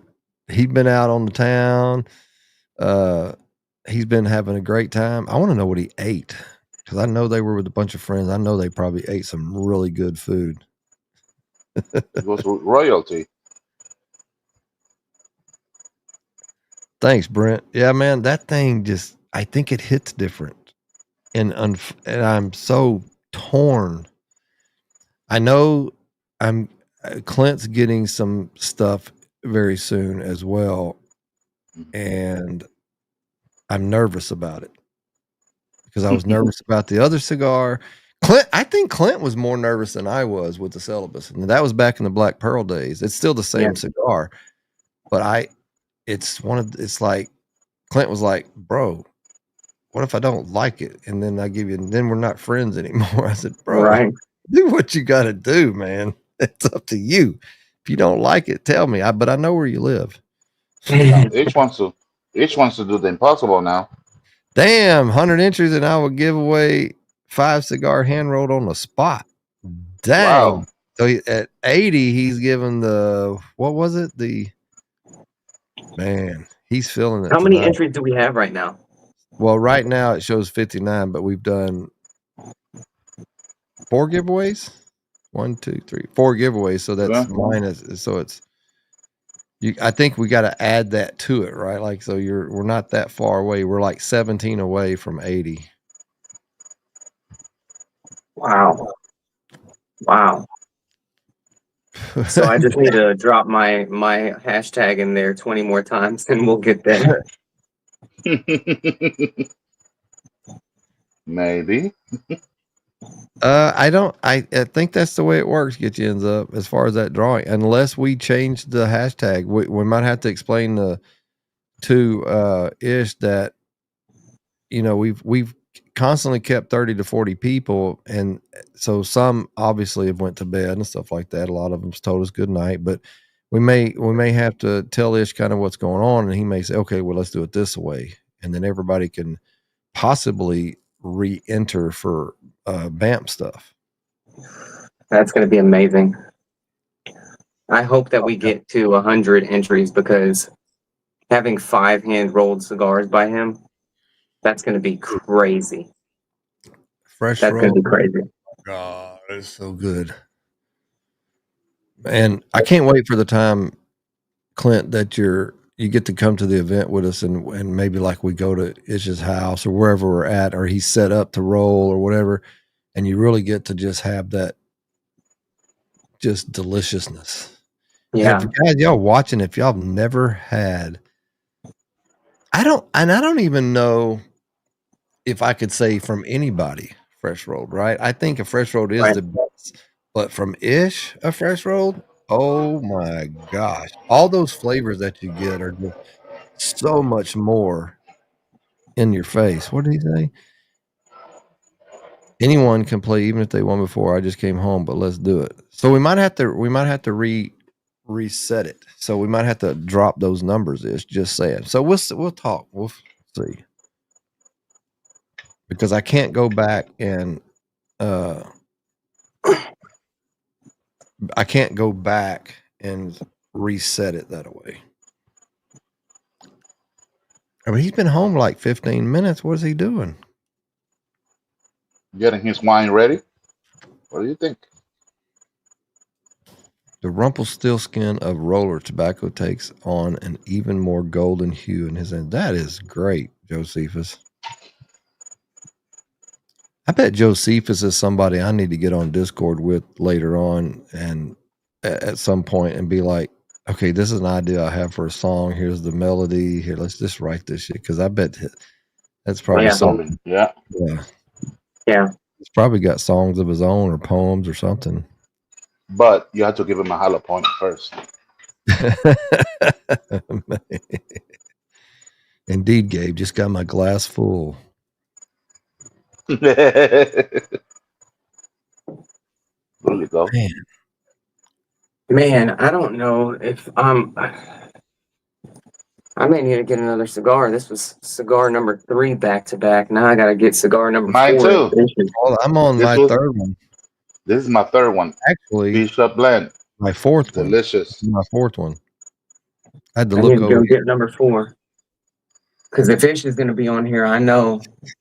Well, we're gonna be here till 5 o'clock. I'm telling you right now. I might have one on the deck too. 1 and plus 1. Maybe get a Robusto or a couple Robusto. Nah, I have a bag here, right here, full. I have like 7 or 8 more here. What is that? Where do you get that from? What? That bag. This bag? Yeah. Hey, Christy, Angel's on our Discord. He can hit. And it has aluminum inside too. What shop offers that? No, this is just a bag from my wife when she had some medication that needed to be refrigerated. So, okay. So yeah, I put mine in here with some Bovita bags when I'm out here in the garage. Okay. I was like, man, that looks like a protein powder bag or something like that. I was like, what cigar shop has those type of bags? No. That's funny. It works really good. I'm sure it does. It looks nice. Yeah, it works really well. Let me go get another cigar because if Ish is hopping on, I need to have another cigar. Jeez, here we go. Wow, this is 3 Toro cigars back to back. So, Christy, if you didn't hear me, I know Angel is on our Discord and he can message Randon on there if that's what you're asking as far as getting your information to him. Oh shit! 1, 2, 3, 4. You know what, Randy? This is my cigar number 7 today. Dang, bro.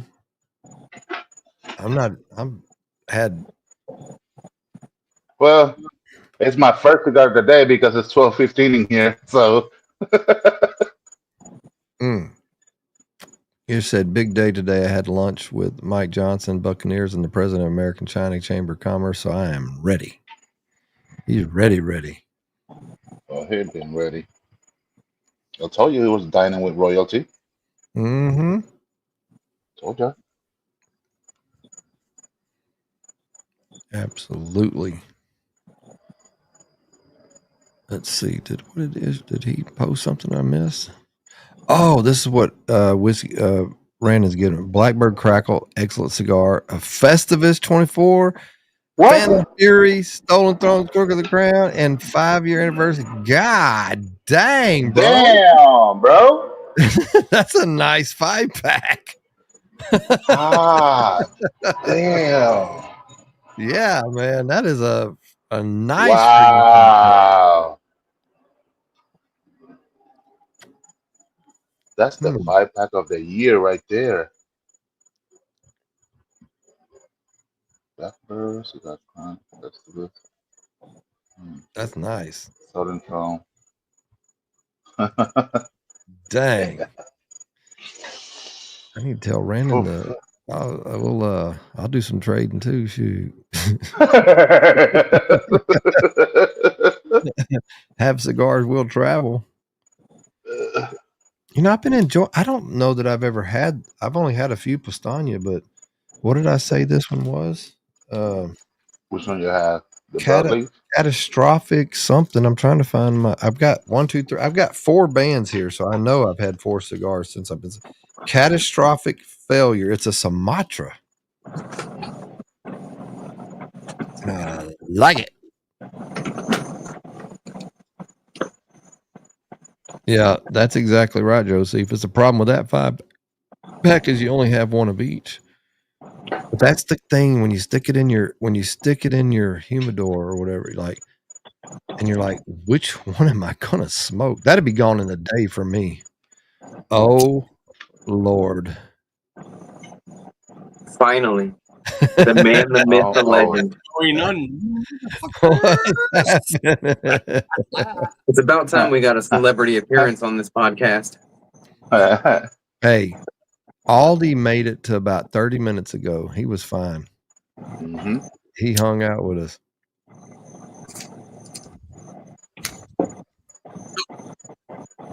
Uh-oh. We couldn't hear you. Give me all the shit that I have. Uh-oh. That's it. Uh-oh. I can see it in his eyes. You were just like a ping, ping, ping, ping.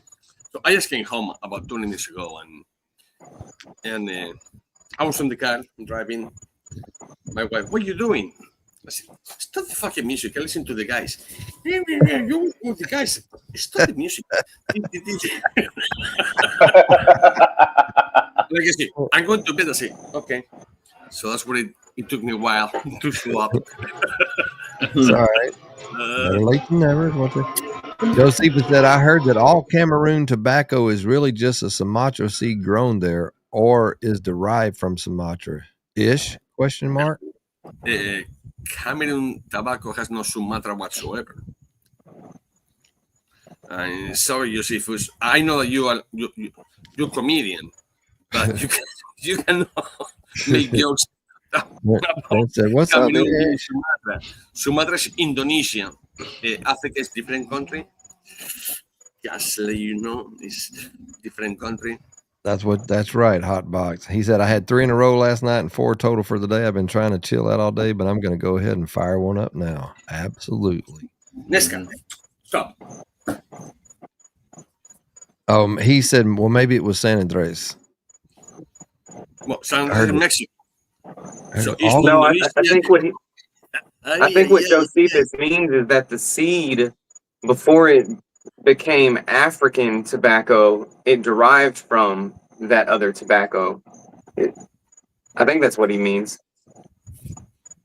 I heard that all Cameroon tobacco is really just a Sumatra seed grown there, or it derived from Sumatra. Nothing in Africa, it comes from Indonesia at all. Wow. Nothing at all. African tobacco is their own tobacco, first of all. The only thing that they can have, like all countries around, it will be, of course, Cuban seed or whatever, because it's the one with the seeds. But they have Dominican seeds, they have Nicaraguan seeds, they have Belarus seeds, they have Spanish seeds, Italian seeds, whatever. But Indonesian is only one thing, and that people will use. It's called Sumatra, obviously. It's Indonesia, and you use just like the butter flavor that you guys call. I don't know what I say you guys call. It's like the buttery thing, and that's the only thing that Sumatra will give you. But in Africa, absolutely not. No, it's no Indonesian in Sumatra, in Africa at all. So you had a meeting tonight. Anything you can talk about, or is it all hush hush still? Or no. It was Mike Johnson is the guy that used to play for the Buccaneers. He owns a restaurant about 35 minutes from my house, and my friend, the Chinese guy, the president for the Chamber of Commerce, American China, he bought it. And he bought 90%, and he still have the 10%. So we'll be drinking and smoking cigars until 20 minutes ago.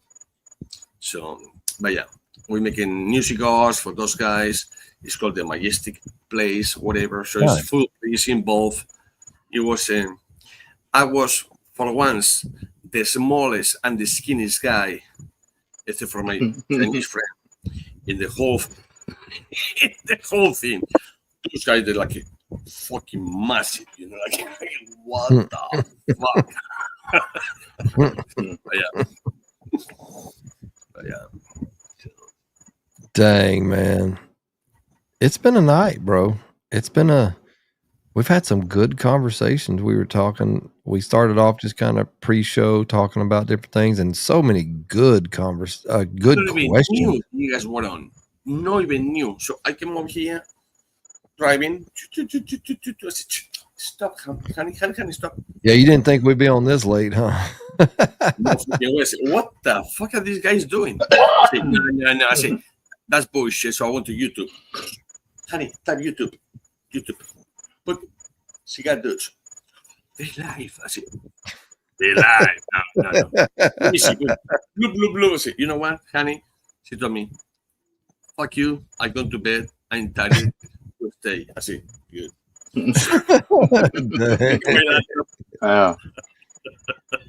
Ish is not tipsy. That's just an advanced party mode. I know tipsy. I know him. Nesca. No, you're not going to say. No. I would say I think he's got allergies. I think that's what you're hearing. I think you just have some allergies. That's what I'm hearing, that nasal stuff. You're not. I it never happened to me before. So I forgot to take my allergy pill in the morning, and Kerry told me, you know what? Probably you and Ken, the Chinese guy, and Mike Johnson, you're going to be drinking more, so let me drive. Okay. So normally when I go to my car, I always start remote, and I put the windows down, so the whole thing goes out. Okay, perfect. I took her car. I said, first of all, I was like this. I said, what? Who the fuck is over here? So I had to put everything back and down. And she asked me a question. I went, yeah. And when I said, yeah, the AC just came in my fucking mouth. It was like a dry. Like I was like a choking there for the AC. Oh, dang. To the place. You guys know that I don't drink beer often, but I have a beer like 2 glasses of water. Good. And now it starts to go away. But yeah, it's there. Yeah, kind of right. That it is. Josephus said, "Does Ish have the stuff to roll a blood of Vlad tonight?" Before Ish is cursing me in Spanish again, remember there are no stupid questions. Josephus. Mira, que te den por el culo, maricón. Me tires hasta los cojones, me tiro los huevos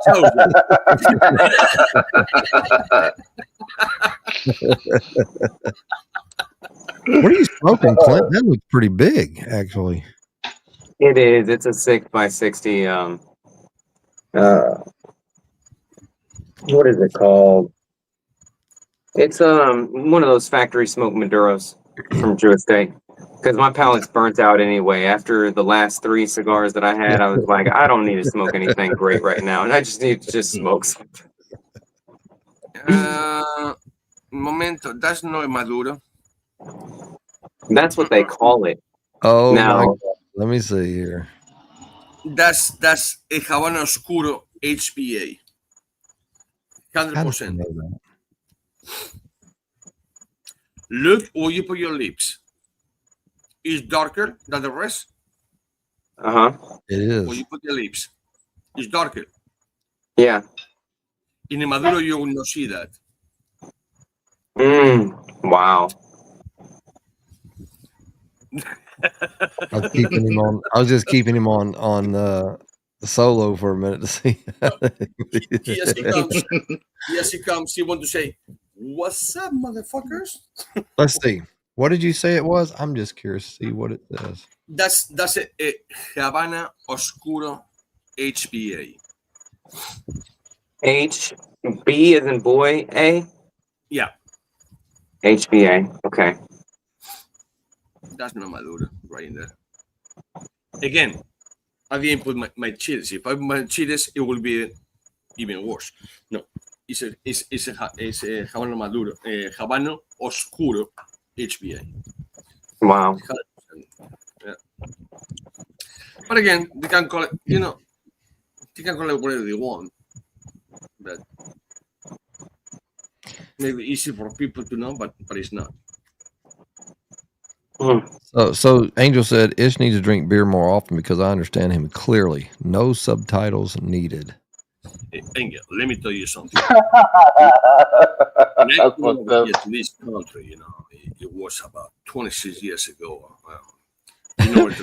Brandon said, not sure if I'm tipsy or not. All I know is that I'm 120 beer. proof smoked old fashions and 2 Churchill size cigars in with this podcast. That's pretty nice. And we appreciate that. What happened? We can hear you? Where did you go? He want to take a shit? To my fridge. We can hear Grab you. a beer? Why? Yeah, that's weird that the screen went off. Please just floss and wash your hands, man. Close my camera. Oh, I got you. He said, I'm going to have a beer. What you want?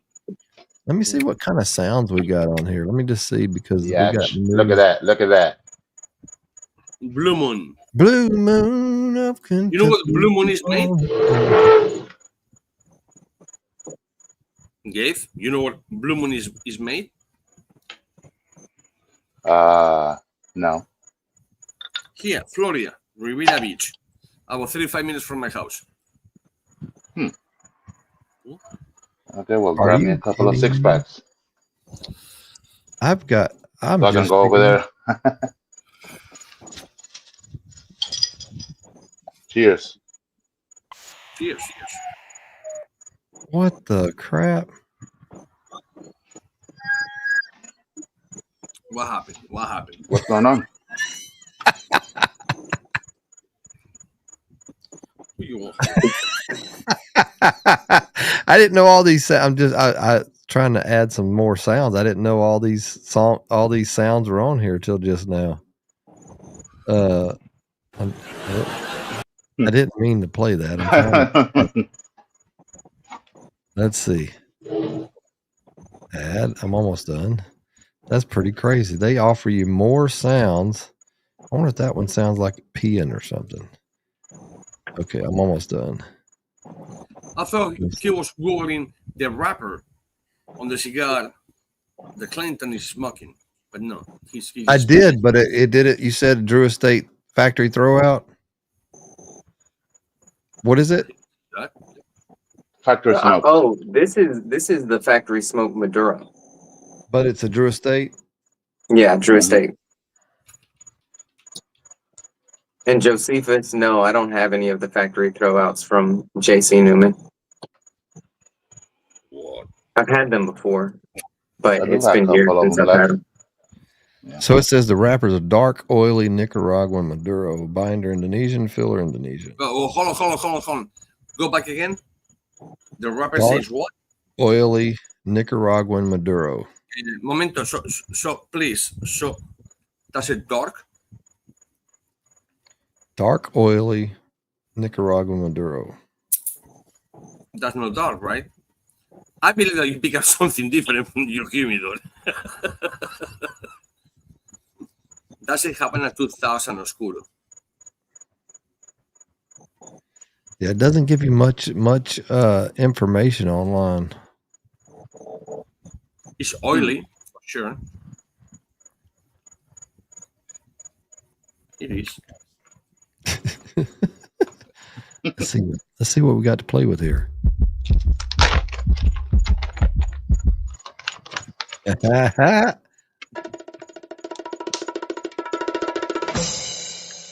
I like it.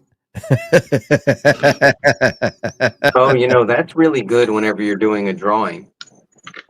Yeah, It's like a little drum roll.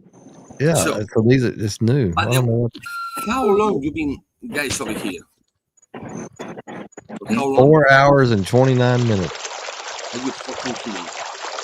We're going for the world record of cigar streams. He wants to go for the record. You already got it. 4 hours and 20 minutes. Holy fucking shit.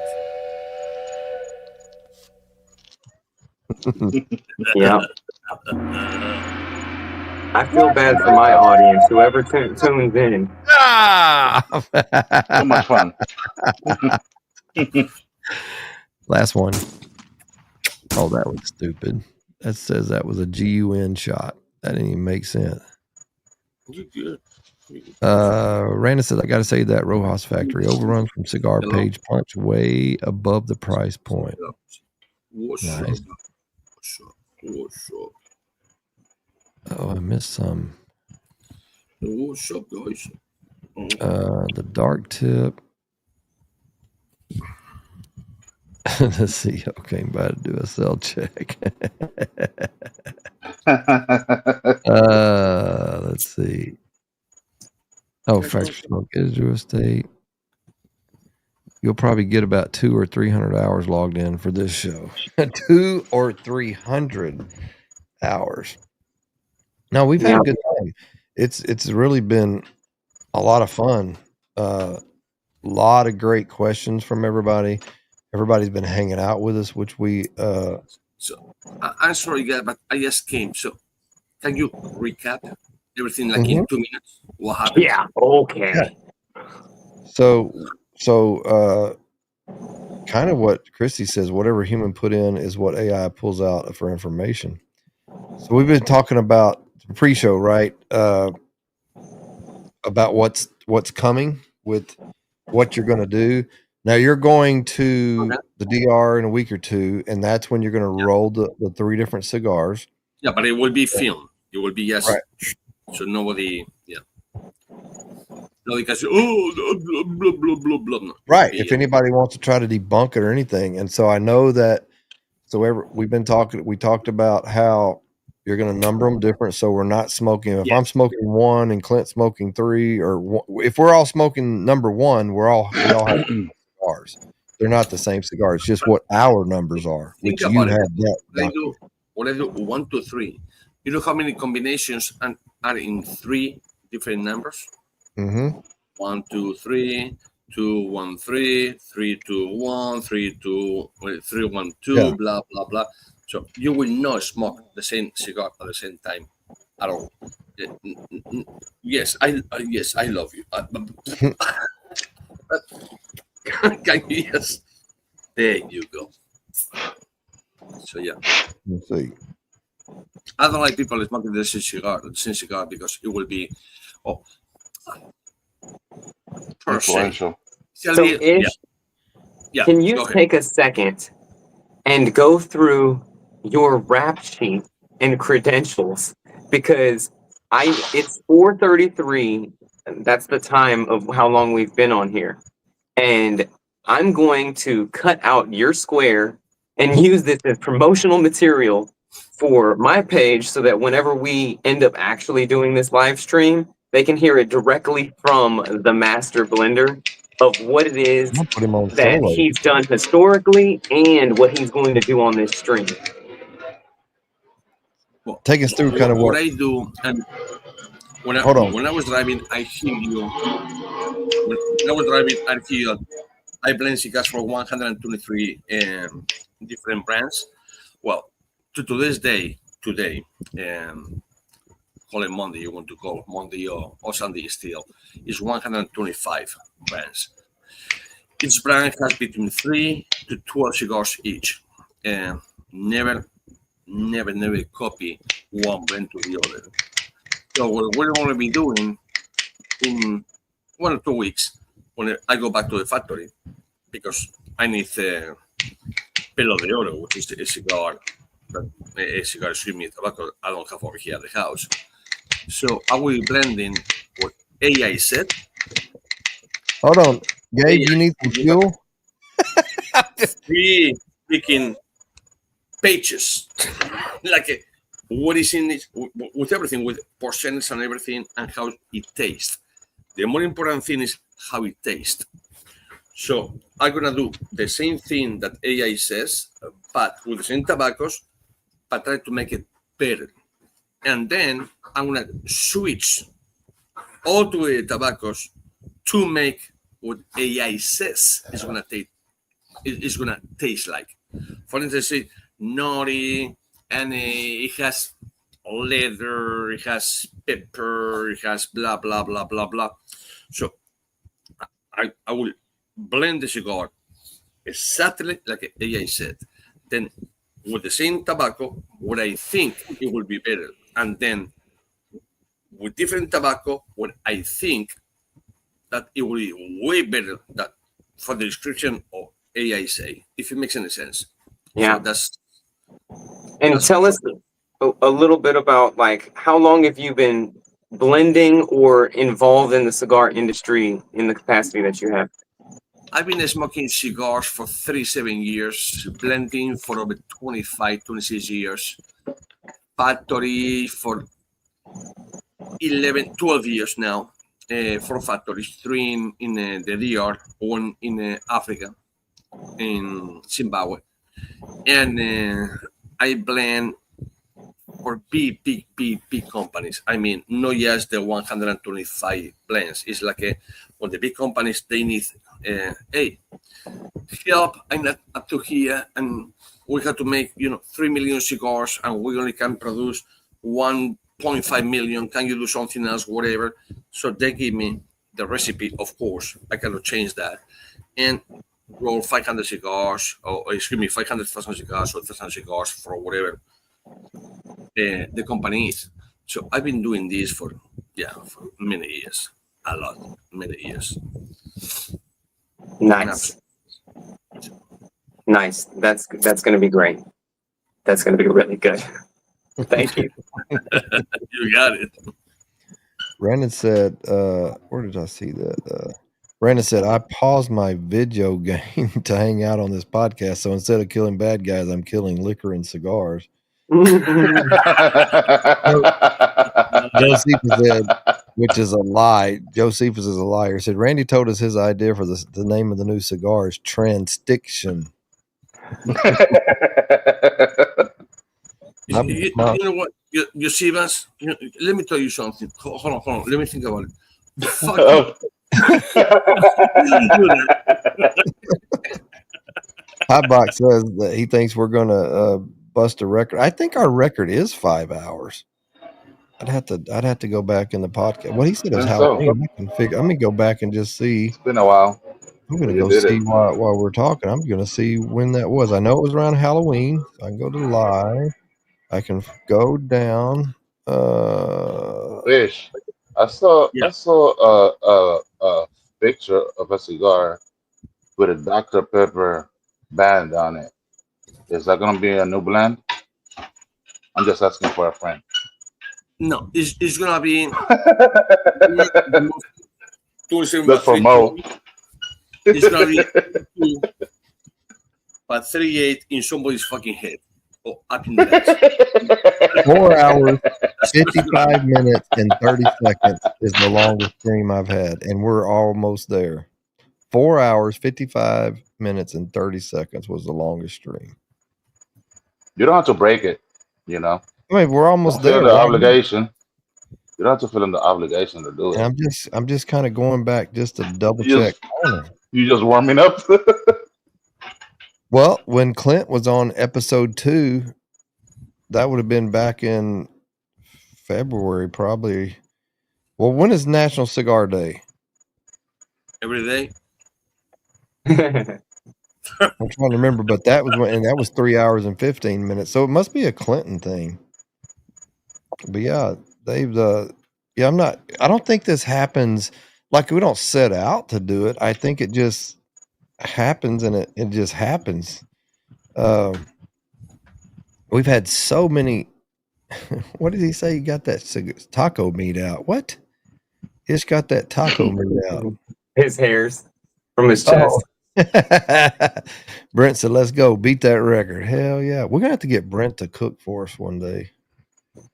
A 23 countries blend in honor of the 23 flavors and Dr. Pepper. He just keeps on. You know what, Josephus? I thought that you were funny, but let me tell you something right now. You say Dr. Pepper in 23 countries. You block me. You block, sir. We was Yeah, so February 27th was our first podcast, the Dudes podcast, and then the second podcast, which would have been a few days to a week later, is when Clint was on. And I'd love to. Oh man, hell yeah! nice. Yeah. What questions y'all got for Ish? Like, we need to pick Ish's brain a little bit. But yeah, that we talked a lot about that, the different blends and how we were going to try to figure out how to, before the podcast, Aldi and I were in the Discord. I think Gabe might have been there. I'm not sure, but a couple of the guys in there from Honor and Ash, and they were talking about, man, you need to. What if this cigar comes out good? It's like, the first. It's not the first AI cigar blend because there's at least 3 that I saw in the last since 22. Wow. There's been a couple out, but what if this one rocks? It's really rocks. I told you that blend that you sent me is about, I'll tell you before, about 70% correct. Correct. On the mix, on the flavors is totally off. But on how to make it, is correct. That's what I thought. I thought the flavors were off. When I was reading those tobaccos, I was like, I don't think that that's how this is going to happen. No. And you can't really tell us what it should be because then we'll no kind of know. That's what right? I said. That's what I said. When they give you flavors, they give you hot tobacco, right? The portions and everything, but they give you flavors. So I said, okay, AI is over here. Now, me, with same tobacco, I'm going to try to make the flavors, which is the most important part of the whole comment over there, to be a little better. And then I will do with totally different tobacco to match the flavors that AI say for that cigar. And that, you will say, what the fuck? And most probably people will think, oh, taste nutty, taste this, taste leathery, taste this, blah, blah, blah, blah. Well, that will not be AI. That will be my blend because I know what you want to taste and I will make taste the cigar like that. So AI is amazing. Artificial intelligence is amazing. But it's us at the end of the day who teach AI. Yeah, right. So if an asshole go and say, Coca-Cola and Pepsi means a fucking amazing mojito. People go, oh, Coca-Cola and Pepsi makes an amazing mojito. Well, that's not how a mojito is made. So it's just when people put information the whole day. But in reality, I agree. AI, you cannot compete with us. Yeah, Josephus said the one that matches the flavor AI gives is going to be a banger. The others are up in there, and that's the thing, right? We know without a doubt that the cigar you blend with the flavor it's supposed to have is going to be great, and the other one that you blend with the same tobacco could still be good. Watch out. I'm going to do by the tea, by the fucking tea. And I'm talking about the one that you're not. We might be surprised. Right. We might surprise. Right. Maybe with AI says, all of a sudden, it takes like it says it will. That would be crazy, right? Me, personally, I don't think so. But it could be. You don't know until you make. When you see a freaking Ferrari and a Honda Civic, quarter mile, fuck the Honda Civic, the Ferrari, but you don't know what is inside the engine. Right. And so you don't know. So it might be correct. Me, personally, after reading fucking 3 fucking pages or whatever, I don't think it's going to happen. But it could. I never planned this. Yeah, and that's kind of to Clint's couple points that were made earlier. Somebody like, what if it actually works and it's just a bad to the bone cigar? You know, like holy hell. But what I meant by that. So talking about that. Oh dang it! I lost that thought again. I'll come back to it.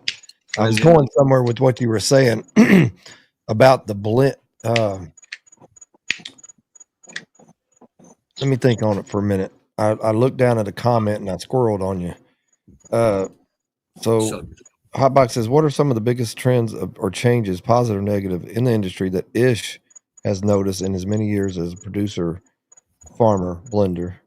Great question, Hotbox. Mm-hmm. Well, as a matter of fact, is not in the many years. In yes, today, I have this thing today. Just happened today. Okay, so it's a doesn't matter who you are, doesn't matter who you blend, doesn't matter who's your export or your import or whatever. Every day the industry changes. It just happened. It changed. So, what is it? Positive or negative in the industry that Ish has noticed in his many years as a producer, farmer, blender? I three of them, as a matter of fact, and roller. But the main thing it changed, it happened with the pandemic, when everybody became a fucking expert. Everybody knew a cigar. Everybody knows what is in the cigar. Well, bullshit. They didn't know, and they still don't know. You know, to produce, well, to form, to produce, to blend, and to roll. You have 4 stages over there that has nothing to do with the pandemic area, like the tobacco police or cigar police or whatever. So it's but again, in changes is weather is number one. It changed a lot. In these 5 years, the weather changed a lot. For to be hot, to be hotter and hotter and hotter. So the tobacco, it dries way faster. It fermented way faster. Everything is way faster. So what it used to be 2 years, it can be probably 21 months. So it's been 3 months. It's still a little 24 years and hard-headed. 24 months is 24 months. But now you can do it 21 months. A harvest so used to be, before the pandemic, once every 9 months, so once a year. Now it's twice a year, every 6 months. So that's what it changed a lot. Flavoring tobacco, absolutely. Now you have, and everybody knows, so I can put the name over there, Plasencia. They put potatoes and they go on the land, or strawberries and they go, after the harvest, and they just go and do the we call surcos, and they go and put whatever flavor they want. Is gonna do a difference on the tobacco? Absolutely not. Maybe 1-2%. But if you induce and you put that in somebody's brain, like I always say, sorry, messages, it tastes like a strawberry. Well, it's not. It can't. It's on the land. It's on the whatever. But it will not be like that. So that's the major changes that it happened in the past 5 years, to be honest. Other than that, it's still the same. So are you saying that as a result of the pandemic and the quicker harvest times, that's negatively affecting product? 100%. 100%, because since the pandemic, people remember when it used to be Nesca, what the fuck are you doing? She's like this on the other couch over there. That was it was my t-shirt. It's no more t-shirt anymore. It's destroyed. But okay, enjoy. Yes, well, destroy it, but oh well. So before the pandemic, a cigar smoker was a cigar smoker. It was not pages, it was not Facebook, it was not Instagram. Nothing. You go to the lounge, you smoke cigars on your house, friends come, you smoke cigars. During the pandemic, nobody has nothing else to do, so they start to open Facebook pages, whatever, and people smoke, became friends or whatever. But think about it. Before the pandemic, anyone was in Instagram smoking? Absolutely not. Or TikTok or whatever it's called, or Facebook. It's not. So it changed a lot? Absolutely did. To the worst. To the worst. Because now every thing that they know they're talking about, in reality, they had no clue what we're talking about. They just listen for these guys, to the guys, but not listening to the farmers, not listening to the blenders, not listening to the rollers. It's just like, this is like this because I say so, and this because I say so. That's not how it works. So yeah. And basically, factories pushing more product, and maybe I see the point of Clinton saying, for the worst, because they have probably more people smoking cigars because they discover a new hobby. So now the demand on the factories and the brands are more. So, and they weren't expecting. They probably were comfortable doing 1.5 million cigars a year. Now they're pushing 3. And that affects. Now you see what Joseph said is totally right. So I can make a cigar that it will taste like leather and butter in your brain. It will not taste nothing like butter, nothing like leather, but in your brain. But is a cigar taste like leather? No. Tastes like oak? No. The cigar is made of what? Honey, water, and nicotine. So you have the sweet. You have people believe the spiciness is not, it's the strength because of the nicotine and then the water. That's all in the tobacco. That's it. It's 3 things. That's it. Everything else is up to your imagination. Tell me somebody in 1995 or 2010 or 2015 smoking a cigar and say, leathery. Yeah, like you go and, excuse me, sir, that's leather your jacket? Yeah, let me lick it. Yeah. Oh, what is that tree? It's oak. Oh, excuse me. It's oak. No fucking body knows how the fucking oak tastes on the leather. You know how it smells, but let's be honest, you don't know how that. And still people telling you, okay, that's the funny part in the United States. Well, but I used to play, baseball, and I have my glove and chewing in my blood, in my glove, so I know how the leather tastes. You fucking stupid. You know how you call it the thread. You know how the thread tastes, but not how the leather tastes. First of all, it's totally different in leather. Okay, it's totally different leather in a glove, that the leather in the jacket, that the leather in the bag, that the leather in your bags, in the saddle bags, in the bike. Totally different thing. But the smell, so to remind you to the smell, but it don't tell me it tastes like leather. That's the most retardation thing of it ever. But yeah, and all of that happens during the pandemic. Or it tastes like leather. It tastes like a white, green, red, black, fucking purple, fucking whatever, pepper. I said, well, how do you know the difference between the white, the green, the black, the purple, and the red? You put it in the steak that you're eating, and you cannot even notice, but you notice in the fucking cigar. It's fucking bullshit. So it was just content. People getting more and more and more. So it makes sense. So more people come to say and say and say and say. But it's people that they never smoke cigars in their fucking life. Now you smoke cigars for many years. You can tell.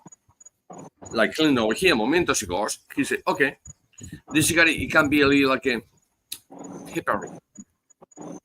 But he don't want to say it's white pepper from the Himalayas, and the salt pepper from, I don't know, Honolulu. Get the fuck out of there. You cannot say that. It's impossible. But yeah, What tobacco has the highest fructose content? Do you think a mash could be made out of tobacco for distilling? No, it's not. No, it will not. It will not. That would be weird because of the nicotine, I think. Yeah. Fructose is more like a going like a again like a fruit and lactose together, and it's none of the other in the tobacco. Tobacco has two things: body and strength. That's it. That's the only thing in tobacco. You cannot find nothing else. Now, Plasencia is trying to do that when they put bananas, strawberries, or whatever they put in the ground, and now they put the tobacco. It's gonna take that taste.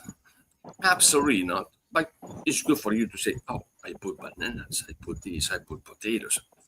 Ain't gonna do nothing. But who knows? Maybe in 5, 10, 20 years, it might do. But right now, it does not. Yeah, Angels are actually. I thought that was Angel, but that's Crespin said Ish can roll a tortilla and you will buy it, or you will. Hot Rock says, what cigar profile or maybe individual flavor note is the most complicated or hardest to blend and get into the final product? For example, is there a flavor that takes 3 different tobaccos to get? Ooh, good question. Well, as a matter of fact, hot box is to have a flavor in a cigar. Only takes one leaf, but you have to smoke that leaf by himself. Like Randy, when he came to this house, this patio over here, he smoked it. One leaf is one flavor. As a matter of fact, Gabe did it as well. So it's one leaf, one flavor. 2 leaves is one flavor, but it changed the flavor. Not 2 flavors. People think 2 leaves is 2 flavors. It's not. Now it's combined.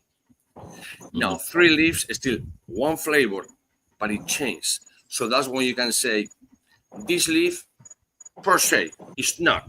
It is not. But say one. Oh, this is parity. Tastes like butter per se. Now you put this one with this one. Now it's salty butter, like peanuts, nutty. That's where the nutty things come, the salty and whatever. And then you put the third one and you say, it tastes like a oaky, leather. Well, it's because you combine the 3 ones together. But this one, it was salty. The other one, it was salty as well. And the other one, it was salty as well. But when you put all together, it changed the flavor. So tobacco is tobacco. It's nicotine, period. So you cannot change the tobacco flavors at all. Now, when you mix the tobacco, you can do whatever your imagination tell you to do. So I can do a butter. I can do a freaking upside down pineapple cake with whatever you want me to. I will do it. I will make it happen. No, that's how it's absolutely not. Ish. So I'm smoking this short filler cigar right now, right? Yeah. Is short filler always going to burn hot, or no? It shouldn't. Because short filler is only the filler. You still have a long binder and a long wrapper. And again, that wrapper is no Maduro. That wrapper is Habano HBA Oscuro. Guarantee you that. Wow. On that brand in specific, I don't know, the factory smokes, they kind of smoke hot. I mean, they burn kind of hot. Okay. This is what happened. When it's a long filler, you smoke and you satisfy your lungs. Not your lungs because you put in your lungs. Yes, but you have to use your lungs to put in your mouth. Okay, and then you just let it go. You satisfy. The long filler, you don't have to go. You have to like a cigarette, so you know as much satisfied. Yeah, you don't put too much of it. The tobacco is absolutely the same thing. You make the best cigar ever made, and you cut it twice. You cut it on the punch. You cut it when you're gonna just put it to the band. So it's 2 inches right there. That 2 inches, it goes to the cigar. It's still premium tobacco. No long leaf, but premium tobacco. It's not flavor. It's not nothing. It's the same tobacco over there. But it will take you less time to absorb because it's little pieces. It's not the whole long leaf. It makes any sense. So, yeah. Brandon said, I want a cigar that tastes like broken dreams and despair, like a fishing boat caught in a squall, tossed against a riprap and left battered and broken. The Red Dot, maybe? I don't know. No, but it is from Cohiba, the one I'm thinking of. I want to win next Monday fucking lotto, but ain't gonna happen. Josefa said, whatever you put in the barbed wire gave me notes of puppy dog with blueberry, bear fat, and a powdered raspberry fairy farts. A beautiful experience. Absolutely. Hey, whatever. I'm game, man. Whatever you get, whatever your experience is with a cigar, that's your experience. And I would share it too, because I've had weird stuff. But absolutely, what he said with the fairy force, absolutely. Normally, when I do power wire, I get up 6 o'clock in the morning, have my coffee, smoke a cigarette, nicotine, and I just fart. I just fart in the leaves. To make experience. It's more oh my God. It's just a Spaniard fart, but yeah, you get it. You know, talking about different notes, I wished, and I'll ask you which cigar you were smoking at Ish's house. It was one of mine. I want to think it might have been the Sulu, but it could have been the Panda. But you and two other people, Gabe, it was the Sulu Toro, and it was fantastic. Y'all, and I told Ish to not bother me when I was smoking it. Am I right, Ish? I wanted to be because I want to find so many shit wrong with the cigar, right, Ish? I let you know. I went inside, do whatever. Yeah. Do you remember the specific notes? I do. I remember the specific notes that you were getting out of that, and it's not bull crap because Veronica Crespin's wife got those same notes. My wife has got those same notes. Somebody else was getting those same types of notes, and y'all didn't even know it. I know you said you were getting like a banana peel. You got citrus. I got some hint of it. It reminded me of a banana. I got some citrusy type reminiscent flavors. Yeah. That I remember, like off top of my head. There was some sweetness for real, like some like honey type sweetness. I would not say sugar cane because it wasn't like that sweet, but the type of and the ginger, it was on point because I found ginger, dude. And I told Ish, it was ginger. Like and he said, straight up ginger, which is what like the spice. Yeah, it was so, and the saltiness. I found the saltiness, and he said, yeah. Okay. He didn't have to tell me. I told him. So people watching this, ginger, people confused with cinnamon or whatever you fucking call it, and salty, Nesca. What the fuck? and salty, people confused with pepper. Actually, it's cinnamon and salt in the cigar. Excuse me, the ginger and salt in the cigar is not cinnamon, is not nothing else. Nah. But I could see the pardon the interruption. It's not like I just want to go on top of you, but when I could see, like when people say cinnamon, right? It's not like you get that type of, because you put you can touch the cinnamon powder and put it in your mouth. It's not gonna taste like the cigar. Absolutely not. But that tingling sensation that sometimes you feel, it reminds me.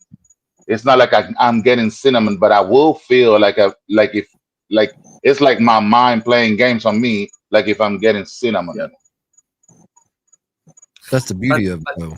But again, That's the beauty of it. Yeah. if you do an actual review of a cigar, let's be honest, an actual review of the cigar, you will go and say, okay, the cold draw is good. Except if it's, you have a footer on it or whatever. So you're smoke, man. It was a little tight. Well, it's a closed food, so it's a closed food. You cannot go like that. If it's not closed food, the thing that you are gonna see in the cigar in the cold draw mostly is gonna be just like a how you say in English avena, like the cereal. Oats. That's what you're gonna have. A little hay on it. That's what you're gonna have in the cold draw. Period. You cannot have more than that. You will not have nicotine because nicotine starts when you light the cigar. No, when you just go like this. It's when you light it, then it comes. Then you have obviously saltiness, because it is honey. But again, honey. This is United States of America. When you put honey in your toast in the morning, it can be with whatever you eat. Honey with this, different honeys. So that's when your brain starts to play tricks on you. It's only honey. Period. It's honey.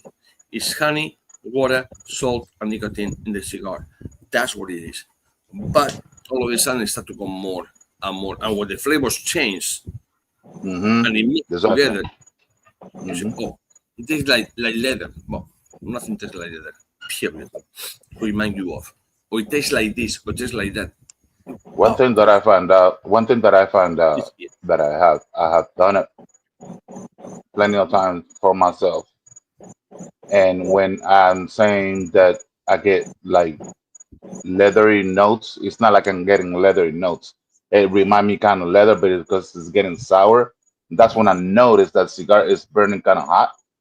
So what I do to get rid of that note is like I perch through the cigar, ash the cigar, perch through it, let it cool off for like 30 seconds, and try it again. And pretty much that type of flavor kind of goes off. If it starts picking up again, it will pick up again, maybe down the road, but I will do the same thing until I don't get it anymore. And if I keep on getting it, I just finish with the cigar because I'm not enjoying the cigar anymore at that point. I think about it. A cigar depends how you, first of all, how you feel. You're angry, sad, you're mad, you're happy. It's like drinking a wine. Yeah. If I'm mad, give me 2 bottles. God damn it, I want to drink it. I'm happy. I would. People don't believe, but the same thing. When you're mad or you're happy, and you're drinking, you're not drinking like a motherfucker. I'm happy, I'm drinking, but you will get drunk with a glass or 2. When you're mad, sad, it's the same thing that being happy. People don't get it. That being happy and being sad it stimulates the whole fucking thing in your brain. But it takes you a little longer because you're mad. Whatever. I'm gonna drink 3 glasses. Whatever. But it's the same thing. Happy and mad in your brain. It's fucking thing. Period. It is. But people don't get it, So then relax. Yeah. When you're relaxing, it's a different thing. When you're tired, it's a different thing.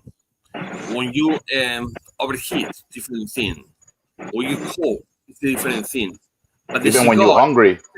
When you're hungry, it's a different thing. When you're thirsty, different thing.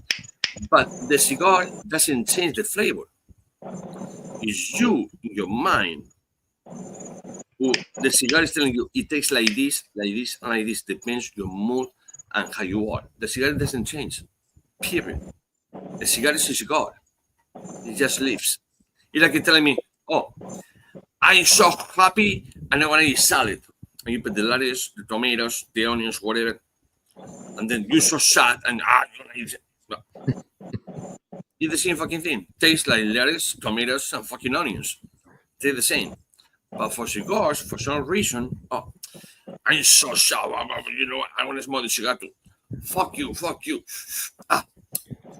Tastes bitter. It tastes harsh. And all of a sudden, the same cigar, you just relax. Yeah. Oh, it's a nice cigar. Well, Yeah. it's your fucking mood. It's not a cigar. Yeah. It's a mood that you're in. Yeah. That's why you smoke the cigar a couple of times just to get a feel for it. Because I've noticed too, yeah, not everybody's perfect. So sometimes you get to smoke the same cigar and it's not the same. And be like, what the hell? This is not the same. But then you smoke a couple of days down and you're feeling better. It's, you know, you getting to chill out. In the evening, you smoke it again and you enjoy that freaking cigar like there was no tomorrow. You'll be like, damn. I can't call what you know, careful. My heart is right. Okay, I found the one right now. Please, Somebody said they needed a sound. Go ahead. No, somebody said they needed a sound from his but I wanted, so Hotbox says, oh, you have broken the record for the longest cigar podcast episode, at least that I personally know of. So for Cigar Dudes, we have by about 15 minutes. And so there is a couple of questions I want to get to in a minute, but let's do this because everybody, we've had at least 25 to 40 on here in and out for 5 friggin' hours. This is unbelievable. Yes, I've had so much fun. I'm not ready to stop either. I'll go as long as y'all want to go. But let's do this. Everybody in the comments, y'all sound off. Let us know who's watching because we can see how many's on, but we don't know if you're not commenting. We don't know you're watching. Just let us know who's watching. Give us a hell yeah, kiss my butt, whatever. You know, let us know, man. Let us know. Hell yeah. Hey, right. All you have to do is change the hashtag. Change the hashtag. That's up to Ish. You'll see how many people and start over like hashtags BAMP cigars or something, you know, who knows? That's up what I was saying before. You see, I just came for brunch, lunch, and dinner. The same 3 couples and 4 other people. Nice. I just whatever 10 people with one. I came home and have my wine. Okay, so I'm drinking my wine. Nice, Brent. Perfect. I have about 3 cigars today. Okay, I might have another one before I go to bed or now, whatever. But this is gonna change your cigar. So when people say, "Oh, let me have 2 cigars to see maybe the first one I was not ready. Let me see the second one." Well, unless that you drink the same thing, you're in the same ambience, you're in the same weather, that cigar is gonna change. Not the cigar. Your mind is gonna change. If I was pissed off right now, like whatever you smoke, it would taste like shit. I would say, this mother cigar, blah blah. It's the truth. I don't care if I'm smoking in the bath, Iron Clan, whatever. I was tastes like shit. Not the cigar. It's me. It's what people don't get. It depends how you are. You know, it tastes better or worse. What you say? So, real quick, because I saw a lot of people, since you Randy had asked for them to let us know that they're here. I see a lot of people from my channel, and I want to inform them of who this guy is here. This is Ishmael Olivan, owner of BAMP Cigars. And before he even owned this company, he was a blender and still is a blender. He has 125 brands. He's considered a master blender. So everything that this man says, listen to it and take it to heart because you're really listening to an expert in the field. I mean, people watch other people like Tim from Cigars Daily and people like Anthony Mazzola from Holmes, but these are the people right here that you don't get to hear that actually have the real experience. This is not secondhand information. This is firsthand information. He's been in the field. He's rolled. He's worked with all of the different tobaccos, and one of his specialties is exotic tobaccos. If you look at this guy's portfolio, he has some of the most exotic tobaccos on the planet. I'm talking about Irish tobacco, Transylvanian tobacco, different African tobaccos, and Brazilian tobaccos that you've never even heard of. So I just want you to know why I'm on this stream and why you may not hear me talk as much. I'm going to let him talk because he's really what you could be here for. And yes, Kenny Ish is the maker of the Cameron Puro and the Pure African. Mm-hmm. Mm-hmm. Yeah. Cigar Jesus, one of the names, the Rumpelstiltskin of Rollers, the Blender King, just to name a few. I'll tell you something. And you'd be surprised, guys, how many of your favorite blends have secretly been blended by him, but he's not able to disclose that because of other legal reasons. But he's had his hands on some of the largest blends in history. So, just so you know. Yep. From Legacy and Boutique. Yep. Both. Yep. He also passed a 3-pound kidney stone. The funny thing, I had today, like I was at dinner and my phone went pling. Somebody want to be a friend of you or follow you or whatever.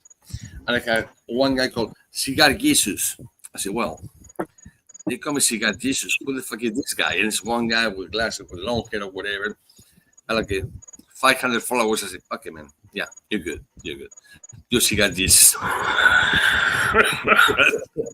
You are. It's okay. Yes. Still there. Yes, sir. It's funny. Yeah, guys, if y'all have questions, I mean random questions, Yes, throw it out here because this is your time. Yep. Mm-hmm. Tomorrow, I will start to charge $25 a question. Today is for free. No, in fact, when you think of the questions, I want to refill, but no worries, right here. Al says, what is everybody smoking tonight? Which time? Because I think we're all on our 4th or 5th cigar. Yeah. I'm on my 4th cigar right now. I'm already. I don't. I had 2 ironclad cigars. I had a Banda and a Sulu. Then I had a Pastania. What was that? What's that? Catastrophic something. And Man, then I had a piece of something. Now I'm smoking this Perdermo Texas Edition 660, which I typically don't like, but I had it sitting behind me from earlier. You're finally gonna finish it, huh? Someone try to finish it. Let's see how good you guys know me. So I want brunch, lunch, and dinner with the same people. It was so long that I was okay. They had to leave the door in the house, the guy in the house. We came over here, took another shower. Uh-oh, he froze. Mm-hmm. There you go. You were like this. What the fuck just happened? So, but anyways, so it was the same people, 10 of us, 3 couples and 4 more people. And since probably 12 o'clock, 1 o'clock, no, 1 o'clock, to until 2 hours ago. So I smoked 4 cigars. 3 is cigars that I made for somebody else, not my cigars. The 4th cigar, I was in the lounge, so I had to buy a cigar. What cigar I bought? All of you guys know. Or you should. Camacho Triple Maduro Robusto. Yep. There you go. That's exactly which one it was. I have one that I keep in my humidor for him. And all of a sudden, I go over there. Start to look at me, but like, like, I'm like, what the fuck? Is this guy drunk or what? Like, Why are they smoking with my t-shirt, with nothing, just with my fucking ponytail and whatever. And the guy like, I say, can I help you? Are you Ish? Ishmael Olivan. I said, yeah, I am. Can I help you? Oh, blah, blah, blah, blah, blah. Man, the guy was fucking drunk to fucking. So I was right. He was drunk. Drunk to the fucking tea. Blah. Another guy. And then like 20 guys, I say, can I help? Yeah. So what do you recommend? I say, fuck.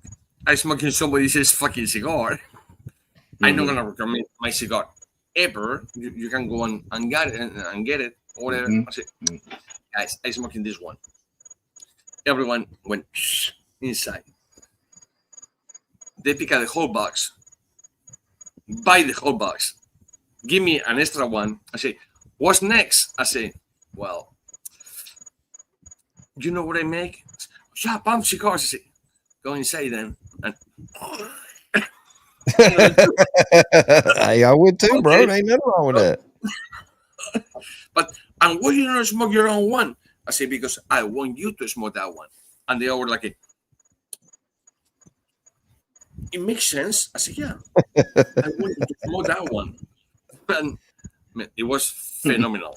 I have a blast today. A blast. But yeah, 4 cigars. Angel says, I'm on my 6th cigar and it's a BAMP. Put some smoke in there, trying to figure out who the blender is. Oh, yeah. That's a Angel good has one. a good question, and you'll have to read it. I had no fucking clue, Angel. You have to read this one. Blender, to be honest, and don't take it personal, but I believe that the blender of that cigar, for what I heard, An asshole. Please, it's a fucking asshole. It's a fucking man. Read this question, Ish. I don't know how to pronounce that tobacco. He says, what is this? Angel, you're gonna have to get this one though. Oh, that thing, that's Intercontinental is good. Continental. What type of tobacco is he asking about, Ish? Cilcagre. That's misspelled. Cilcagre is no tobacco. He said, what is this blank tobacco everyone is talking about? Cilcagre, but Cilcagre is no tobacco. Is there something similar to what he's saying? Let's see. Is it Not really. Oh. Cilcagre, as a matter of fact, is a grape from Chile for the wine. Cilcagre, but see, you learn even stuff outside of cigars. You learn on here, right? What is it, Angel? What are you trying to say? Cilcagre. Joseph said, I want that Bolivar that Gabe smoked out of Ish's humidor. So, Ish, let me ask you, what's the difference between añejo and anejado? Yeah, añejado is different. It's totally different thing. Delicious. So he's saying that was delicious. Northern Cigars say they're using it from Ometepe. Yeah, but Ometepe cigar, it has no. No, he's that other. I was blank for a second, so yeah, it was like trying to figure out what that tobacco is called. That's interesting. Could it be that region? Could it be the sector where that part of Ometepe tobacco come from? Oh, Chimpape. Okay. He's talking about Chimpape. Two little letters, it changed a lot. Yeah, Chimpape. He's talking about Chimpape. So his question was, where'd it go? What is it? And everyone is talking about, and do you use it? I don't use much of Ometepe tobacco because Ometepe, okay, Nicaragua is very well known for volcanic soil. The peppery, it's actually salty, but the peppery. Ometepe is the sweetest of all of them. My factories are in the DR, so we already have sweet tobacco per se. So I don't need to introduce more Ometepe or Jalapa. You know, tobacco over there.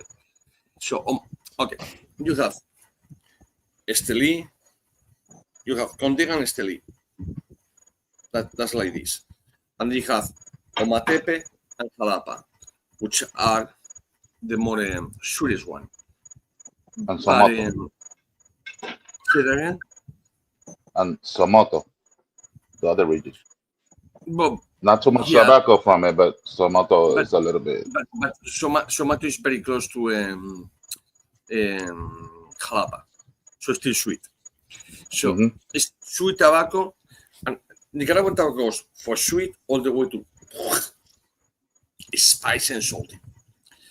So I don't use it at all because we can have the same thing with African, with Dominican, with Cuban, or whatever, and it will give the same taste with different tobacco. So actually, I don't use much at all. I use it. I use Omatepe.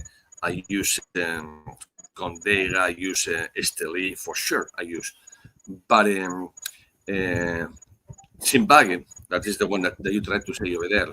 I don't use it. Simply sweet tobacco. Okay, so Francis says this is what Google is saying. Refers to a type of black tobacco, whatever she's saying, that was cultivated. Okay. Yeah, it's Nicaraguan tobacco, yeah. How do you pronounce it? Cigar. Okay. So he just had an extra L or something. I'm trying to see what he said. So Ish is yeah. Can you explain what is? I'm assuming that every tobacco has its own preferred humidity. Is that true? That's true. Yes. And what is the humidity that you think is an all-purpose humidity for all tobaccos? All tobacco, it should be 68. That will be 68. 68. Okay. 60. So 68 humidity, 68 temperature. Now, is the rule, if people Google it, they will Google the rule 135. Actually, the rule is not 135. The rule is 140. 140.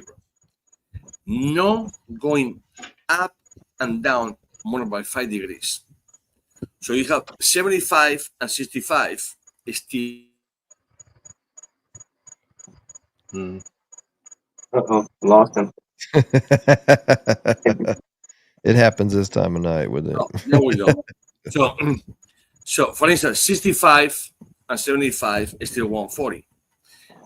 But doesn't mean that because it's 140 is good. You can have 40 and 100. Oh, it's 140. I'm good. Woohoo. No. You just fucked up. So it's 70. It was just the maximum that people give to the whole thing. It's supposed to be 68. And that's what it was, 135, and that's 140. So as long as you don't pass 5 degrees of the 70, up or down, either or temperature or humidity, you will be okay. You pass 1 degree more, like a mildew, it will be in your cigar. Beetles, it will help in your cigar.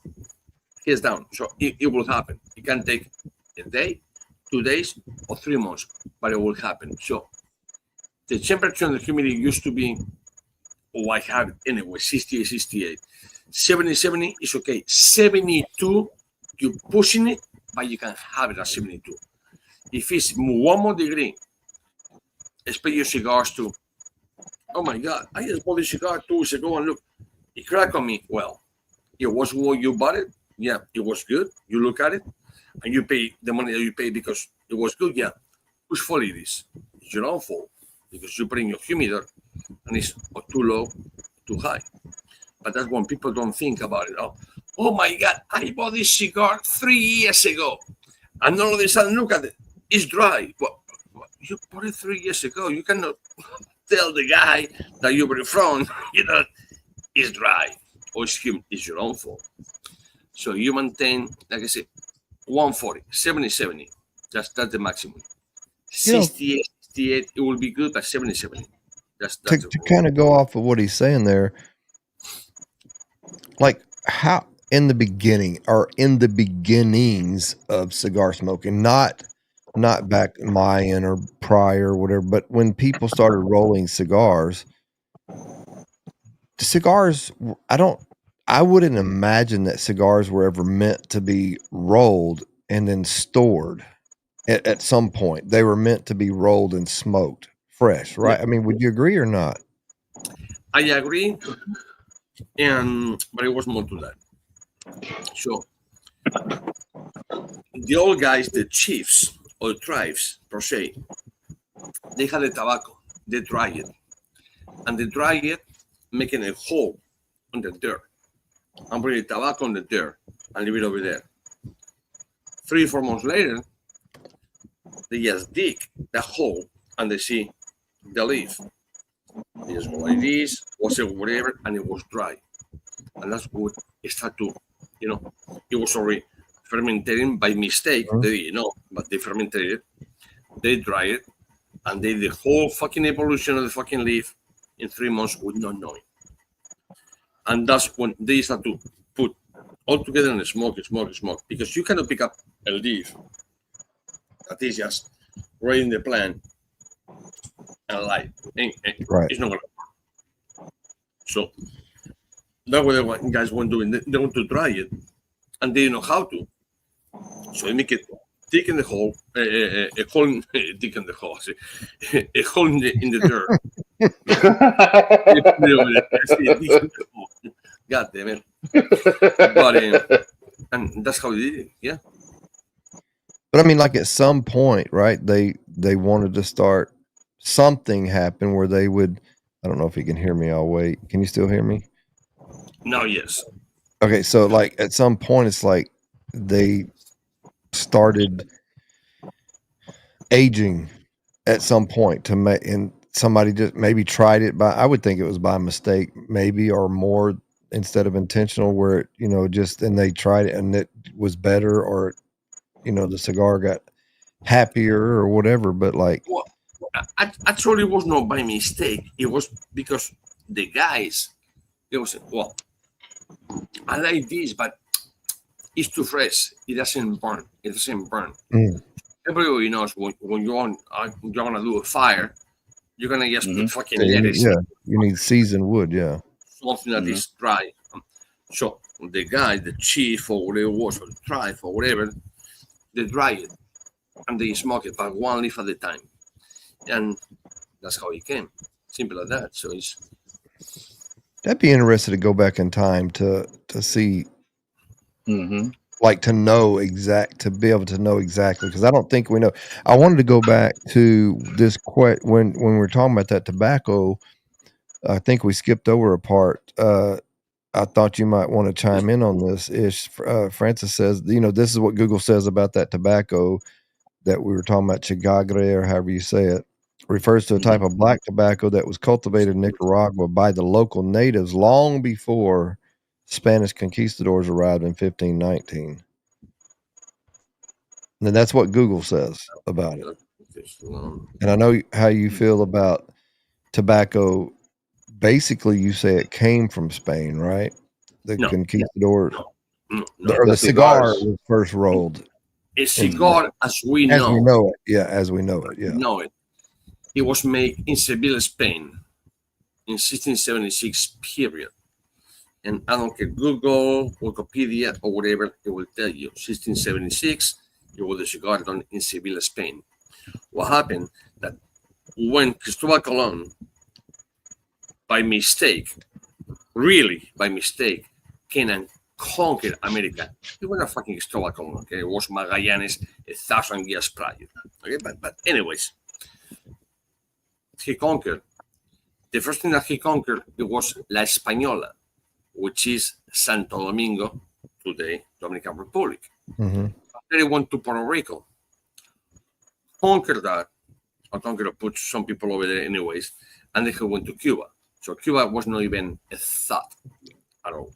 But if you think about it, it's Puerto Rico over here, Dominican Republic, Haiti, you keep going, is Cuba. So that's how they went. And then he came back to Florida and conquered Florida. And Florida is still one of the states that owe many fucking millions to Spain since then. So put it that way. And that with the Spaniards, to have a green card or have a whatever visa, whatever, is very easy because they still, to this day, 2025, owe money to Spain. So, but talking about tobacco, it was just in Cuba, they were the vejique, which is the chief.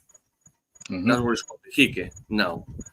And just smoking those things. And they didn't smoke it just like rolling smoke. They roll smoke and they put in the pipe.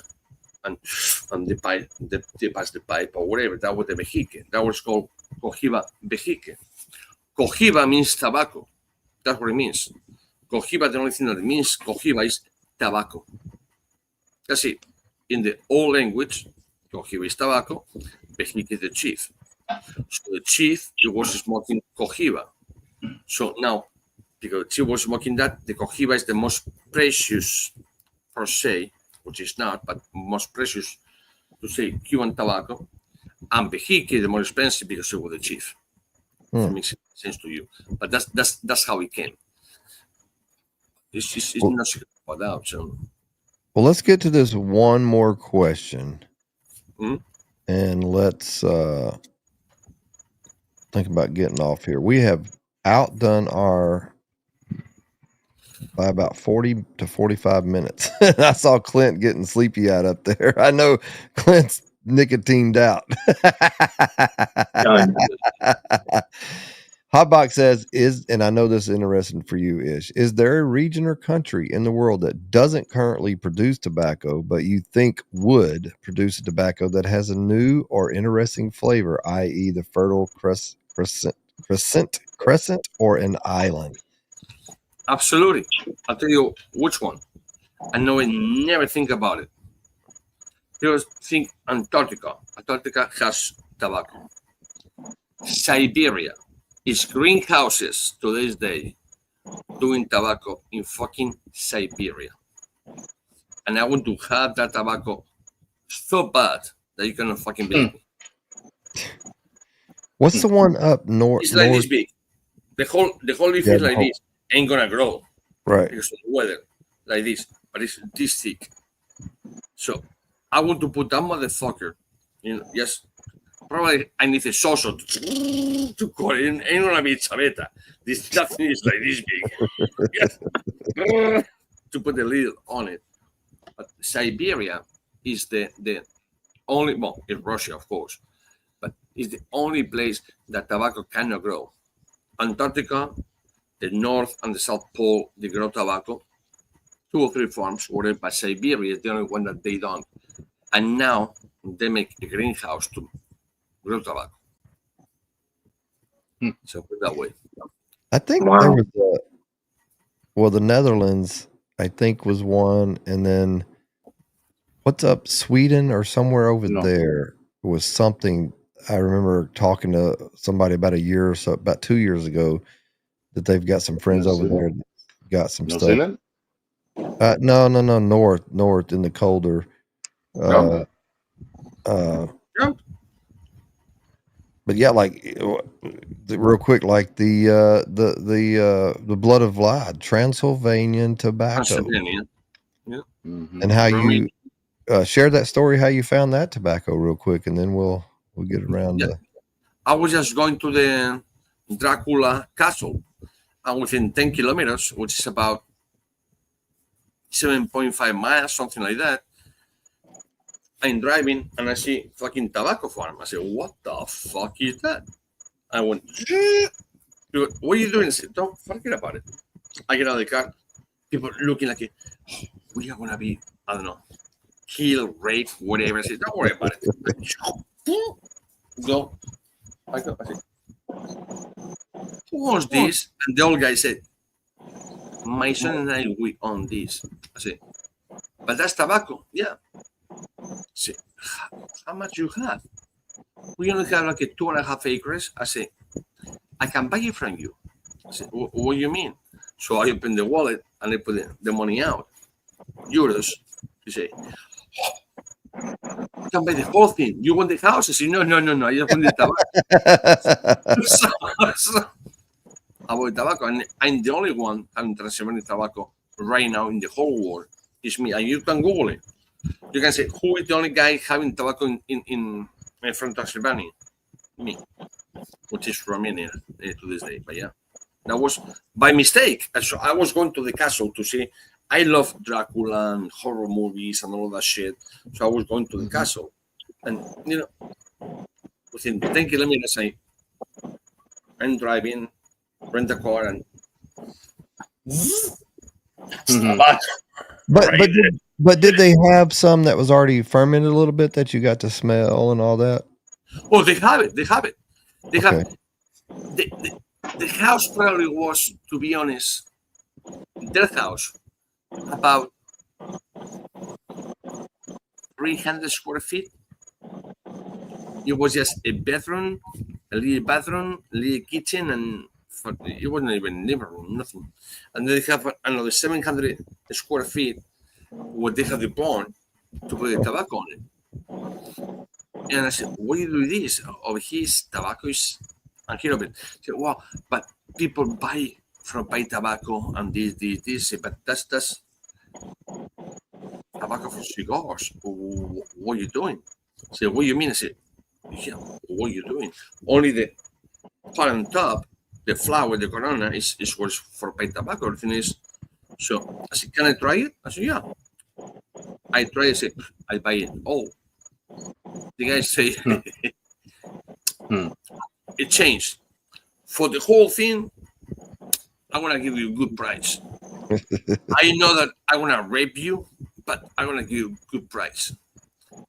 I'm going to ask for $350. I say, here's $500. I take every fucking thing. Damn, bro. And to this day, I'm the only one getting nothing. Yeah. Dang. All right. I appreciate everybody. There are even more questions, but we just can't get to them. Hotbox said they were thinking like Easter Island or North Sentinel Island could produce some interesting tobaccos. It'd be logistically ridiculous or even impossible to get, but would be cool AF. Now, that's like you're saying Antarctica. I mean, that's same type of thing. I mean, that's like the most logistically ridiculous thing I would think of. I tell you something. My wife and I, we're going on October 1st to the 16th. We're going to Argentina. For people that they don't know, but you can Google the end of the war. The end. Or theoretically, it's no more. You cannot see more ocean. You cannot see more whatever. It's in Patagonia, which is Ushuaia, as a matter of fact. We're going over there to Ushuaia. Guess why we go over there? It's icebergs, glaciers, whatever. Guess what is over there? The 3 families own tobacco. And that's where I'm going. Nice. I said to my wife, let's do it. They said, you're so happy to go over there. I said, don't worry about it. She don't even know. Don't worry about it. Yes, I want to go there. Always an alternative motive. Any final words, Clint? No, I'm good.